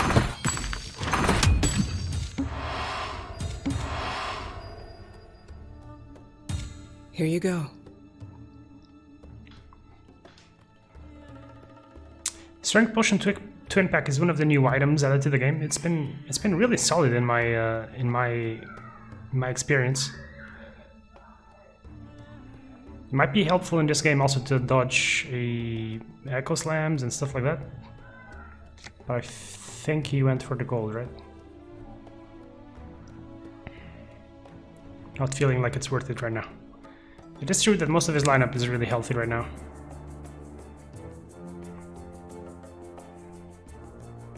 So 3 coming on to mid. It looks like Rix is actually slightly ahead on the damage front right now. But this is going to be a big round because there is a concussive shot, so... Concussive shot into 6 mana. Well, actually he can't Echo Slam, but... Let's see, if he just Echo Slams, he cleans the whole lane up anyway. It doesn't need the concussive shot. Concussive shot here with Mystical Flare will kill this. There will be an additional buff due to the Anshu dying, potentially. Does he play Tower Barrage? He does. Tower Barrage would also be nice. The Venom Ward would survive. Well, actually now he could... Okay, he gets rid of that. So let's see if he's got a solution for this right now, or if he feels like he can keep contesting it just naturally.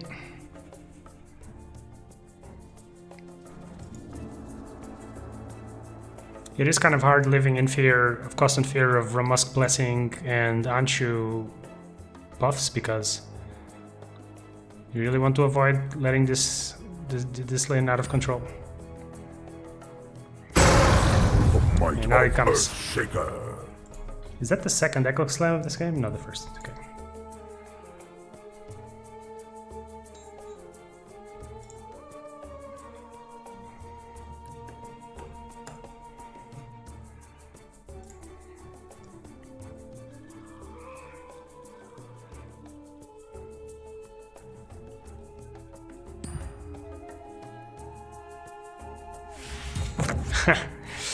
So, before the Echo Slam, I was looking at the Screeching Harping and thinking there's not really like a good place for that. But after the Echo Slam gets committed, no mana, no items, as far as you can tell at least. And this is a really good trade. Look, there's 3 heroes here. No additional slots. So there's not going to be any more Venom Words coming in, and it's only representing 11 damage, while he's doing essentially the same in mid with 1 hero and 1 unit. So I feel like this is a really good move for JMauler. Both players essentially out of place though now. He's just going to force the Lina. And he gets the initiative, but I can't help but feel like, unless he's got an Annihilation for this, I can't help but feel like this is maybe a bit too much. I am. You are saved. I will say though, if he's got an Annihilation here, then it might be not so bad.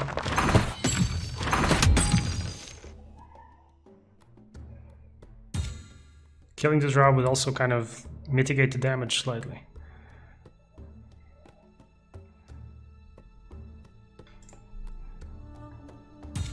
We can last a little longer. JMauler is clearly going for the late game items. He's not purchased anything besides the hook net so far. So it looks like he's going for those silver edges and radiances. Probably just a silver edge for the most part. Silver edge on Anshu is so good because you get the death effect most often and you trade. So it's really a net positive when both heroes trade. Initiative here, so we could see an Annihilation here or straight up killing of the Anshu.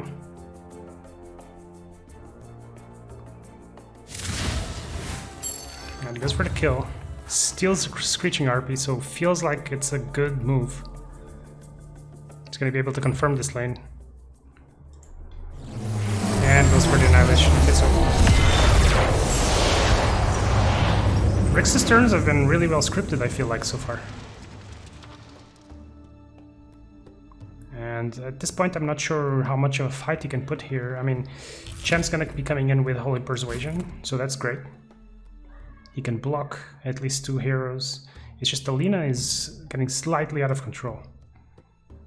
And now, obviously, left lane completely stalled. You asked for my aid, and I will provide it. Chen could alternatively also come here, steal the creep, and deal a good amount of damage.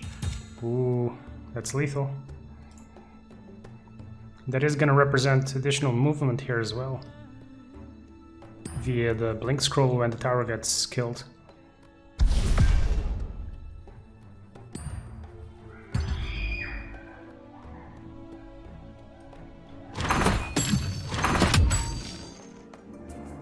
Right, so I think at this point this is basically like a base race, right? I mean, Rick's drawing all those big items, big spells, excuse me, and both players are going for those bigger items. I was gonna say the way that he was playing, I thought he might consider the golden ticket, but values the blink. This would have been a crucial turn to go for more gold and potentially silver edge, but he wasn't lucky enough to see the silver edge. So he's going for the damage here. He's completely ignoring left. He's basically saying, hey, yo, Rix, you gotta move your heroes out of there.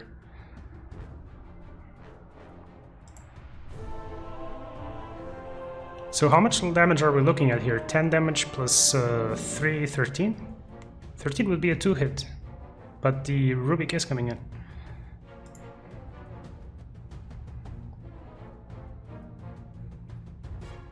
considering the move onto mid to deny this, deny a potential damage spell. How could you match the power of a mage of the ghastly Eerie? No one will get But, in my way. a concussive shot into a, or simply just an Echo Slam would be brutal here as well. He's still got 2 in his deck.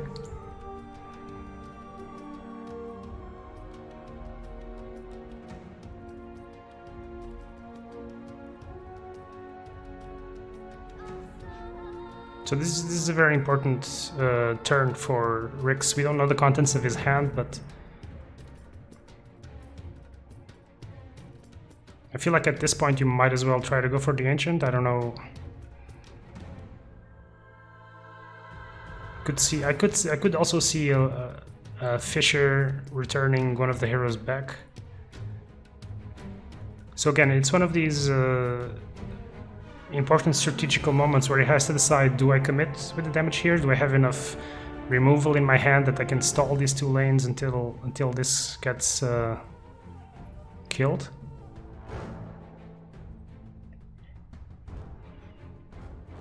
Or he can simply Fisher into Blink Scroll,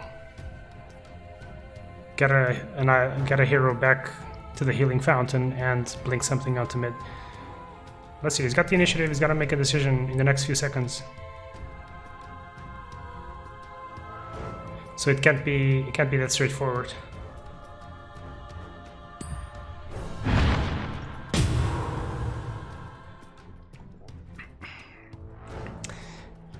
This position though, I'm not so sure about.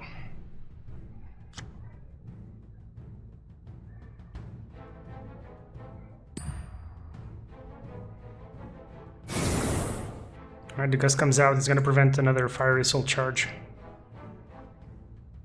It's going to prevent anything from happening here. It's going to prevent the concussive shot stealing the initiative as well. And it's presumably going to die because I think he's got no items.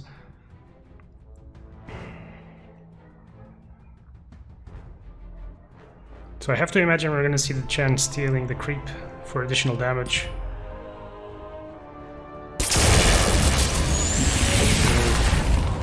I was hoping to do that here with Alina.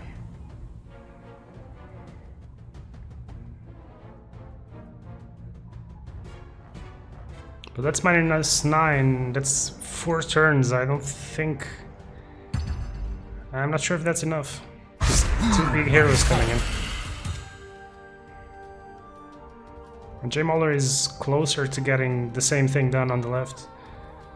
Also 4 turns means 1, 2, 3, 4, which means the 4th round will be happening on the left, since combat alternates from round to round. So I gotta feel unless Rix has or draws one of his bigger spells again, this is a race that's gonna be probably won by JMauler, but this is all conjecture, we don't know. 10 doesn't change the math, although I am not counting the Plague Ward effects. So that means 10 plus, this kills the creep, plus 2, 12. That's actually a 3 hit, excuse me. A 3 hit does change the math.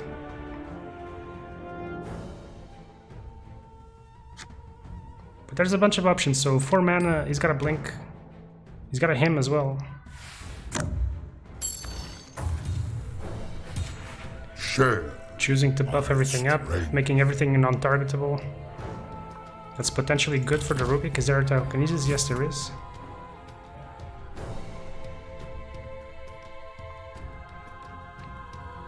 I'm starting to feel like Rix, he made his decision to come to mid and fight in mid, but as he got gusted, basically his plan has got to change. He's got to go for the right, I feel, again. But it's just so tough, man. Omni's hard to kill. Anshu's hard to kill. This is just too far off to predict.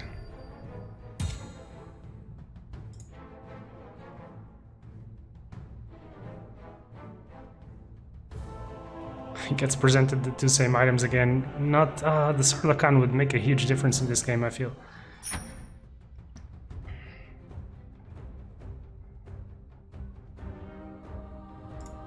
purchased the twin pack, didn't he?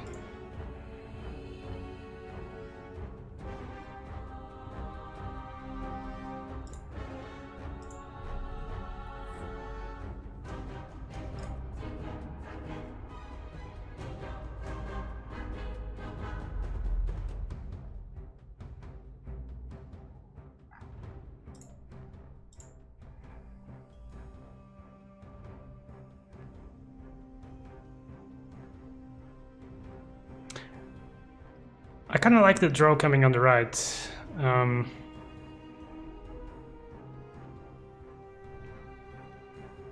But this is a tough decision.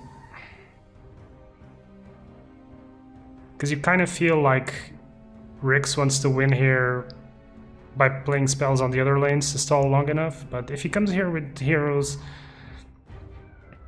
it's just going to make any potential annihilations less effective. And notice how he's considering the Omni Knight on the left to prevent Echo Slam.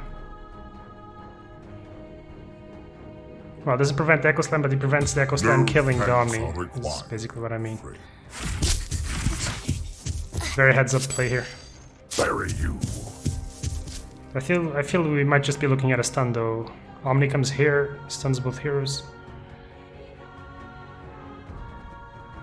That's another round one, or stalled by Rix.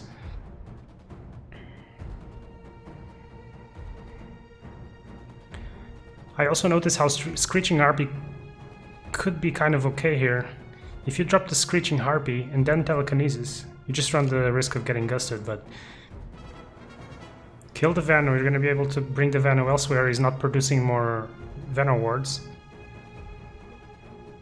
You effectively get rid of this. Anshu is stuck here anyway. Okay. Goes for the safe play. Now he's got to deal with mid.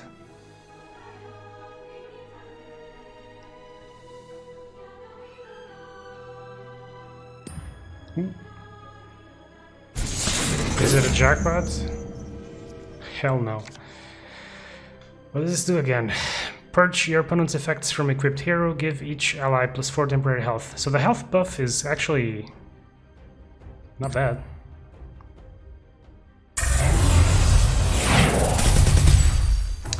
Okay, this mitigates some damage, not quite enough.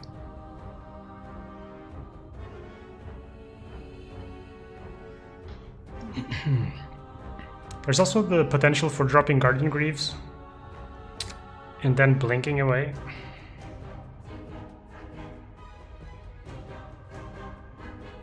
He's healing 5 and 4, 9. Is there any way that he can just push a little bit more damage in? Not really.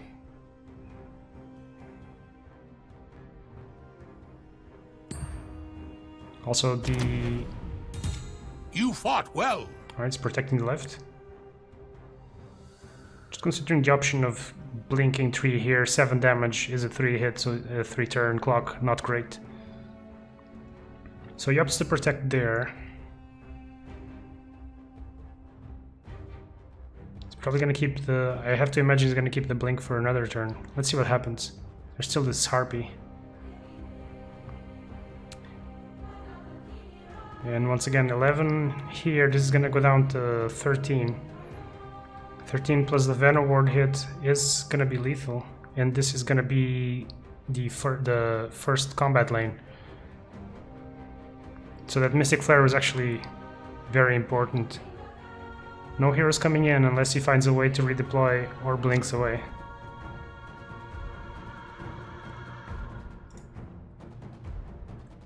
Looks like he's gonna go for the Harpy. The Harpy could potentially block the right. So it's kind of risky. Well, if you're gonna play the Harpy there, then you know it's gonna get blocked here. I feel like he just took a turn out of this, right? 13 plus 11 because the creep would die here and this would hit the tower, so... I'm not completely sure about this play. It's also, the Harpy is also not providing lethal here ever. I feel like this might have been a mistake, but I could be missing something.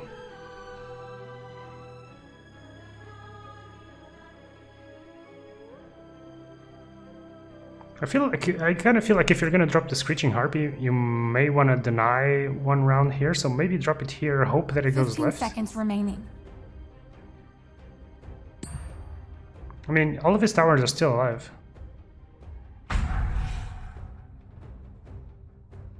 I don't know. Gotta see how this plays out. Mid's down, Blink Scroll comes out. This is gonna be much easier to defend now. So he's effectively for sure added the round to this lane. Still no Silver Edge. The Silver Edge keeps taunting him the whole game. There's some extra 12 damage there though.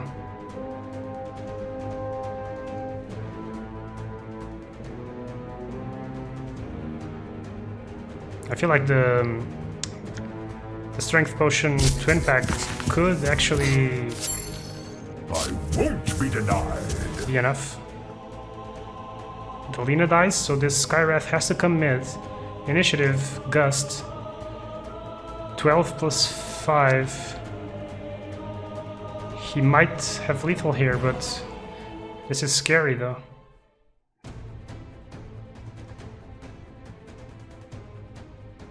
How much mana does this require? 2, 4, 7. And then you can still blink over here. I feel like that might be the way for JMauler to win this. You have to guarantee that this doesn't get blown up. So Gust, blink over here. You're gonna be down 4 mana, you still have 6. Then you use the 4 mana on the Strength Potion pack for the Chen. Bearing any interaction, obviously. I think there's no Jaspers in this deck. Nope. Alright. If this is what it takes, Sequences it differently. accept the burden.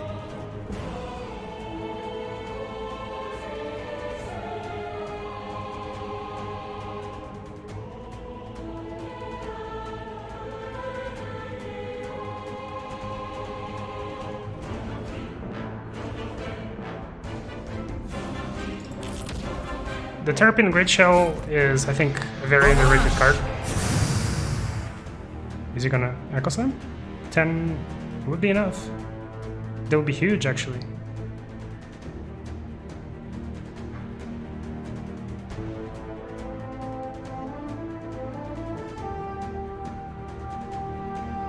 If he just has another way to deal 2 damage, although this could die on upkeep.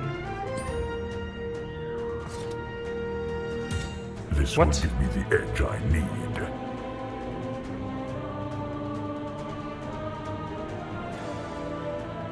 So he's concussive shotting and then dropping a hook net. He just wants to make sure that there's -3 armor on this before he blinks. I feel like you have to gust this. I offer you this protection. What can he do here? Echo Slam isn't enough anymore. Mystic Flare is 6 plus 3, 9, so the -3 armor doesn't do a difference. Laguna Blade? 8? This was a very confusing sequence.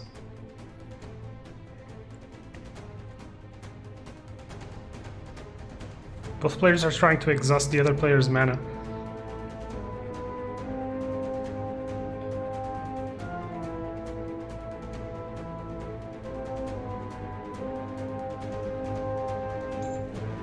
I can't help but feel that this Screeching Harpy was critical. Your strength. Right, it's full committing to blocking on the left, on the right. He really wants Rix to make a big move here. It's just, there isn't a big move. He doesn't want to annihilate here. How much does this hit for? 6, okay. If he annihilates, how much DK oh my god, get rid of this. Okay, I can't get rid of this. I wanted to see how much DK damage is here. DK -3. I shall not falter. Okay.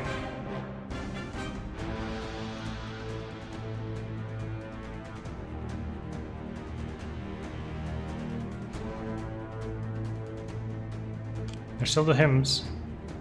But they are stunned now. He's gotta take an action for them to get unstunned. I think you might as well strength potion pack here. Yeah, he sees it. Face your death with courage. Now I don't know how Rix is gonna interpret this. He's gonna think there's an extra 3 damage at least. Why is he not healing this?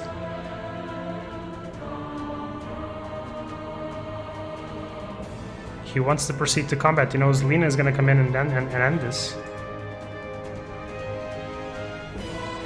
So we're gonna have to see a full committal here to get lethal here. He's got a gust.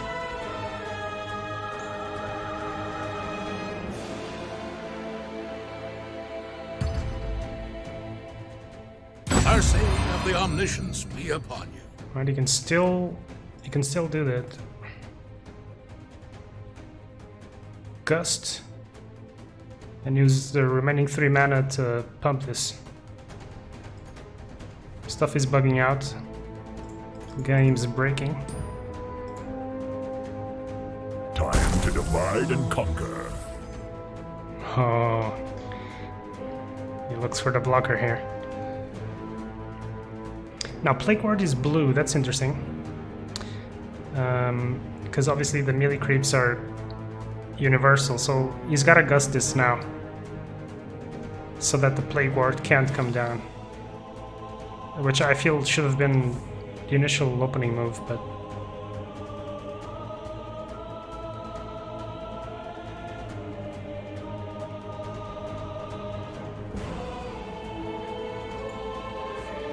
Tension is building up. Time is running out. 15 seconds remaining. JMauler has to be considering what are the options, what can I do? It's gotta end now, or he has to have initiative.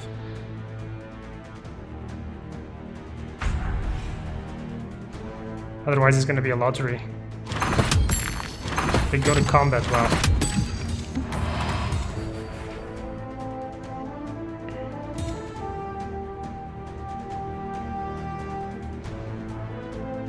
Right, 3 is gonna absorb these hits, so the tower won't suffer for that.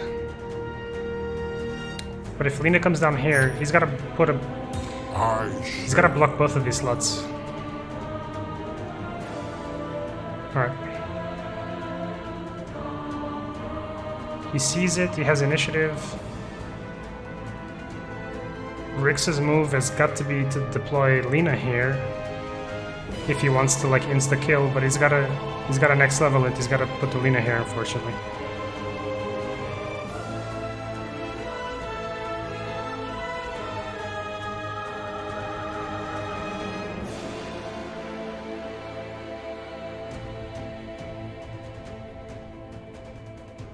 This is gonna be a close one, guys. Hang on tight.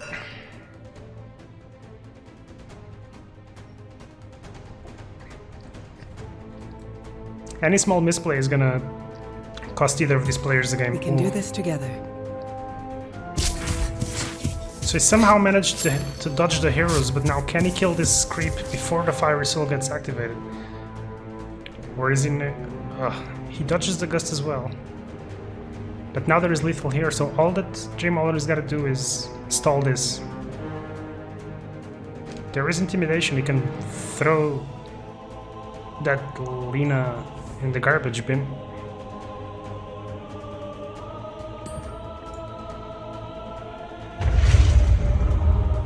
Alright, Lina's out of the way.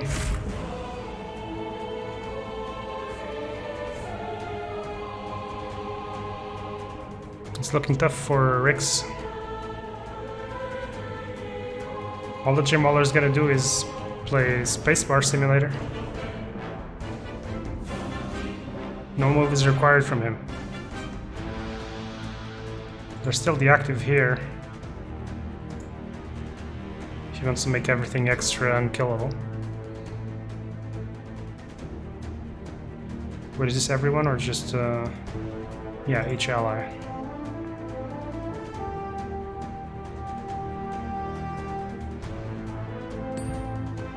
Alright. I think it all comes down to that Screeching Harpy. That was a mistake, I think. Hard to tell in hindsight, but I feel like the Screeching Harpy was the moment where he gave JMauler an extra turn to just defend over there. Okay. So that's JMauler taking it 2-0.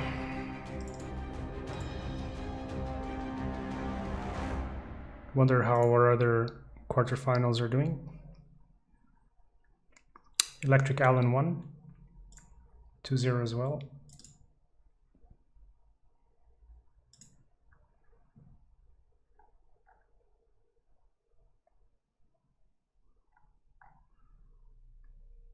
And which is the other missing? Tenchu versus Eulosia.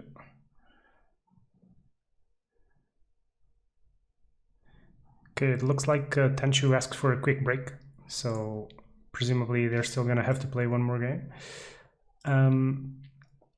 Thanks to everyone for stopping by. It's great to have you. We're gonna put some music playing and we're gonna choose the next game in a sec.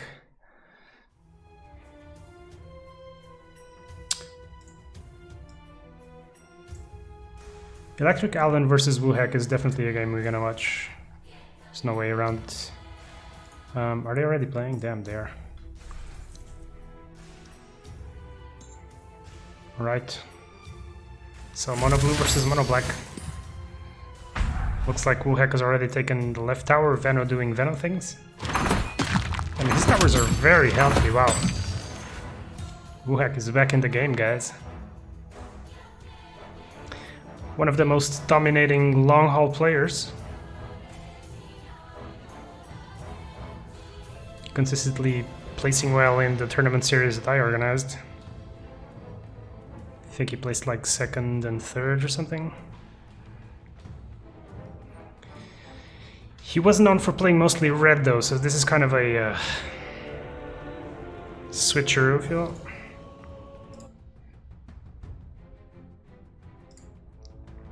How are things looking? We're gonna have a Nyx assassin coming in without Vendetta. A relatively poor SF. So it looks like Electric's on the back foot. Coming here was the last mistake you'll make. There's a stolen hipfire. Not quite enough.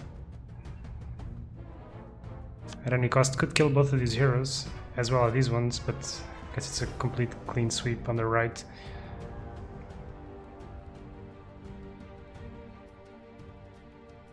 A lot of options, basically. You could hipfire the storm, could at any cost this. Although we might want to keep these Venom wards. This is looking like upkeep kills to me.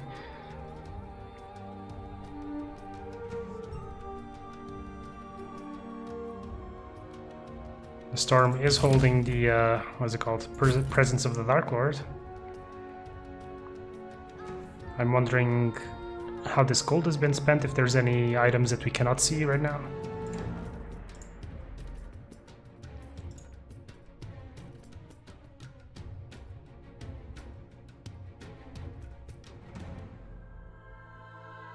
Alright, so considering his options really good, I'm sure he's considering this Annihilation because this is a free 2-4-1 that denies the Vendetta. Oh, there's interestingly Nullifier. Nullifier, I think, is in a spot where it's got a very unique effect that a few colors don't have, and is also in a gold item slot that where there's not a lot of competition. Easy. I personally tend to have one in my deck, so he goes for it. I think he had to somehow deny those two heroes and deny the Vendetta. Now the question is what can be done here, because this storm has the potential to do some damage. It's not over yet. Alright, this is gonna trade with this sword. It's gonna die on the upkeep though. Unless he wants to use Necromastery.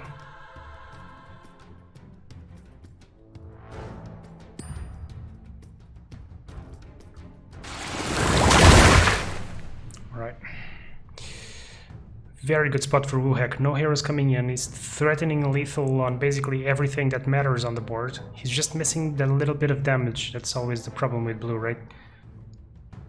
What he can do though, he can still phase swap here and use these fiery souls. I didn't say anything.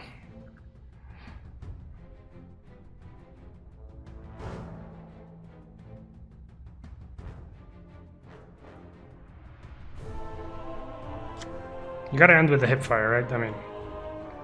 I mean, the Veno's still gonna die though, which kind of sucks. For Wuhek. Don't want to be biased here, but 2 mana either way. I think yeah. The question is, are we missing some item, or does Wuhek think that the storm can get away? Because he's got 2 heroes coming in. Like, yeah, I like the safe play. You keep initiative. This is gonna die on upkeep. All in all, like an amazing turn for Wuhek. Now, how can he punish though? He's gonna have 46 gold. Do any of these heroes have objective vision? No. He's surely gonna be able to get this hero escape.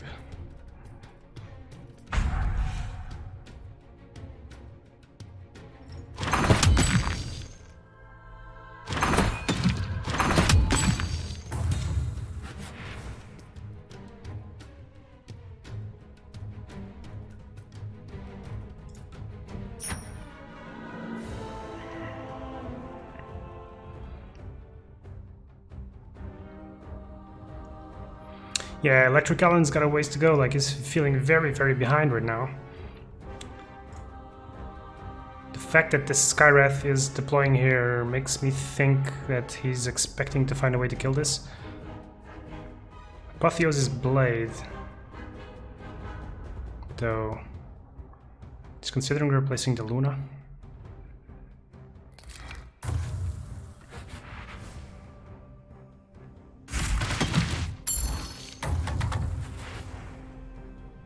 Having Veno wards on all 3 lanes is just...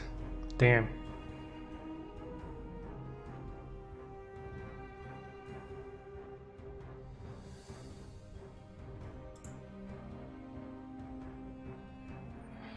People are asking for Furman's. He didn't register, so I don't know what he's up to. Probably had some stuff to do. Tournaments are cool and all, but it does take, like, basically your whole day away, kind of.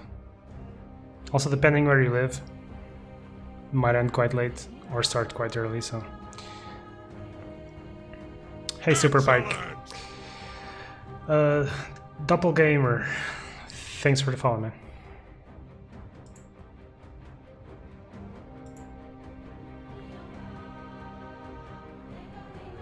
So I'm not sure what exactly he's hoping to achieve. He can obviously drop the objective vision. I kind of... I wonder, I can't remember if what we saw in the shop, but plus 6 damage, okay, is gonna be plus 4 here. Not amazing, but it does mean a 2-hit. So I think it's probably worth it dropping the Apotheosis Blade here. He's gonna have initiative no matter what next round. Well, 15 seconds remaining. unless this dies and stuff, but...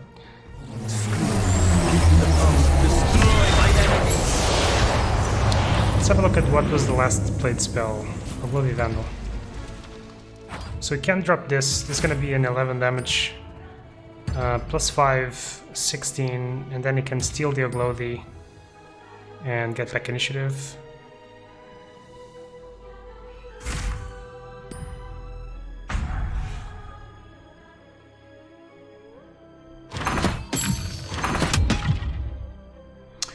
This is potentially going to be a bit more damage, but we're going to see what can be done here. Gets the pick off. I thought... I guess it does the steal creeps. Non-item card, yeah. Why did you get a pick off? Oh, alright, I'm blind. Never mind. Alright, the Lena, wow. Just missing one. But it's gonna be fine either way. He's gonna have the stun. So This basically forces ElectricAlan to have a mobility spell because Rubik is just gonna stun whatever comes here. Right.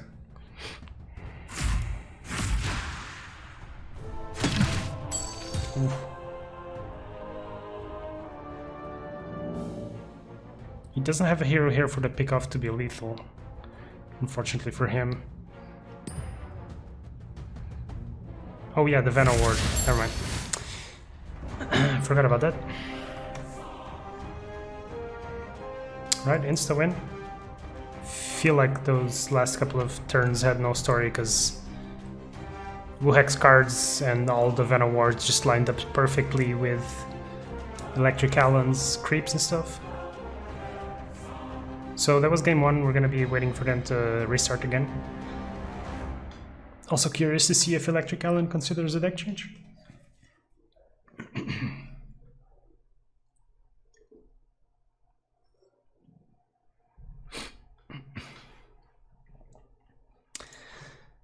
So yeah, hope you guys are enjoying. As the time progresses, we've been streaming now for 4 hours. This is the semi-final, one of the semi-finals between ElectricAlan and Wuhek, best of 3. We're gonna be going to game 2. As the time keeps going, I keep getting tired and drunk, so bear with me. And the players are in already, so awesome.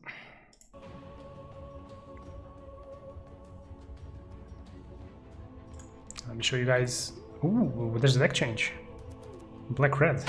I like this. Red is way more beefy and just dodges the at any costs and the damage spells much better. I'm not sure about this particular list. Tinker, which is great against the Venom Wards and the going wide, and Bristle. Wow, this is like literally gonna be a great counter. So this is a minus armor deck for the most part. A couple of minus armor heroes in Shadow Fiend. Shadow Fiend's card, Presence of the Dark Lord, gives adjacent enemies -2 armor. Ursa, which you just saw relentlessly killing Alina, I think. Whenever she deals battle damage, it removes armor, and her card synergizes because it makes the caster attack for 2 damage. So we just saw Alina go down to -2 armor. That's gonna be a theme throughout the game. Blue decks like to go wide. Tinker has March of the Machines. March of the Machines deals 2 damage to the enemy tower and each enemy unit every upkeep, and disappears after 2 rounds, so it's basically very good against the wide boards. And Bristleback is just a huge fuck you to blue decks, where his passive Bristleback ability reduces all instances of damages to 1 and activates his Quill Spray, which retributes damage. I guess most of you guys know already, but just in case, and this is gonna go on YouTube, so people might watch that don't know. So I think this is a very good deck switch by ElectricAlan. Let's see how it plays out. Also tight position nicely to avoid the wards from growing too much. You're just gonna require that spells get played there consistently. That's a very aggressive move. Dropping the Warhammer when Wuhek hasn't played anything at all. There is a Soul Venom, there's a Thunderstorm. Presume you might see the Soul Venom, but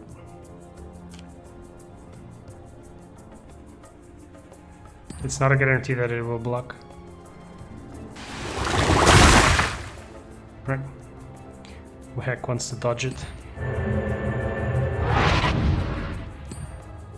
Alright, and the escape route on the Ursa is gonna make sure that it keeps distributing the minus armor and is gonna deny this objective vision.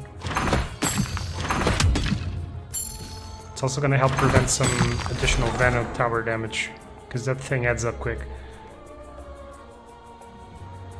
But he's gonna have to be smart with his with his deploys now, because those heroes are gonna get quite low.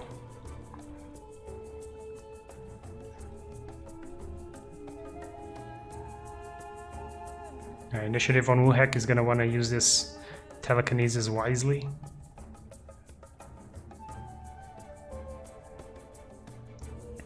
There is a laser, I don't know about this positioning. You shouldn't have threatened my If you telekinesis, you're gonna lose your Alina.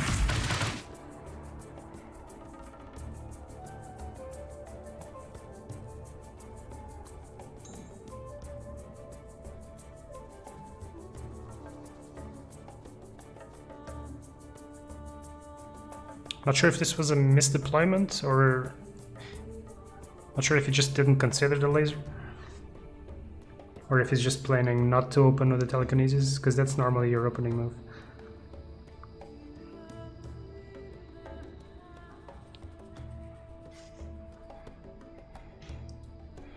Minus armor might not look like much, but it becomes really annoying.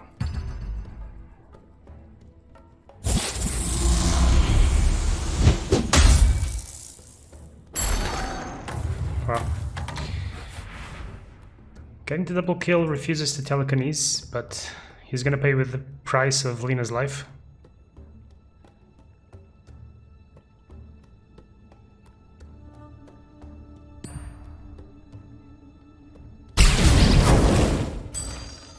Or excuse me?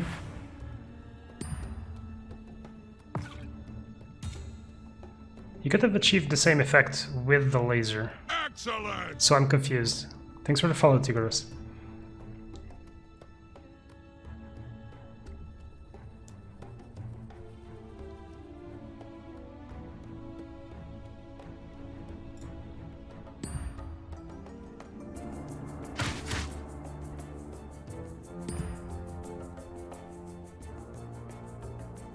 Yeah, not completely clear to me why use the pickoff. In any case, I must have something in mind.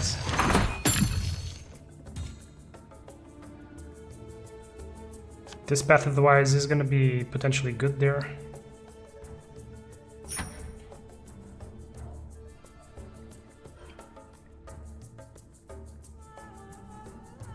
Wuhek is going to be surely looking to keep that Luna as safe as possible. This is basically the chess queen right now.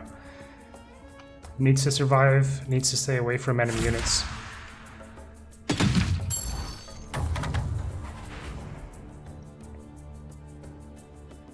Down goes the tide. It's going to be a relatively easy round for Wuhek.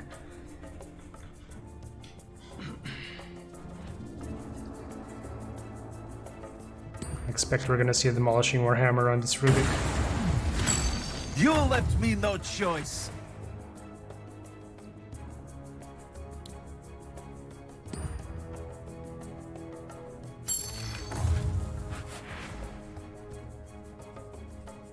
Yeah, shout out to all the Russians, you guys are amazing.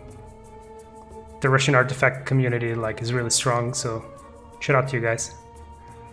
If you're watching here. If you're watching Wuhek, that's fine too. Although Wuhek is not Russian, he's Polish, but I understand the language is very similar. Nice!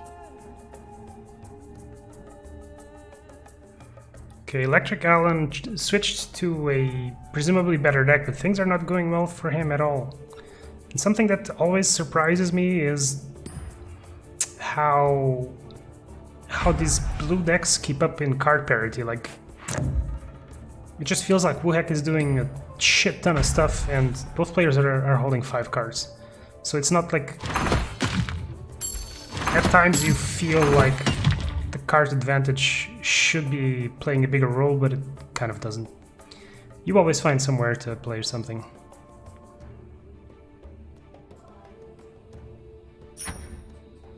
Blade of Vigil is a very underrated card. I wonder why I didn't consider that a bit more. If you position this Lina with a Blade of the Cleave, whatever, Blade of the Vigil, you could kill this Bristleback on the right. It also deals additional tower damage, so feel like he might have... feel like he could have considered that. Maybe he's not feeling as aggressive as it's working out for him. Your death will be clean and swift. Yeah, committing a second hero to mid. ElectricAlan dodging it, so like now he's gonna have somewhat of a trapped hero there, but this Rubik can pick the SF up. 1, 2, 3, he can bring it in here if he wants. It's gonna be stunned, take 2 damage from the ward. Your death is an inevitability. I feel like we might see that still happening.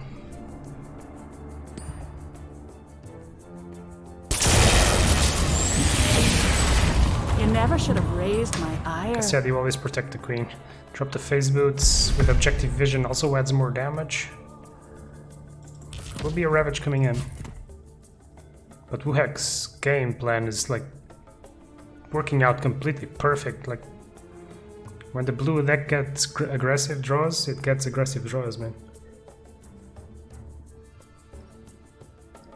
There is a steam cannon though. Could kill Talina. Not the most relevant right now.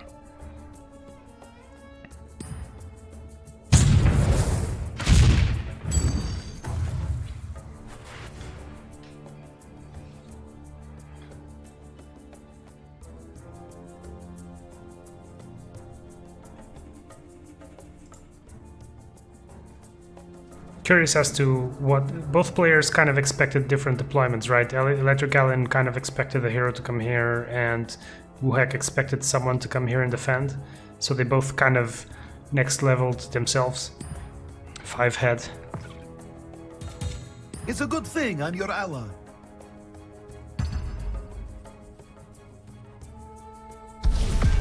The problem with this now is even if the tide comes in, it ravages, it does whatever, it kills everything. The problem is going to be this Lina coming in and hitting the tower. Initiative back on Wuhek's side, there is a 5 charge eclipse, soon to be 6. The tide can tank through that though. So deployment's going to be really important now. This kind of showcases how in card games and in Artifact as well, like sometimes things look good on paper, but laser is on it for 2 damage. Oh man. When did that happen?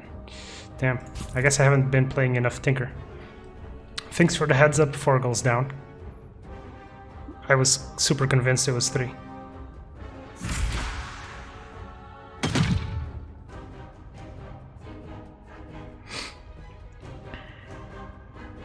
Thanks for pointing that out. So, I think regardless of what happens here, Wuhek has got such a good hand, man. Eclipse. He's making math now. 1, 2, 3, and 5. That's 8 charges. Not going to be enough. Might be considering the annihilation too, if I'm honest. Since he has a Jasper daggers, he's played enough Artifact 1 to know that he can tank the Ravage, drop the Jaspers. The problem is this laser disarming. So he's gonna need some sort of He's going for the... Call yourself warrior. You're outmatched, plain and simple. Okay. Now this game is over. You drop the Jaspers, you play anything, this dies.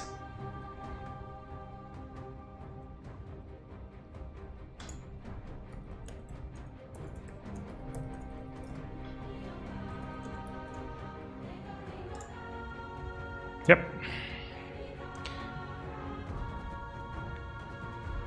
He can even now consider just not doing anything right now, just slow rolling the Jasper daggers. This steam cannon is gonna shoot something else. ElectricAlan is gonna move on to do other stuff. And then he can Jasper's daggers, phase boots or whatever he needs to do. But I think this game's over. That's another way of doing it. Fool to fight me. Because you have cleared the decks, 3 of them.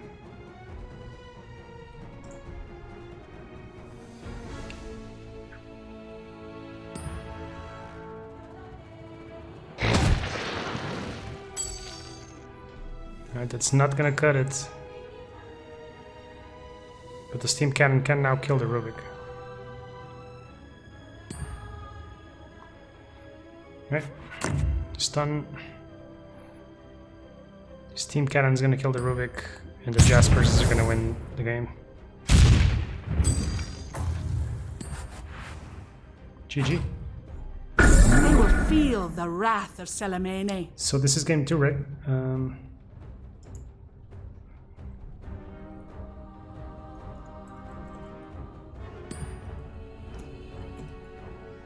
So Wuhek is our first finalist.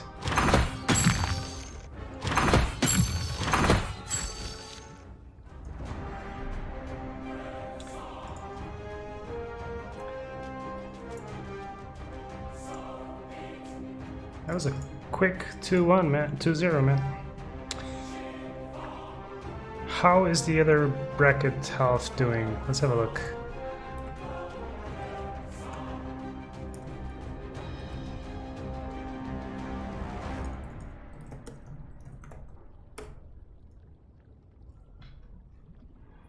We can probably catch the end of Tenshu versus Eulosia, because I think JMauler is waiting for them.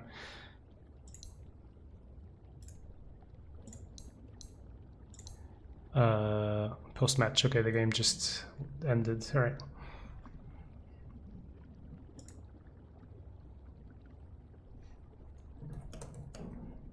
Alright, Eulosia wins 2-1, so that's going to be Eulosia versus JMauler. We're going to be able to follow that and then follow the finals.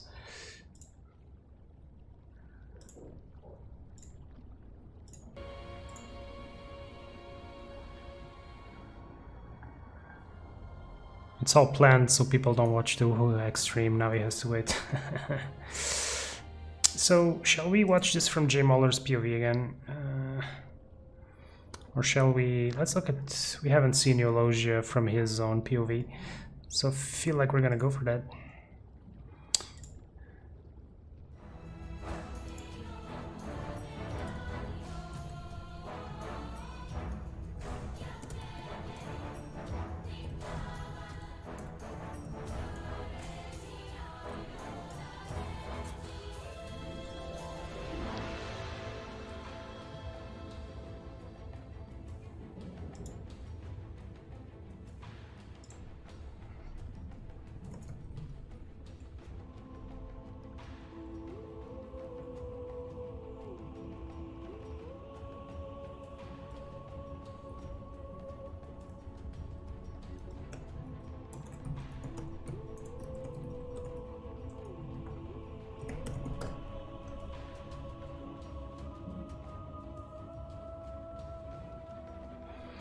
So once again, thanks for everyone for stopping by, for supporting, for watching, for playing the game and stuff.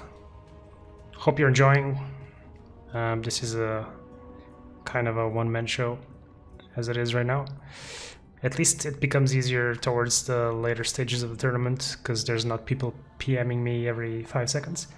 But I think for the most part it goes pretty smoothly. So we had 45 people. Pretty awesome. Thanks for everyone. Thanks to everyone for showing up, because I wasn't expecting so many people. That means we're going to be having a $51 prize for the winner, because Jukebox has donated a $6 Burger King meal. Lol.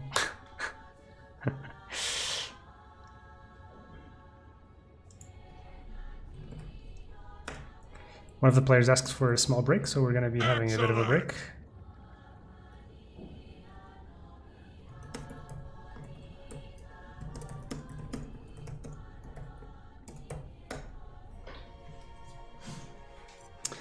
Let me see what you guys are saying. Jaspers is as good as it was in 1.0. 15 gold is not bad. Yeah, Jaspers is good, but they were much better in 1.0. I mean, I think it's still a good item. It was just way better in 1.0. I don't think Jaspers are bad, but they were like the best item in the game in 1.0, like or it was Blink Jaspers basically.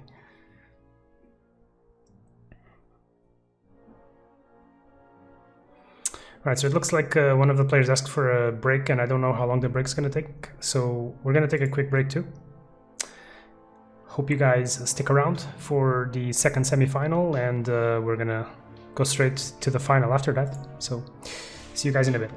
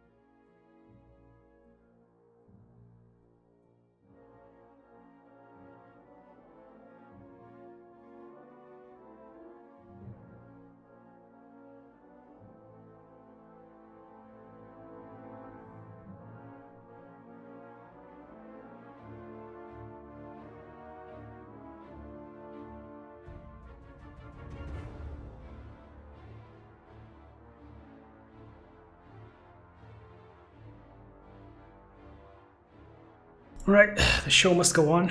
Looks like players have joined. Let's have a look at their decks, and good luck to both of them. Eulosia PMA versus JMauler, second semi-final. We're going to be seeing JMauler on his mono green. Relentlessly mono green forever against green red.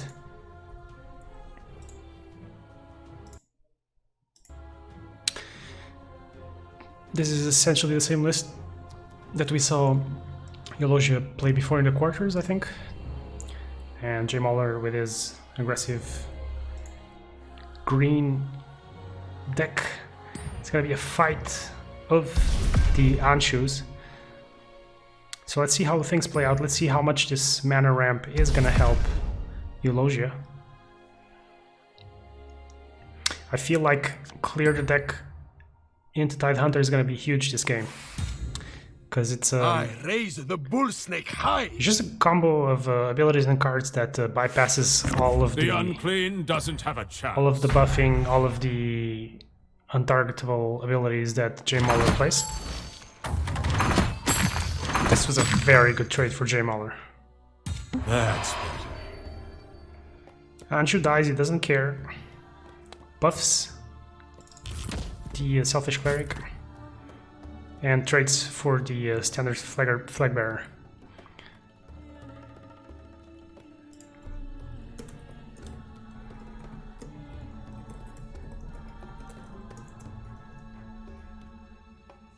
Share in my strength.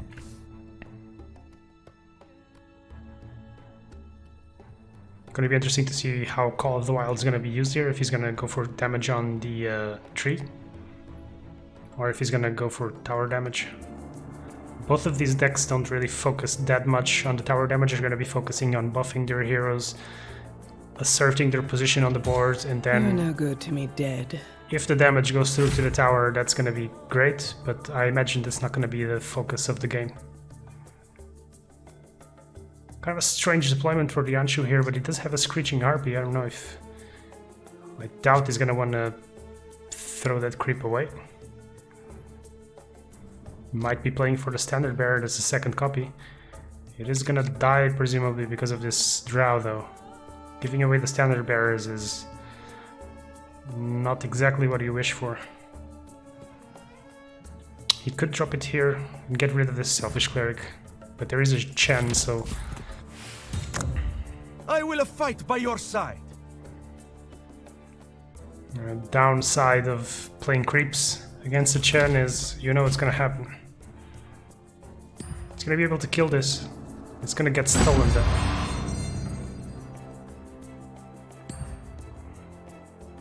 So perfect mana usage.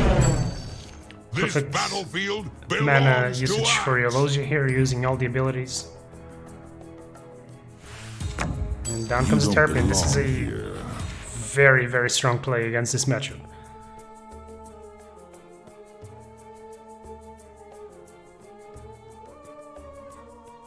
It's going to be feeling very underwhelming. I think he put the Anshu here thinking about maybe a standard Legion Standard Bearer. However, he might not have accounted for the Drow buff. You think I travel alone? So he goes for the right here. It's gonna be a crucial deployment for this Tide. I feel like you may want to get the Tide on top of this Beastmaster and drop the Beastmaster elsewhere.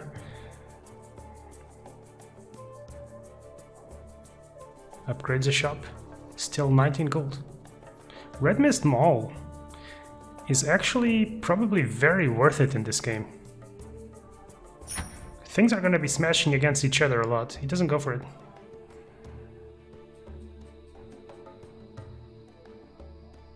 I feel like if you get a Red Mist Maul on this Tide, is just going to be, or even on the Anshu, he's going to be hitting forever.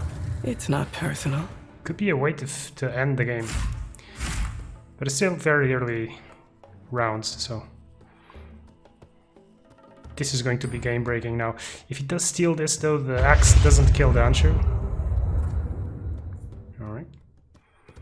He doesn't want anything to do with the Tide on the right. Thoroughly intimidation. And fortunately for Eulosia, it doesn't have the option to Screeching Harpy this Chen. That would be kind of one of the best plays he could have, but...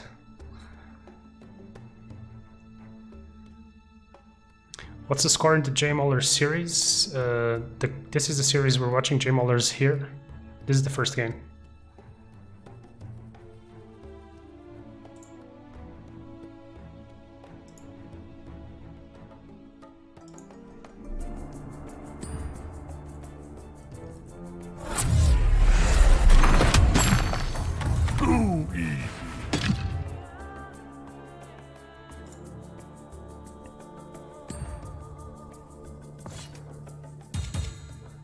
it's going to be extremely hard for Eulosia to come back onto this right lane.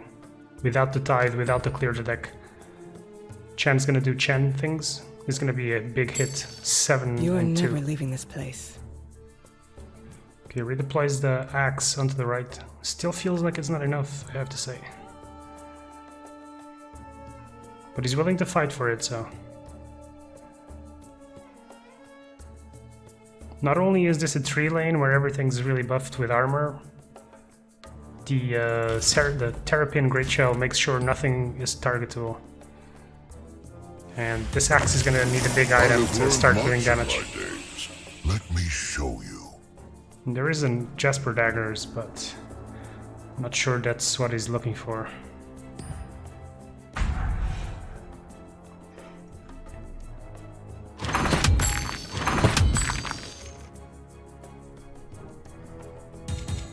I bless you. Surprised to see that this didn't get stolen, but there will be time for that too. Yeah, I got you. Hooknet is going to be value on this axe. I have to imagine that's where things are going to go.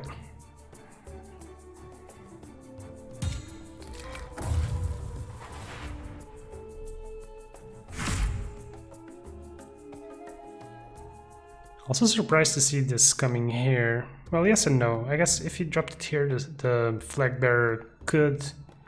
I keep saying flag bearer. The standard bearer could... Okay. This looks way better now. I'm not sure about this. We don't need to be enemies. I'm really not sure about this. This is a huge hit. Anshu is going to be able to come here. He could drop the hook net here to save this, but can't help but feel that... Alright.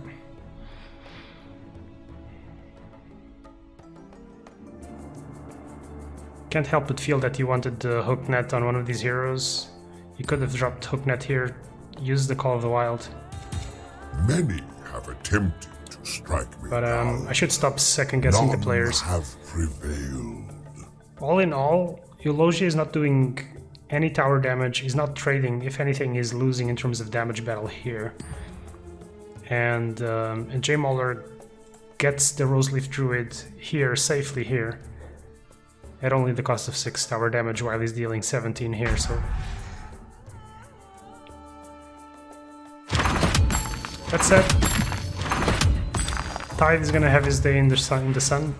I won't leave this battle. Initiative for him. Your faith in me will be rewarded. Ooh, he wanted this so bad. He wanted this so bad. If the Tide comes here, he blinks the axe to mid, he's in a much better position. I got your back. Tide could also come here and kill all this. It might actually be the best play, yeah.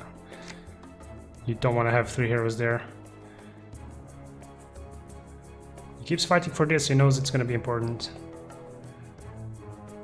And even with the Jaspers, this isn't enough, so he's going to have to Jaspers and Strength Potion to get rid of these guys. That is, if Gust doesn't happen. Oh, he's ravaging. I thought it was a clear deck situation.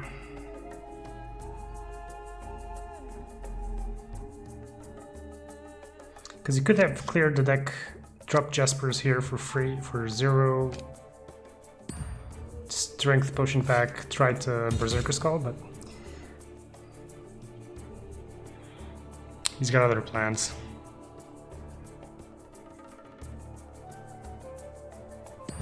Okay, at least he's dealing damage here now. I'm not... I'm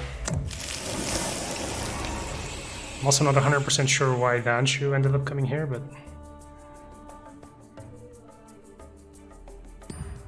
This is JMauler, he's got a plan for sure. There's still Gust mana.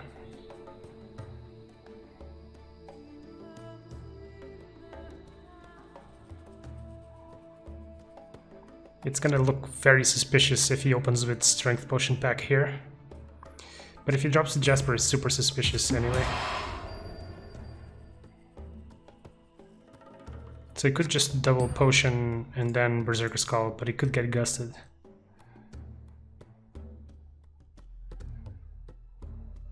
Although the potion actually isn't enough to kill the tree. The Jasper's neither, so... The Hand of God changes the math completely. Oh, Axe can kill some people with this!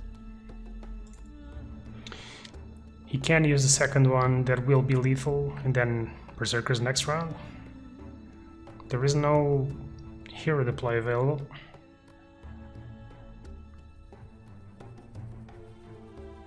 And then he still has to clear the deck for next round, so bearing any gust action. Initiative is on JMauler. Axe fears no one!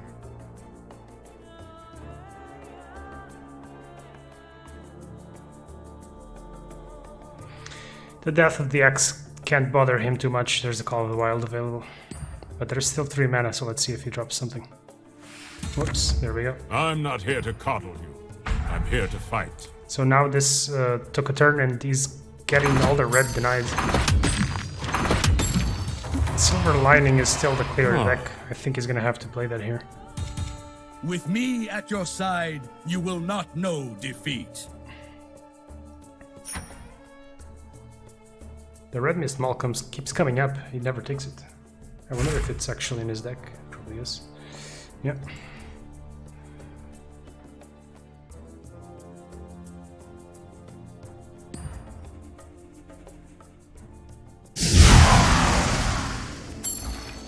You can't stop me! Alright. I can understand the logic of using the Ravage first, I'll make because short work of my enemies. you use the cooldown. So effectively, these heroes, the Omni and the Chan, get denied for 3 rounds in a row.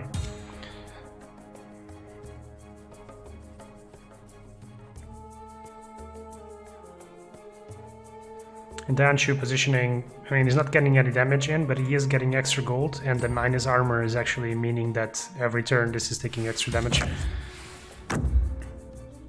Despite the 0 attack.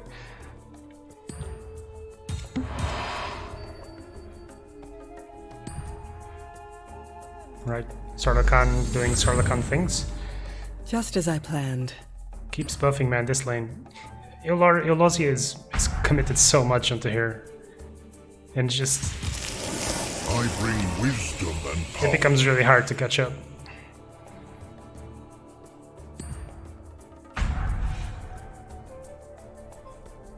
I just keep kind of wishing that he had, that Eulosia had kind of just bought the Red Mist Maul, man. There would have been so much damage. Mid tower would be down by now, probably. He's just lacking a clock. Keeps smashing against the wall. Right, initiative is on this side. There is a Jasper's here, so even with 3 armor, this is gonna die. If the axe comes here, he sees it. It's unfortunately not enough to kill the Screeching Harpy, man. Feels bad. Committing a second hero into mid kind of makes me feel like he's given up on the right.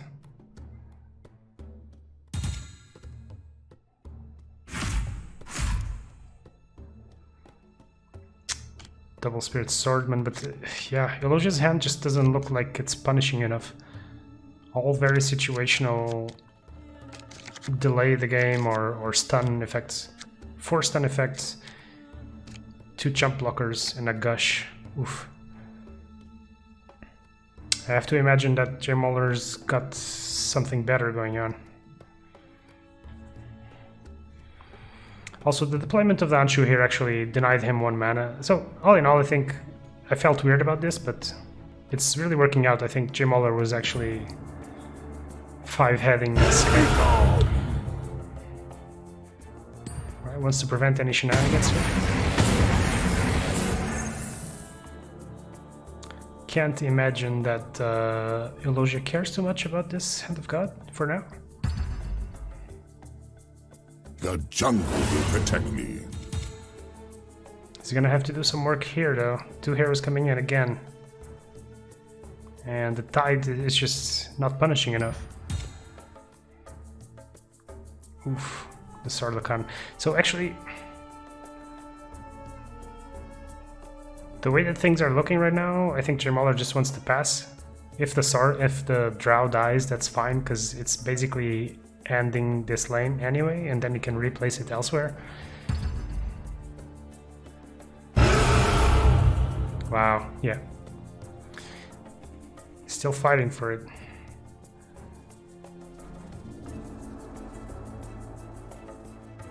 We could also see a blink over here.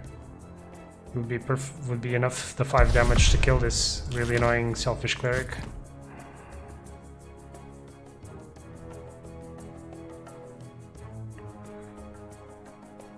Worth noticing also that JMauler is up to 20 gold, so he could get another Sarlacan spear now. Potentially a silver edge or something. This jungle is under my 1, 2, protection. 3. Yeah, you won't have enough for silver edge, but I think I can make this work. I can't believe he's too bothered about this. This is gonna come down eventually.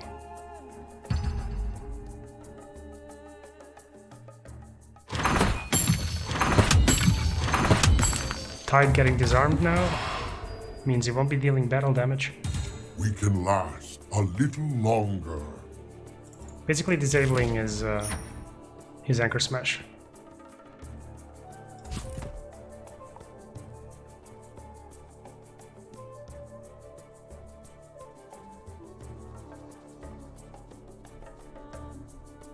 Now, no deployments for Eulosia. The big question here is whether JMauler wants to defend mid. It's not hard to defend mid, because you can come with the Chen here, block, steal a creep, whatever. Axe will cut down anything in his way. He's really reluctant to give an extra mana, which I'm not sure about. I am. You are safe. Ouchies. Very ouchies.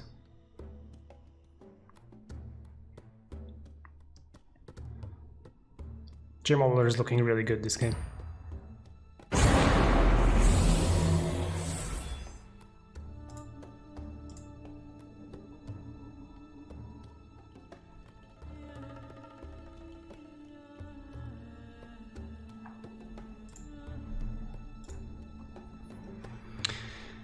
So what can Eulosia draw here that that brings him kind of back into this?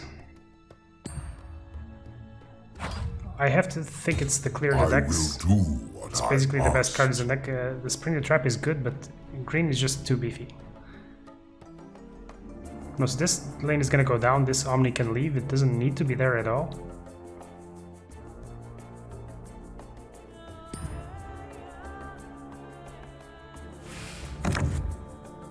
The red mist maul coming out from JMauler is these beefy defense or hard to kill stall decks. They profit so much from the siege, from the Sarlacan spear, from the red mist maul. I really like this. Even gets lucky. There's a blink, of course, but it's gonna force him to use it, come back onto a slot where where he doesn't want to go.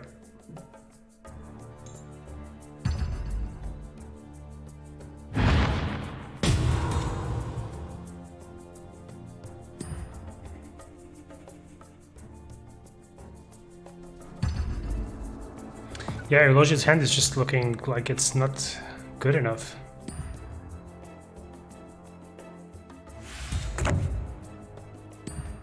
Right, that goes an extra point of damage there.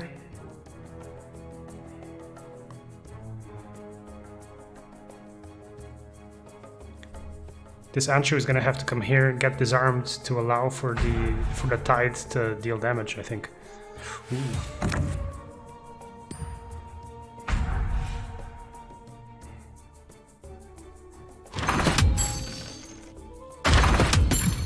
have something up his sleeve, or is he expecting all of this to survive?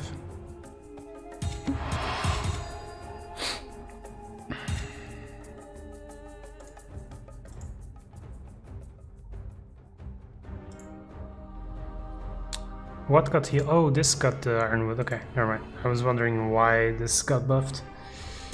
Cool, cool.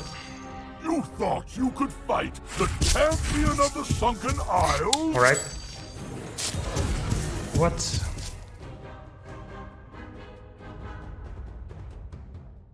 Oh, he's gotta be regretting this deployment. I mean, he had Spirit Swordman and Astral Imprisonment. But now he's gotta deal with the Sarlacan. He's gotta deal with these ever-growing things. He can Ravage. But Drow is obviously too far away. And too big even, like... It's not looking good. What can he do otherwise? He doesn't have the option of going right, it's just impossible to penetrate this fortress.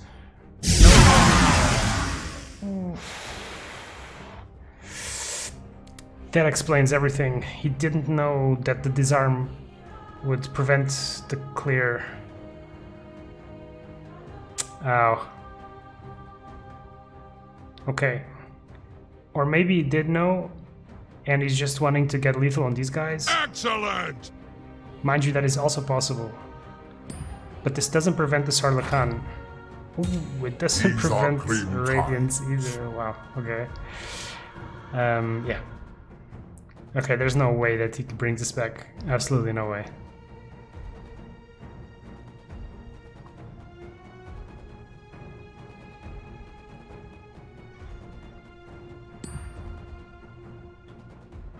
You're not going anywhere.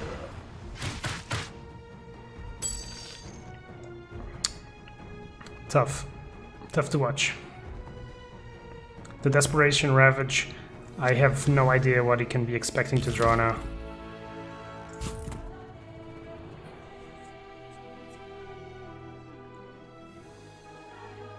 Oh, Anger, thanks for the host. What up, guys? Hope you're all enjoying. Thanks for watching, thanks for passing by. This is the second semifinal. Wuhek is waiting for whoever wins this best of 3 to dispute the final of the tournament. Looks like JMauler is going to be taking this one, unless something catastrophic happens. Stealing the Spirit Swordman is also super feels bad, man. I don't know if Eulosia should be considering a deck change here. This did not do it at all. I feel like both decks are attempting to do the same, but green does it better.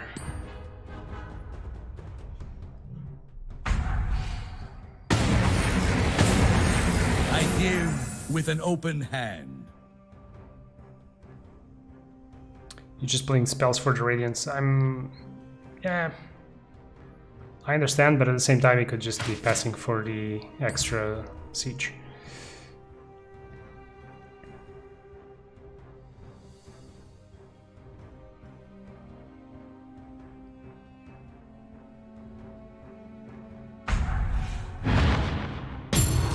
Alright, goes for the extra damage, and that should be enough.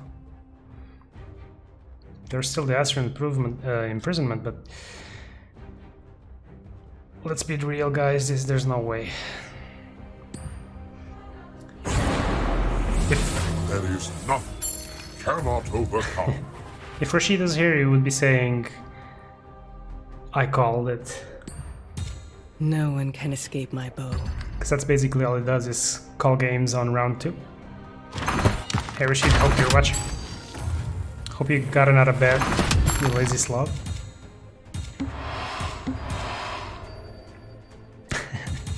Follow me, and your power will only grow. Yeah. Eulogia's gotta be thinking about the next match. This is it's pointless to keep to find a plan now, I think, for this game. He could draw his third, clear the deck, and that won't be enough. So, yeah. He's got to be thinking about which other decks he's got in his library that could potentially salvage this situation.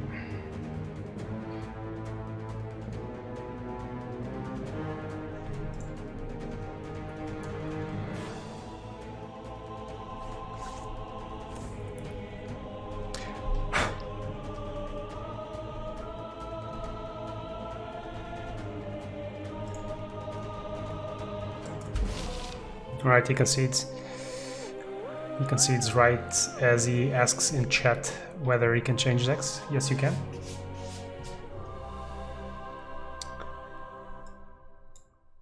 Right, that puts JMauler up on the board.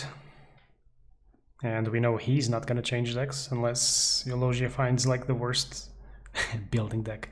Unless Eulosia finds like the worst matchup ever for mono green, I don't think we're going to see JMauler change anything at all. Maybe a couple of cards, if anything at best. Alright, so we're going to wait a couple of minutes while Eulosia finishes building the deck. Already in lobby, great.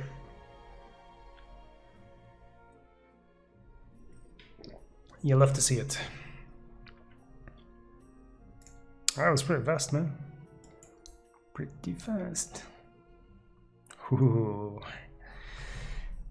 The absolute switcheroo.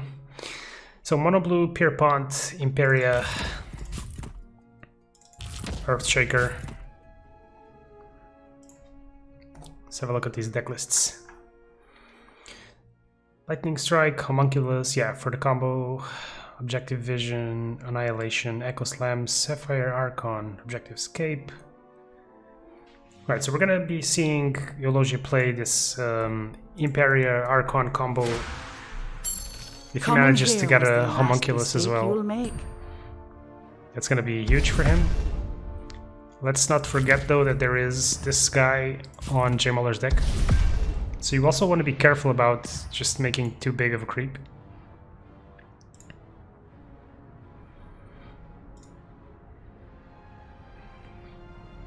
I almost wonder, like, if this version is better against green when compared to like the normal mono blue version, like similar to what Underscore and Wuhek were running.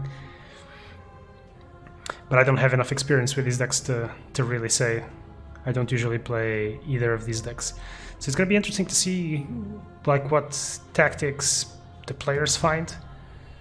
I have to imagine that Eulosia's mono blue Imperia deck is the aggro deck, so I think we're gonna see him play more aggressive, but I can stand here all day. Let's see. There is an Objective Vision to open up, so we can drop that on the Lina. It's gonna be a nice hit on the tower. Feel like you want to buff this Lina every time you can.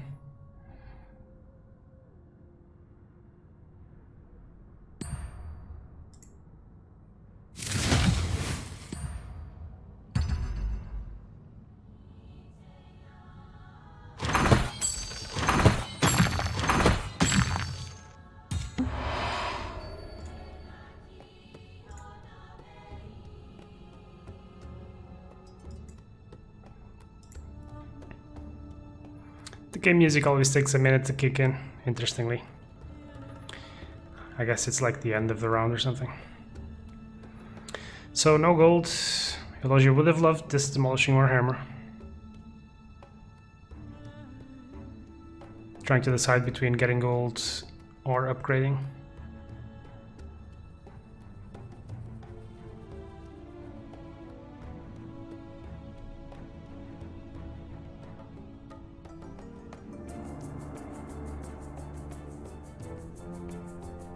Taking a while.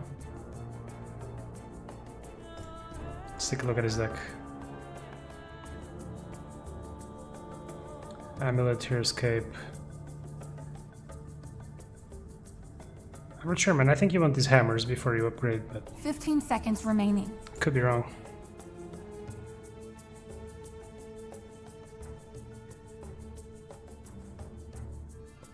Five seconds remaining. 3, 2, 1. Your loyalty will be rewarded. Oh shit, is it DC? Is this DC symbol? What is this?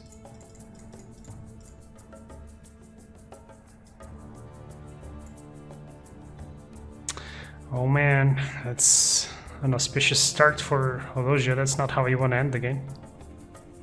Please deploy, please deploy. Please deploy. Gonna have a look in Discord quickly, see if he's up there. 15 seconds remaining. Seems to be up on Discord.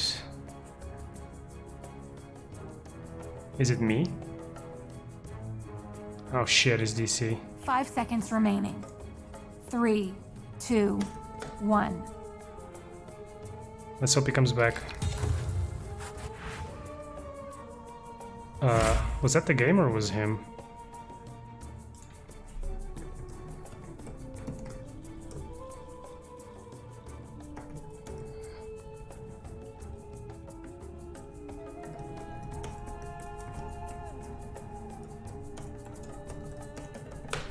See if he can reconnect in time, otherwise he's gonna get the loss.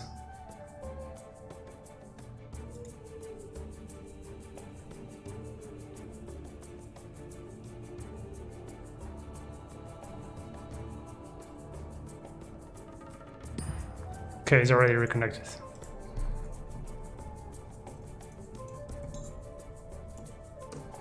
Oof, yeah. Alright.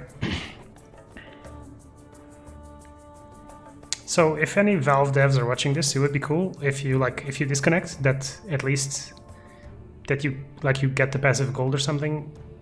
Like the game could automatically choose give plus gold. That would be kind of a nice AC protection. Well, you know what I mean. Would feel less bad, I guess.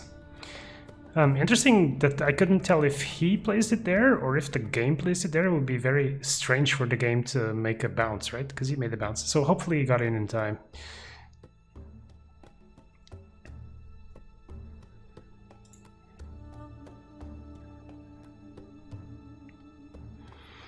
Right, so we are starting to see now the interaction between Pierpont. Pierpont is one of the new blue heroes in Artifact, where his passive called Inspect you can use every couple of rounds and reveals 2 random non-item cards in your opponent's hand. And you increase their your mana cost. Their mana cost. Excuse me. This interacts really nicely with Imperia, where whenever you reveal an opponent's card, give Imperia plus attack equal to the revealed card's mana cost until its next combat. So there you have it, it's a big hit. And this is what his deck wants to be doing. Whisper your thanks to the all-knowing one. Now, unfortunately, he's gonna need some board sweeps at some point, because as you can obviously tell, the Selfish Cleric, the tree, everything is gonna be stacking up the creeps. The creeps are gonna be getting the Drow Ranger bonus damage. That's gonna be stacking up. And soon enough, these heroes are gonna be getting blocked. Luna does a good job of counteracting tree somewhat, because the lunar beams have pierce. He opts not to get the Luna there. The time has come for us to unite. There was never any doubt how this would end.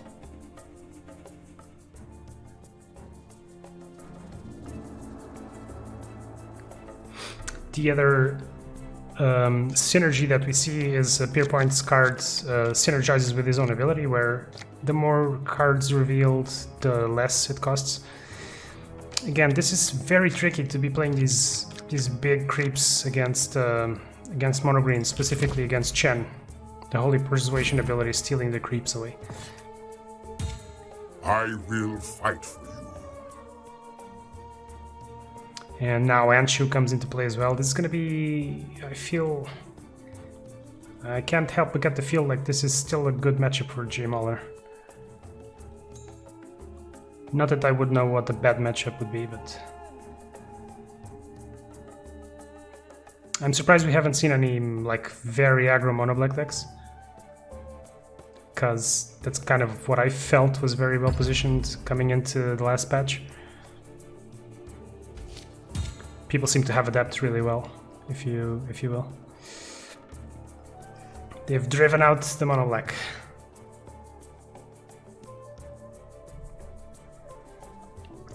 We saw ElectricAlan, I guess, but it was more of a mid-range build.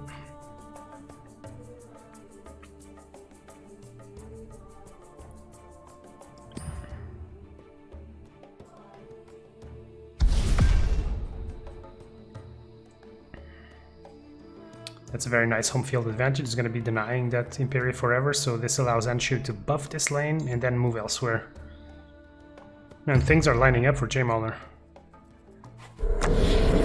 Alright, the cunning plan. Massing with those plans is going to prevent Anshu from moving and buffing everything. So nice cunning plan there. Unfortunately, this means that Imperia is going to be hitting creeps forever. Come, my child.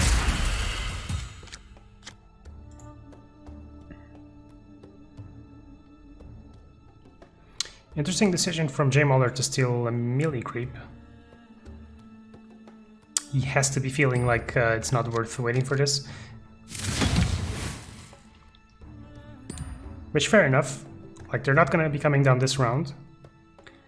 And even if they hit a couple of rounds, you still have time to redeploy this and go for it.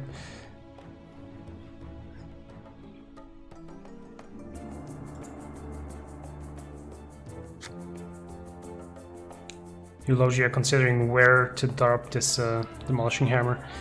Mid is the only real solution.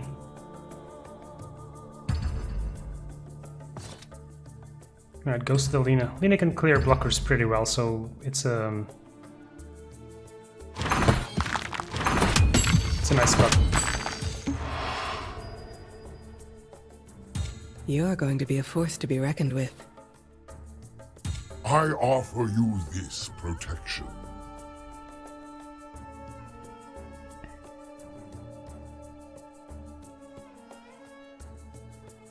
Imperfect, you're asking why not restart? I didn't make a specific rule for this. Would be unfair for the player. If anything, I would ask the opponent if the opponent wanted a remake, and let the decision to the opponent. But the logical thing would be if you DC, that's on you. It's not on the opponent. It's not on me. So yeah, the best you can do in these situations, I feel like, is offering the opponent a decision, but it's also putting the opponent in a weird spot. And yeah, really, I should have just made a more thorough set of rules, but because these are like kind of casual tournaments, I don't feel like it's worth making like a rules document or so. I have no mercy to give. People will work it out as the situation comes. So, round 4. Let's see how things are gonna be lining up. The Sapphire Archons starting to become cheaper, so Imperia is gonna be hitting a creep. But Eulosia at least managed to get the mid tower down, so there's that, right? He kind of wishes that he had an Echo Slam. Would be a beautiful Echo Slam on the left. But there's still really time, and if he guarantees mid with a Pierpont, with the Annihilations and so on, I think he's gonna have the time to go back into left. Yeah, you gotta go for the what's the name of the ability again? You gotta go for these inspects as often as possible, because you're just gonna make the opponent's life that much harder. Fortunately for him, it's still missing 1 damage. It does have the option of devouring here. Although again, putting creeps on the table against Chen, you know.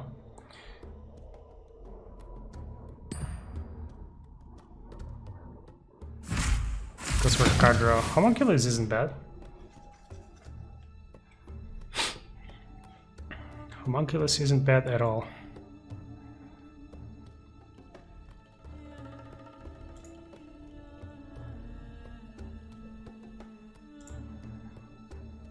I thought Aftershock was adjacent enemies, but it's the whole lane apparently.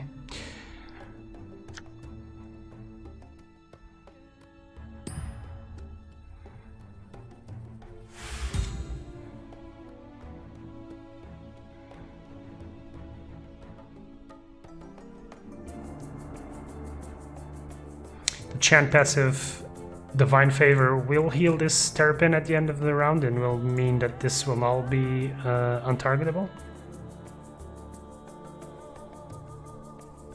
So I'm wondering if Eulosia is wanting to drop this Homunculus here or whatever. Get one of the heroes back to maybe redeploy here. The Luna's gonna die, so I guess he could save the Luna, but okay, goes for the Devour.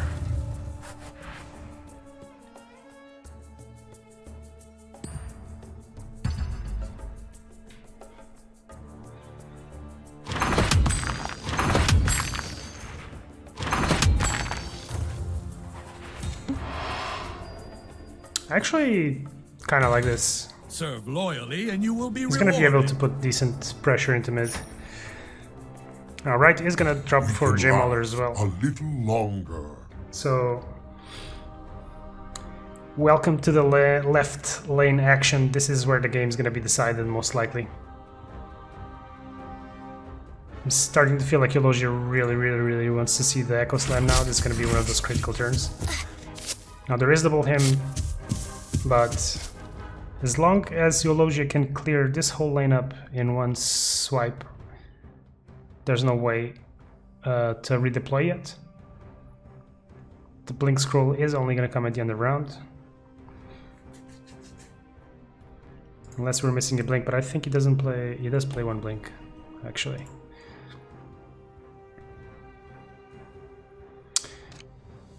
Gets the Eclipse, not quite enough. I don't think so. The Gust prevents any further action here. So I think we're gonna have to see a Blink. Now Drow is untargetable, but Lina's passive, the Fiery Soul, doesn't use target, so it's gonna be able to kill whatever here.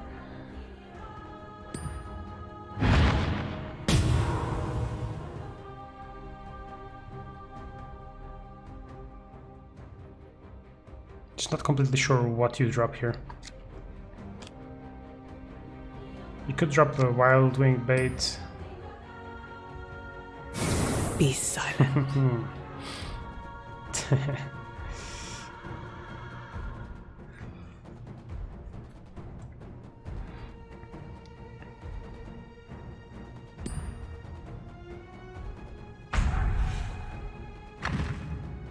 Ooh. Don't worry, it'll be a clean death.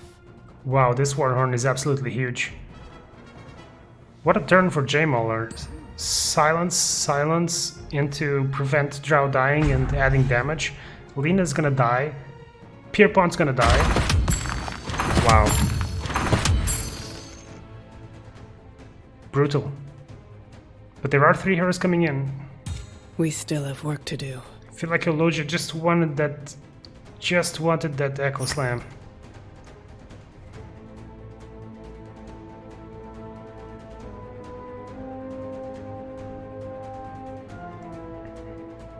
And the left tower is still at 40, so like, while 1 or 2 rounds ago this was a contest, it's not really a contest anymore, man. JMauler is just straight up winning all the 3 lanes right now. Imperia did a number there, hit hard a couple of times, but the home field advantage and just the stacking up of all the creeps, ugh.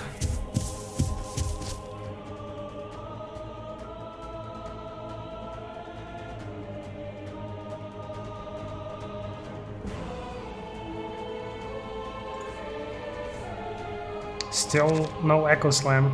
There are annihilations up. I feel at some point you gotta use those reset buttons. Just cause... what is he expecting to accomplish here?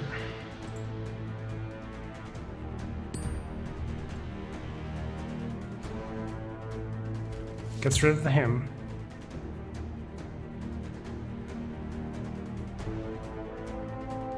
I'm not completely sure why he's afraid of the him, but...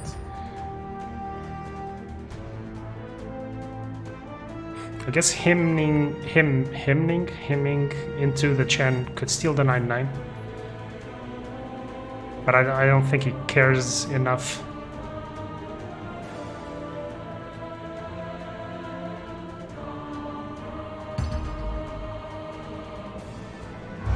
This isn't going well for you, is it?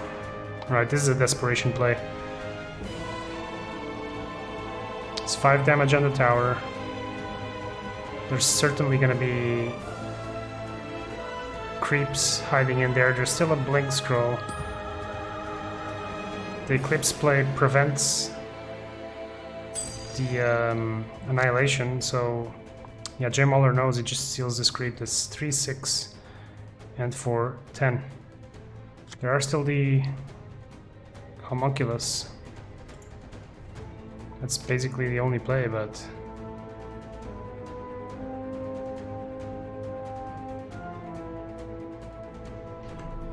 it's not gonna cut it.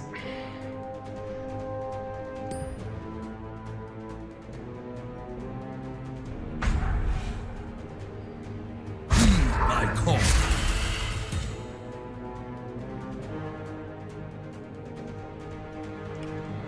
Well, that's gonna be the end of the road for Eulosia. I have to say, I mean, pretty damn good. The blink's gonna come over here and it's gonna end the game. So congratulations to JMauler. This is our second finalist. We're gonna be seeing JMauler versus Wuhek. It's gonna be a hell of a green versus blue matchup, unless Wuhek decides to change his deck. So pretty cool, pretty excited. We've got about 70 people in the channel. Thanks for everyone who dropped by. Thanks to everyone who dropped by. And yeah, hope you've been enjoying, and I hope you are hyped up for the finals. Just gonna update the bracket real quick.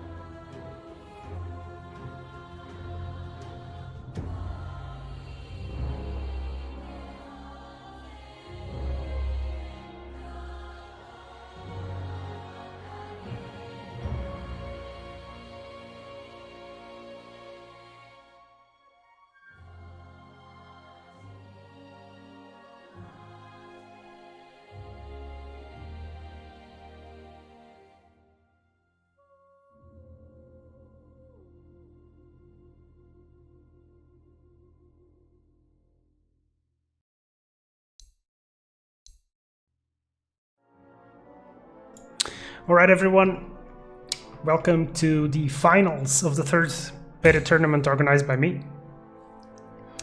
45 bucks on the line plus a Burger King meal. Your two finalists, Wuhek and JMauler. JMauler is going to be playing green. That's his signature deck. We see Woohek going through the tournament in his mono blue, switching it up now. Probably following the other semi-final while he was waiting for the final and thinking, yeah, maybe blue's not the way. Let's dig up the old Blackaroo deck.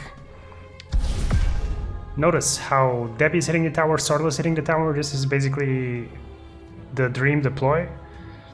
The two rapid deploys here facing each other on the left. Very aggressive deck.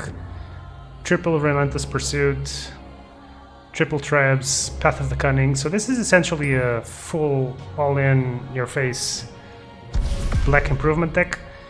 Something to note, in my opinion, it's not common to see Lich in these decks. But I have got to presume that Woohek has added this Lich into the deck simply as tech against JMauler. I have got to assume that. In any case, let's see how the things are going to play out. We're going to be seeing these Anshus doing as much blocking service as possible. And we're going to be seeing Woohek trying to dodge as much as possible. Recurring theme in these black aggressive decks is to get the minus armors on the enemy tower and then drop these damage improvements such as traps. Every time you get a minus armor, you increase the damage, and these improvements guarantee damage. Now notice that JMauler doesn't have any improvement removal. He might get lucky in the shop, but he's gonna have to rely on exactly that luck. In the meantime, Sorla attempts to pillage and steal gold, but he's going to be promptly countered by this home field advantage. Feels bad, Sorla. But not all is lost. Lich facing the Drow here. Rick's doing what he likes to do, ignoring everyone else. Oh, this is brutal. Double home field advantage? Wow. Okay, this is the dream start for JMauler. He's going to be blocking two heroes, and he's got an Anshu going around. And mind you, this Anshu is trading with Debbie because of the Drow buff.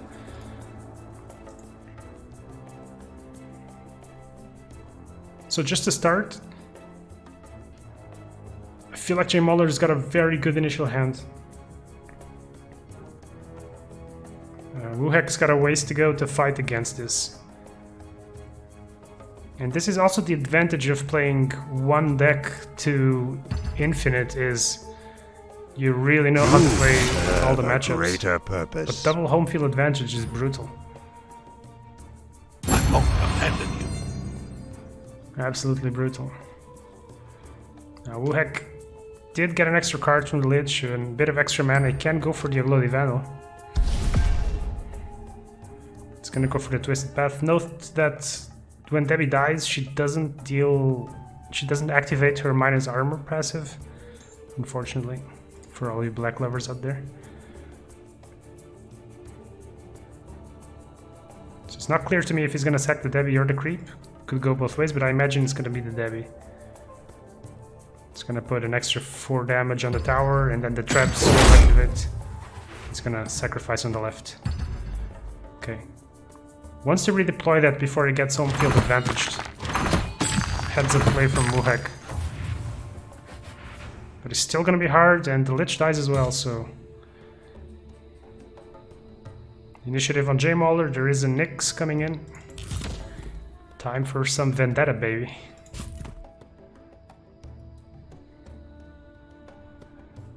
It feels kind of early to be already twisted pathing aggressively, but... that's exactly what Woohek has got to do. Dodging the home field advantage, the creep is going to get denied. But he can Vendetta into the Drow. And he can Twisted Path onto the tower.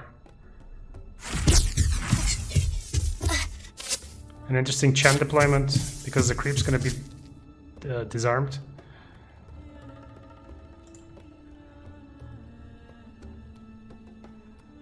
Notice how the pickoff can also kill this, as can the Relentless Pursuit too.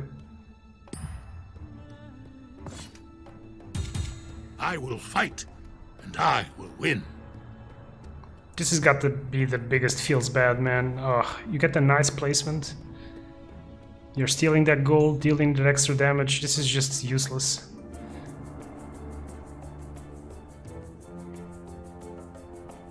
One good thing of playing Nyx against these white boards, though, is that at least you can have a choice of what to attack. It's often not the case. Imagine this Nyx doesn't want to stay here forever because he's gonna have home field advantage.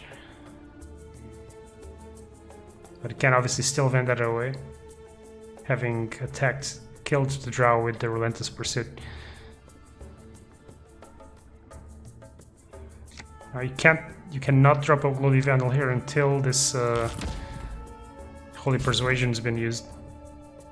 There is sort of a slot for it here, but at the same time, I feel like you want to have this Lich come over here. Lich is the weakest hitting hero in this deck. So if he gets disarmed, that's fine. He's still going to be generating mana and cards.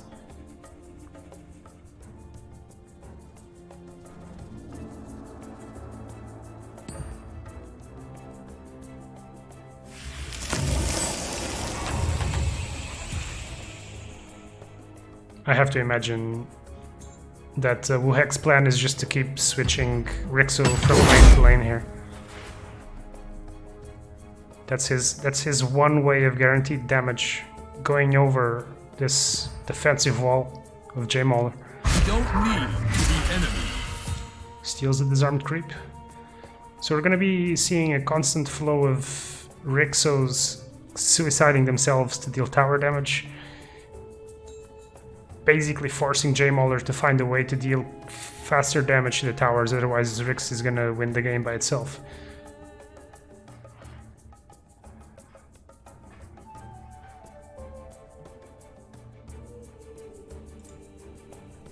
There's no way for me to tell which is the best placement for this Vendetta. But he goes for the Omni.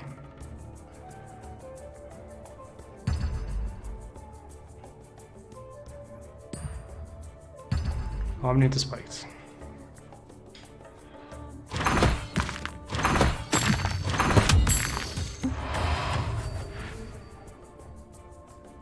An interesting choice, because he had the Assault Ladders. He could have also just not used the Vendetta, dropped the Assault Ladders, and then try to use it next round.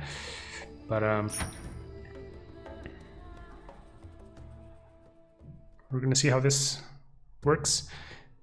I want to see this Debbie go against these 1/1 creeps, because the Assault Ladders is gonna make sure that she keeps overrunning them.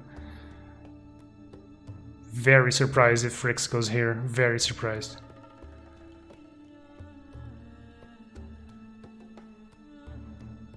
Wow, he's fully committing there. I would like to see this Rixo go on the Twisted Path, because they are on alternating cooldowns.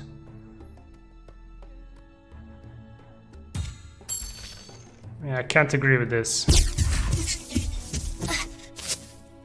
I really can't agree with this. I feel like you want the Debbie here, but let's see, let me not get too excited on contradicting the players. He could get double Assault Ladders here.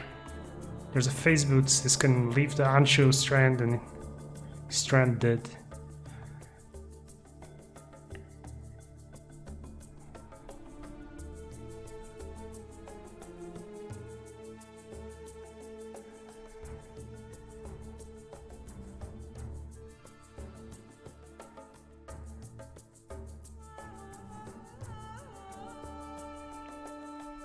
So what is his plan? Because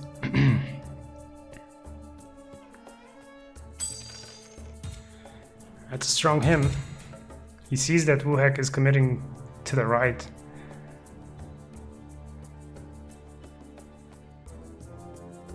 And he does have that extra damage from the Roseleaf Druid, so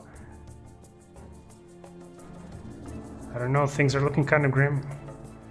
The Assault Ladders would have been much better on the left with this one defense creeps, because the Feeble is only if there's 3 or less health.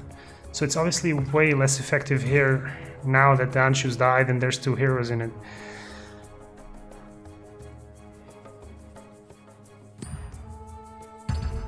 And I don't see how he uses the Twisted Path now, because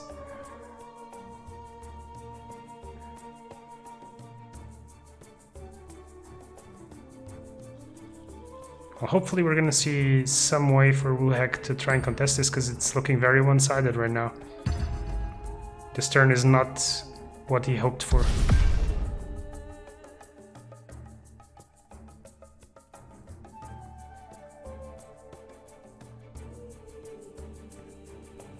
He's also committing into the lane where there's the most HP and the home field advantage. So I don't know. I really kind of would have preferred to see him drop the Lich here, where the sacrifice ability would still be useful even while disarmed.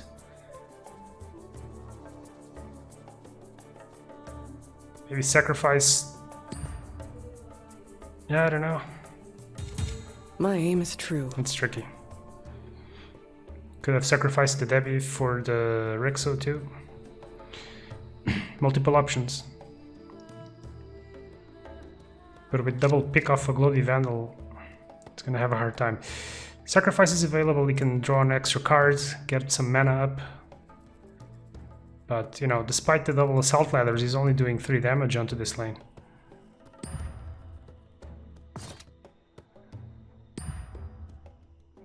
He is at least gonna get the minus armor going there. You were born to die for me. Okay, Burning Pitch is gonna be another source of damage. He's gotta hope that this Twisted Path and these traps are enough to take this down.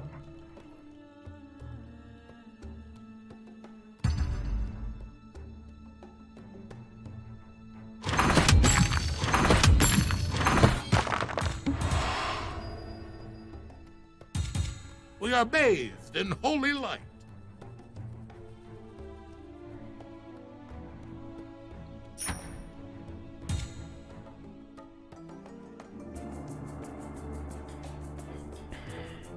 He's got another guaranteed 10 plus 2, 12 damage here. So this tower is almost guaranteed to go down. The Burning Pitch here with the minus armor is gonna deal some good damage too. But he's on a very tight clock here. Die.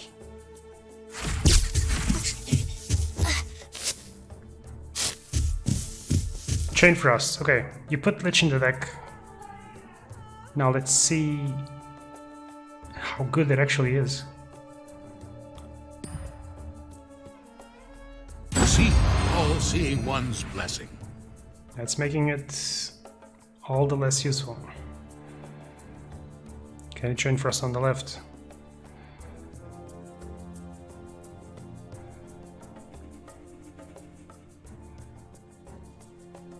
He's gotta use this Twisted Path, so if he Chain Frost, he's gonna have only 1 extra mana. Good. Twisted Path here. Chain Frost on the left potentially will save him some time, but this tower's on a 2 clock too. So it's not straightforward at all.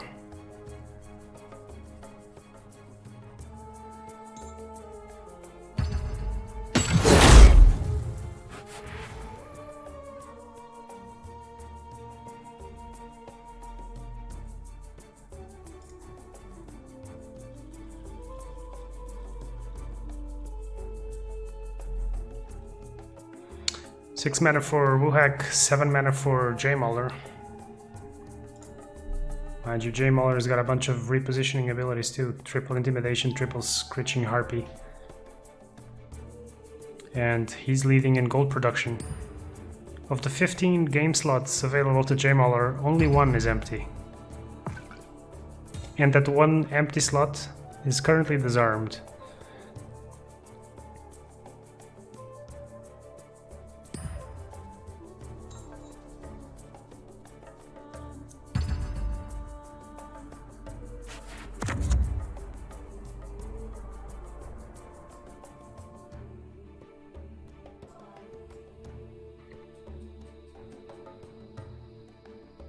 And I feel like it would be very weird to go Path of the Cunning into Burning Pitch here now, so if anything, he's gotta do it here.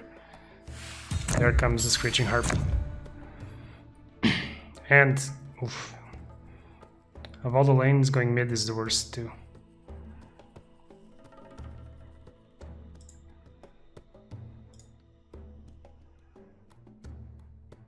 This is looking tough as hell. Tough as hell. If he goes Path of the Cunning into Burning Pitch here, he's dealing 5-6 damage. But he's taking an extra 2 as well.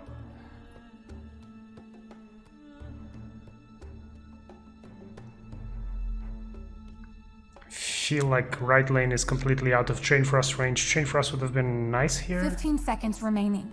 It's just you're still not dealing any damage.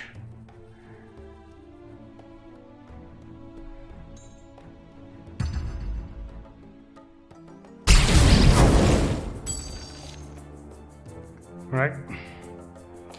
He finds the way to the tower that will give him the Blink Scroll. I think you gotta drop this Path of the Cunning somewhere. You gotta choose now.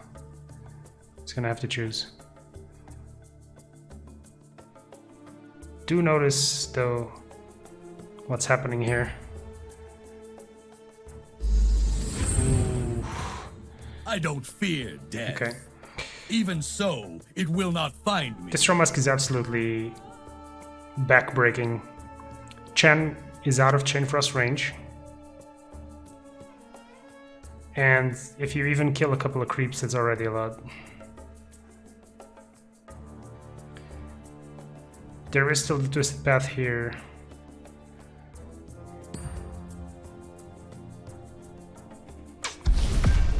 I think this Romusk might have been... You will not survive. Oh my god, JMauler is just... JMauler is just having all the key things he needs. Like, this game is working out really nicely for him. The all-seeing one knows your sins. Cast them aside and join me. Wuhak is supposed to be the aggro deck. Notice these 8 tower HPs. 512 to 3030.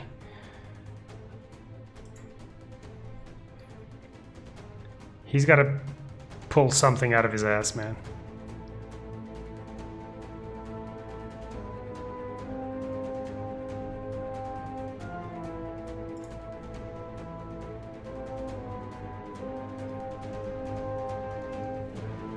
And I'm gonna blame this on the deployment that happened, where he had the nice twisted paths going, and it felt like he could be chewing minimum 10 damage every round. Alright. And we see the concession coming out.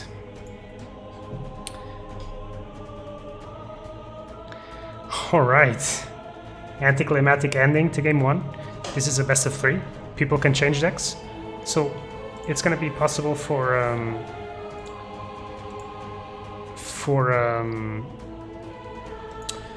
Wuhak to change decks. 100% JMauler doesn't change anything because he's known to play only mono green. And gotta hand it to him, man, it's working out perfectly. We've seen basically every game we've seen today. He's had it nicely under control. But this one was just absolutely a beating. What the hell? It's also weird to see Mono Black drop 2 Twisted Paths in the first 2 rounds of the game. Wuhak had a very bad hand. It was a very bad hand matched up against a very good hand. Because home field advantage is one of the best improvements you can play against Black, and Black, what he wants to do, he wants to drop a Path of the Cunning, a Trebs, and keep going in the very cheap spells and mobility and sneaking in damage. And that's just not what happens. Right, let's have a look. This is acting up. Right, game 2 has begun, so let's have a look. Looks like there was no deck changes.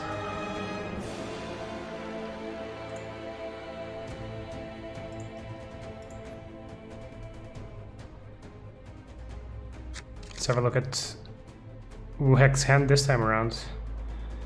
No improvements, just a twisted path. A very similar deployment, except this time around the Debbie gets blocked, which is, I'm going to have to say, very important in this matchup. Every single hit to the tower is going to count a lot. I don't know what the hell is happening, but the music is acting up. Anyway, the Debbie hitting in the mid lane is huge. This is a 33% occurrence. So Wuhek again, I think, not having a great hand. Unfortunately, he can't relentless pursuit to a creep or something that would allow him to hit the tower, because otherwise he would want to do that. The no accident doesn't allow him to overrun the Omni because the Omni is just too beefy. So I don't know, man.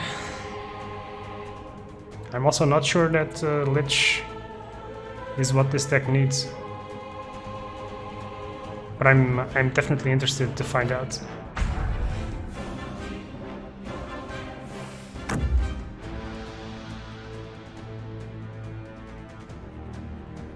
Our creep comes out.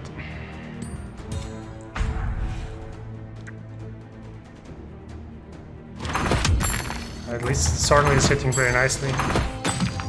JMauler up to 13 gold. The pillage not enough to deny an item. Notice that it's actually relevant whether JMauler finds a hook net, because the hook net will make it so that the creeps stack up in that lane. And the black kind of hates to have to swim through the creeps. I actually, in my decks, have sometimes played 1 or 2 grazing shots to try and clear creeps. Not sure that it's correct, but black definitely likes to clear creeps.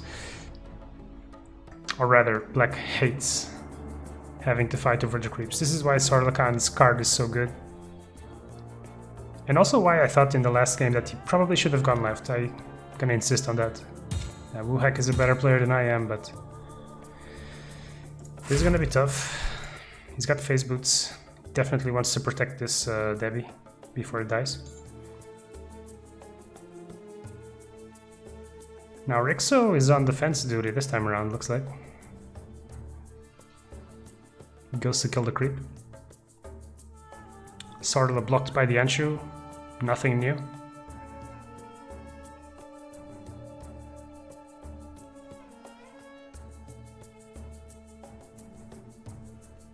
Looks like he's choosing to relentless somewhere.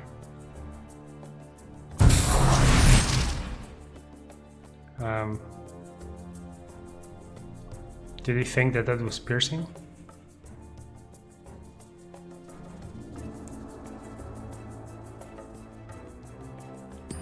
He might just be planning to phase boots anyway.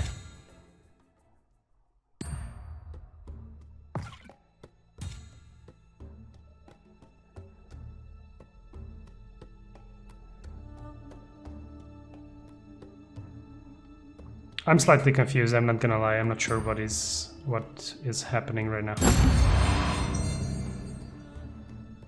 Okay, both players committing 1 mana, so 3 mana is still open for both players. Looks like we're gonna see the phase boots.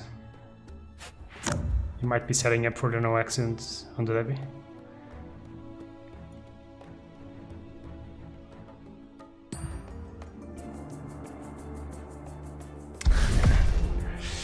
And Wuhek's gotta be feeling those cold sweats right about now.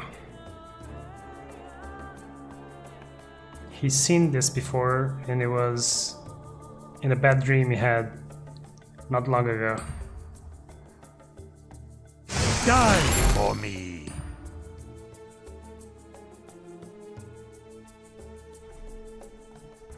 Would have been interesting if he had added the magic emote to the deck.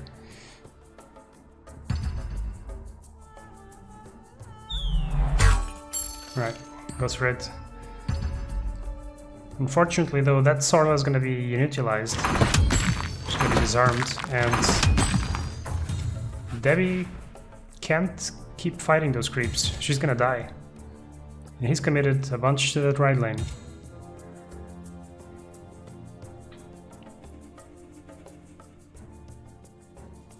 the silver lining, though, the good part of what happened here is that Anshu is now stranded, so JMauler is gonna have to commit some creep to killing her. And looks like Chen is there to save the day. What chance do you have against a Knight of the Fold? I'm surprised that Chen is gonna try to kill Sorla, because Sorla is now permanently disarmed, so I feel like you don't want to kill her. I don't know. Wuhek draws the second Twisted Path, but it does have the Path of the Cunning now.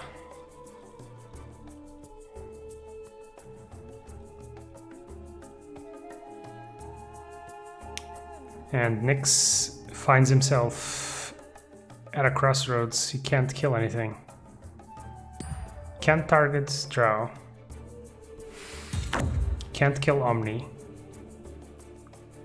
He can kill Anshu though, but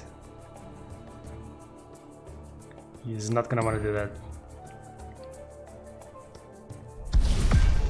Surprised to see the Burning Pitch come down before Path, but I guess he might be saving Path for a side lane. At least he's hit this tower once. But at what cost though? He's gonna be taking more damage than he's giving. Such power.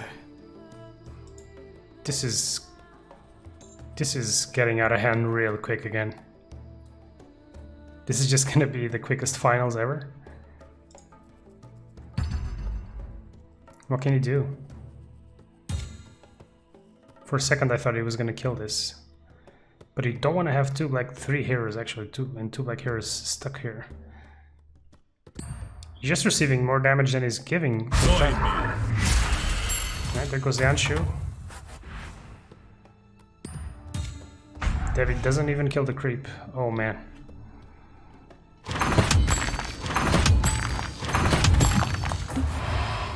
And again, the Chain Frost is just not going to be enough. We need each other. They're already all out of reach, man. Doesn't do anything on the right. And it doesn't do much on the left either. And you don't want to use it in mid. I don't know, man. We're gonna see Anshu come down there. 100%.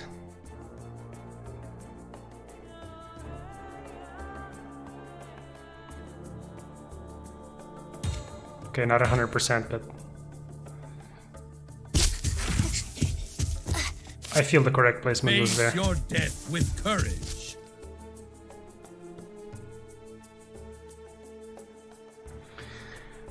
The Jesus, man. Is he not playing ganks? He's not even playing ganks. I don't know. I can't stand behind this Nyx Lich. I just can't. You know what? I'm just gonna drown my sorrows.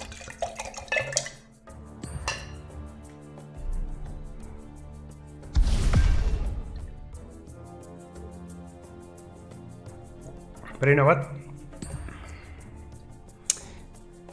No more tricks. Out comes the silence.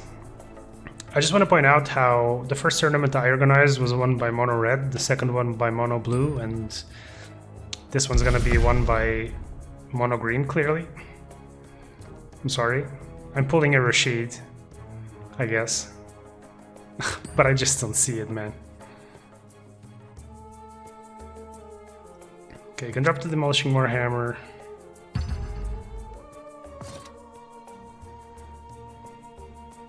Okay, this is the start, okay? So this is, he's gonna trade here, eventually.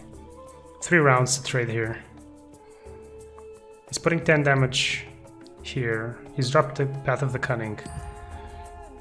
And he's gonna get intimidated. Yeah, I'm sorry, boys, this is not happening. There's no way. JMauler is just one step ahead every step of the way.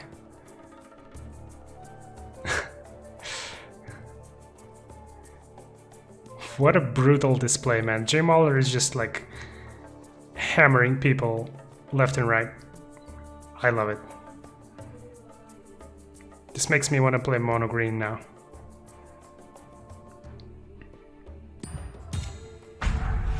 He gets denied the sacrifice as well. Oh man.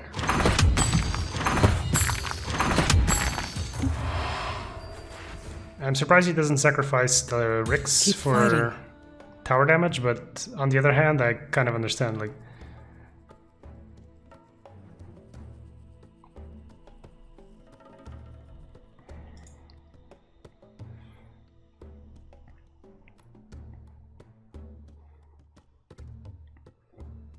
What can he do, really? Even if he stops it here, he can't stop it elsewhere. There's no hope of getting this tower. There is slim hope of getting this one. Even if he draws like 2 Path of the Cunnings, okay, 2 Path of the Cunnings maybe. But at least now the Chain Frost does something. 3, 4, 5, 6, 7. If he's lucky.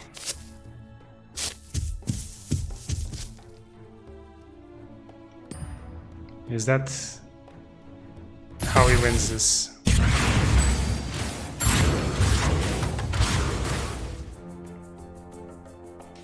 Alright, gets rid of the Drow. Still taking lethal on the right. But it does have the sacrifice, he can draw another card. He's still not dealing any tower damage though.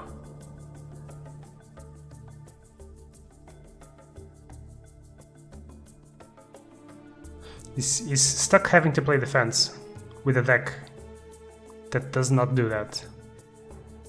This is like the worst case scenario. Vendetta's coming in. Oh. I shall enter the fray. Yeah, who am I kidding? Full mana, Sarlacan Spear.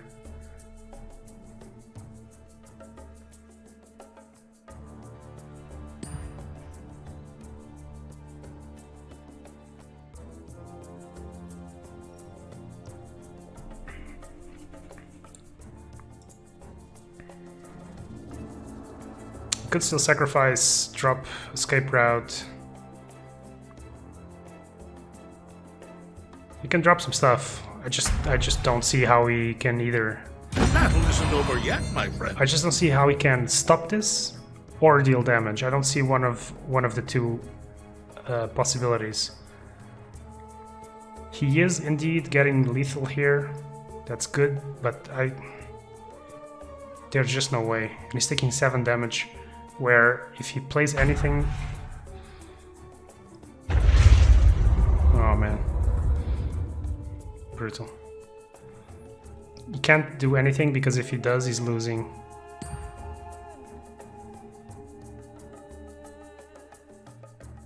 And there's still 3 mana up. Any creep.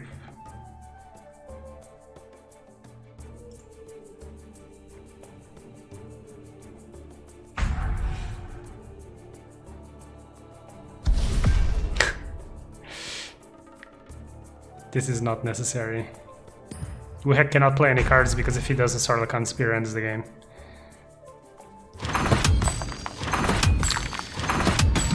Well guys, it's been a pleasure casting this and organizing this and rallying you guys. It's been a pleasure to see everyone play, particularly JMauler today, the most stubborn artifact player to ever exist. I guess it's paying off. I mean, Roma Squire potentially taking green over the edge. Very aggressive item list, very defensive ability set. Seems to be the way to go.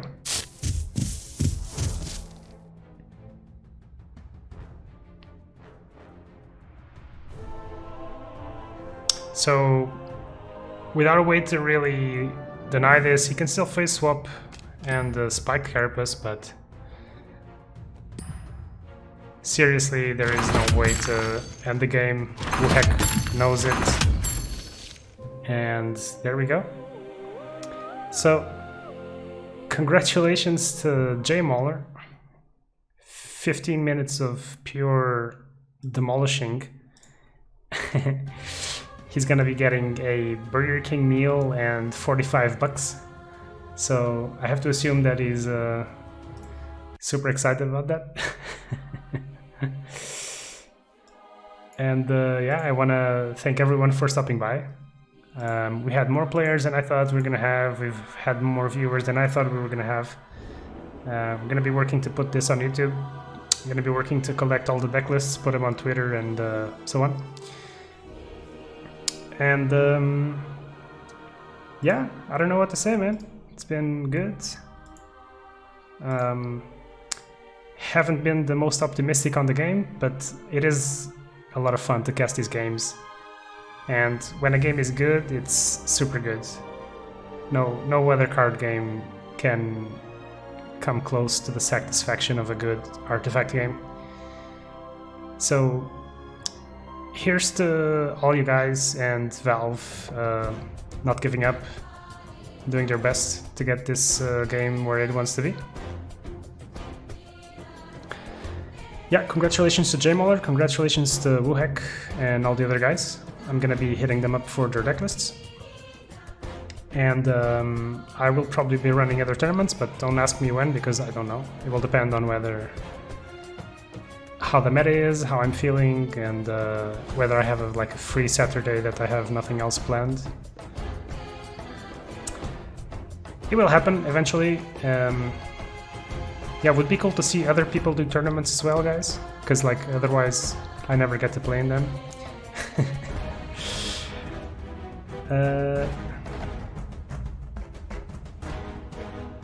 I don't know what else to say.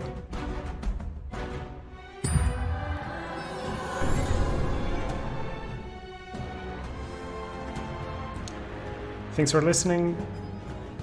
Listen to the Long Haul podcast. Check out my YouTube channel. Subscribe. Press whatever buttons you gotta press or whatever.